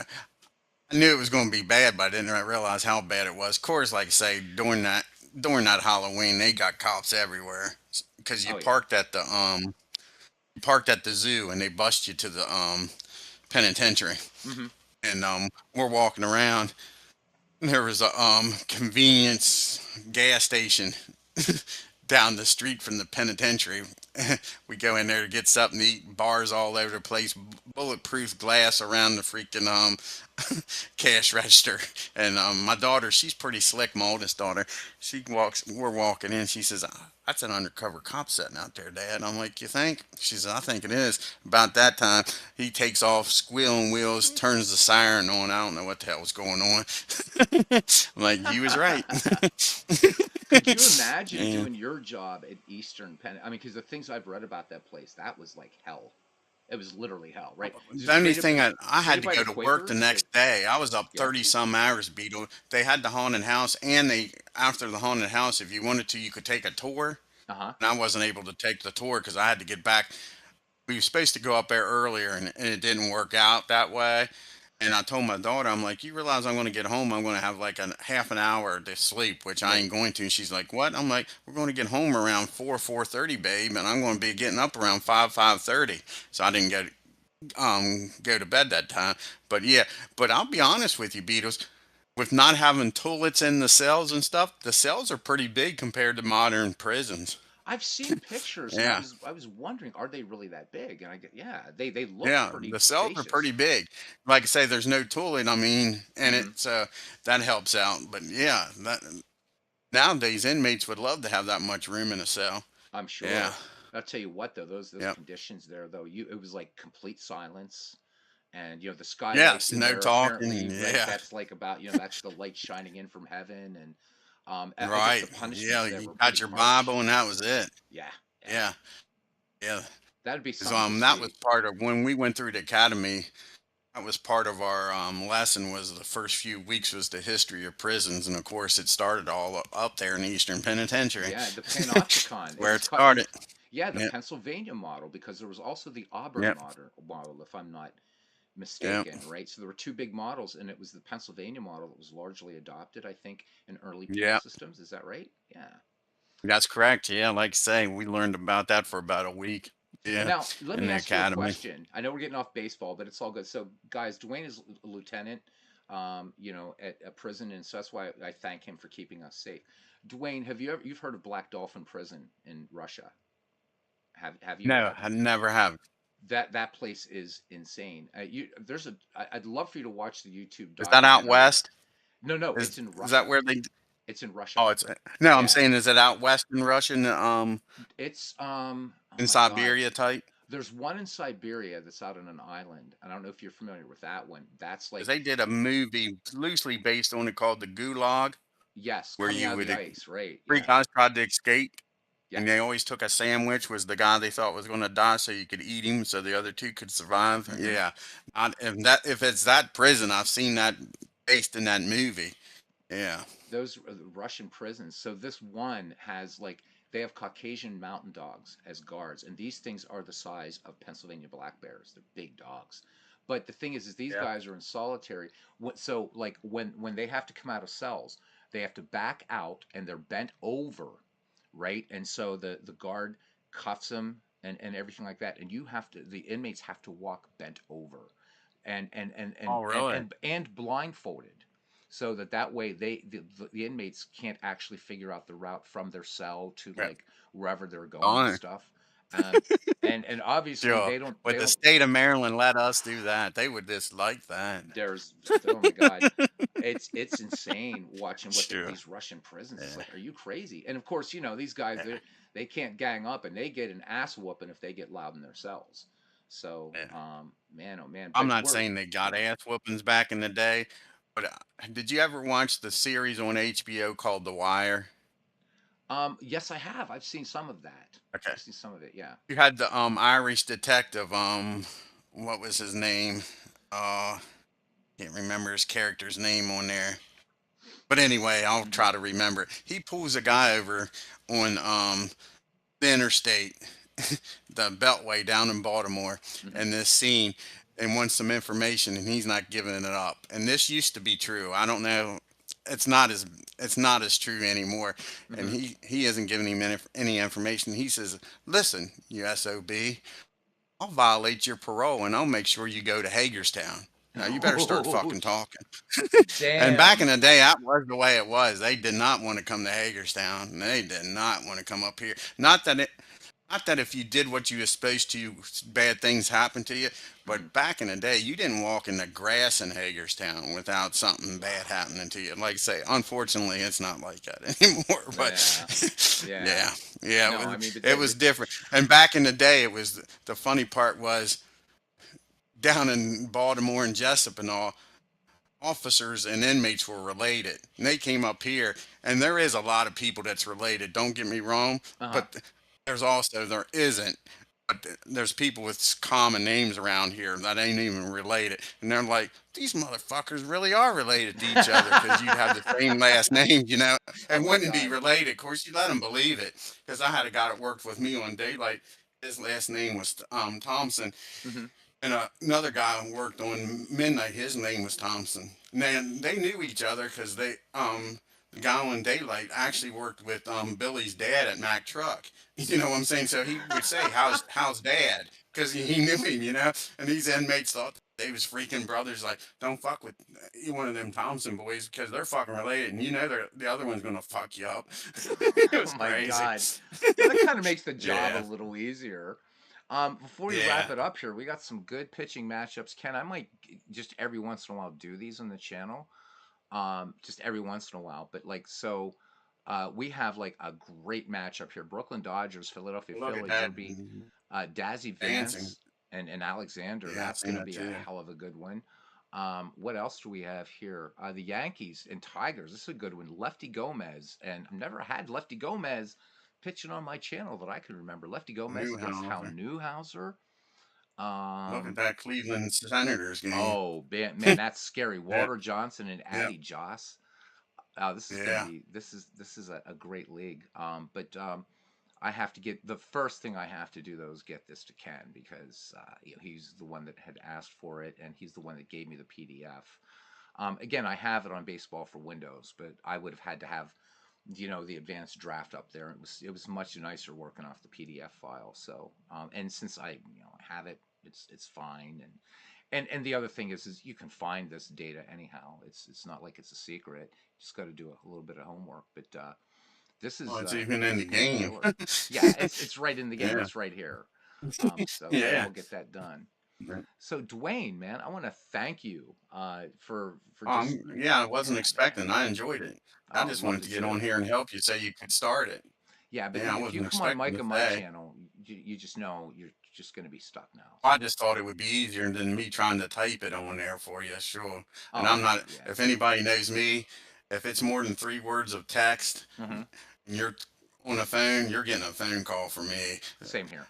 Same Some of the here. guys at work, they figured it out more than my relatives did. Somebody says, "Did you text Marks yesterday?" Yeah. I asked him a question. It was more than 3 words. He called me. I'm like, "You darn right, buddy." Exactly. Oh my God, I was Yeah. with an ex, and this was back across the pond. And so, like, we go out a lot and stuff, do music, and we ended up, like, putting a band together and shit, right? But it'd be just like the stupid things, right? So like we were like gonna meet some people at 8 o'clock at a pub or something, right? She's texting. I'm like, what are you doing? Well, I'm letting them know what time we're gonna be there, and that we're gonna park here and da da da da da. Maybe we'll go to dinner. Blah blah blah. I said, fucking call them.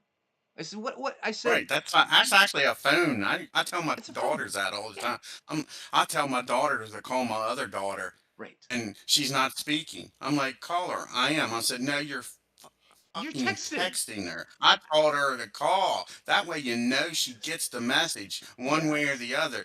Text, it might be 5 hours later and she finally reads it and you're wondering why she's not getting back with you. You Oh don't my know. God. I know, You know right? if she answers the phone or not. So Alexander Yeah. Graham Bell's hanging out. He's like, you know what? All these people here. I can't do Scottish accent, but right? All these people, they're typing and they're doing telegraphing. I'm gonna make a way for people to talk to one another. Alexander Graham Right. Bell does it, revolutionizes the world. And what would he think? People have phones and they type on them now. He's probably thinking, what the Right. hell? I should have just stayed home, eaten haggis, and not bothered. Because it just drives me to distraction, right? I told her, I And said, they, okay, and look, I they, said, you can type 10 numbers and have the person on the phone. Or right. I said, you're typing war and peace. It's never got it. Right. Text, text. Well, I only Yeah. want to Well, call if it's like, it's a call. It's a phone yeah. call. And you would be done. And I said, again, you've been if they texting don't for answer, 5 you minutes. know they're Yeah. doing something. Exactly. Yeah. Oh well, here we go. You know what we're sounding like here? We're sounding like those two old dudes. Get off my lawn. That's what we're sounding like. Yeah. But The it's two old men true. up there in the Muppets in the balcony.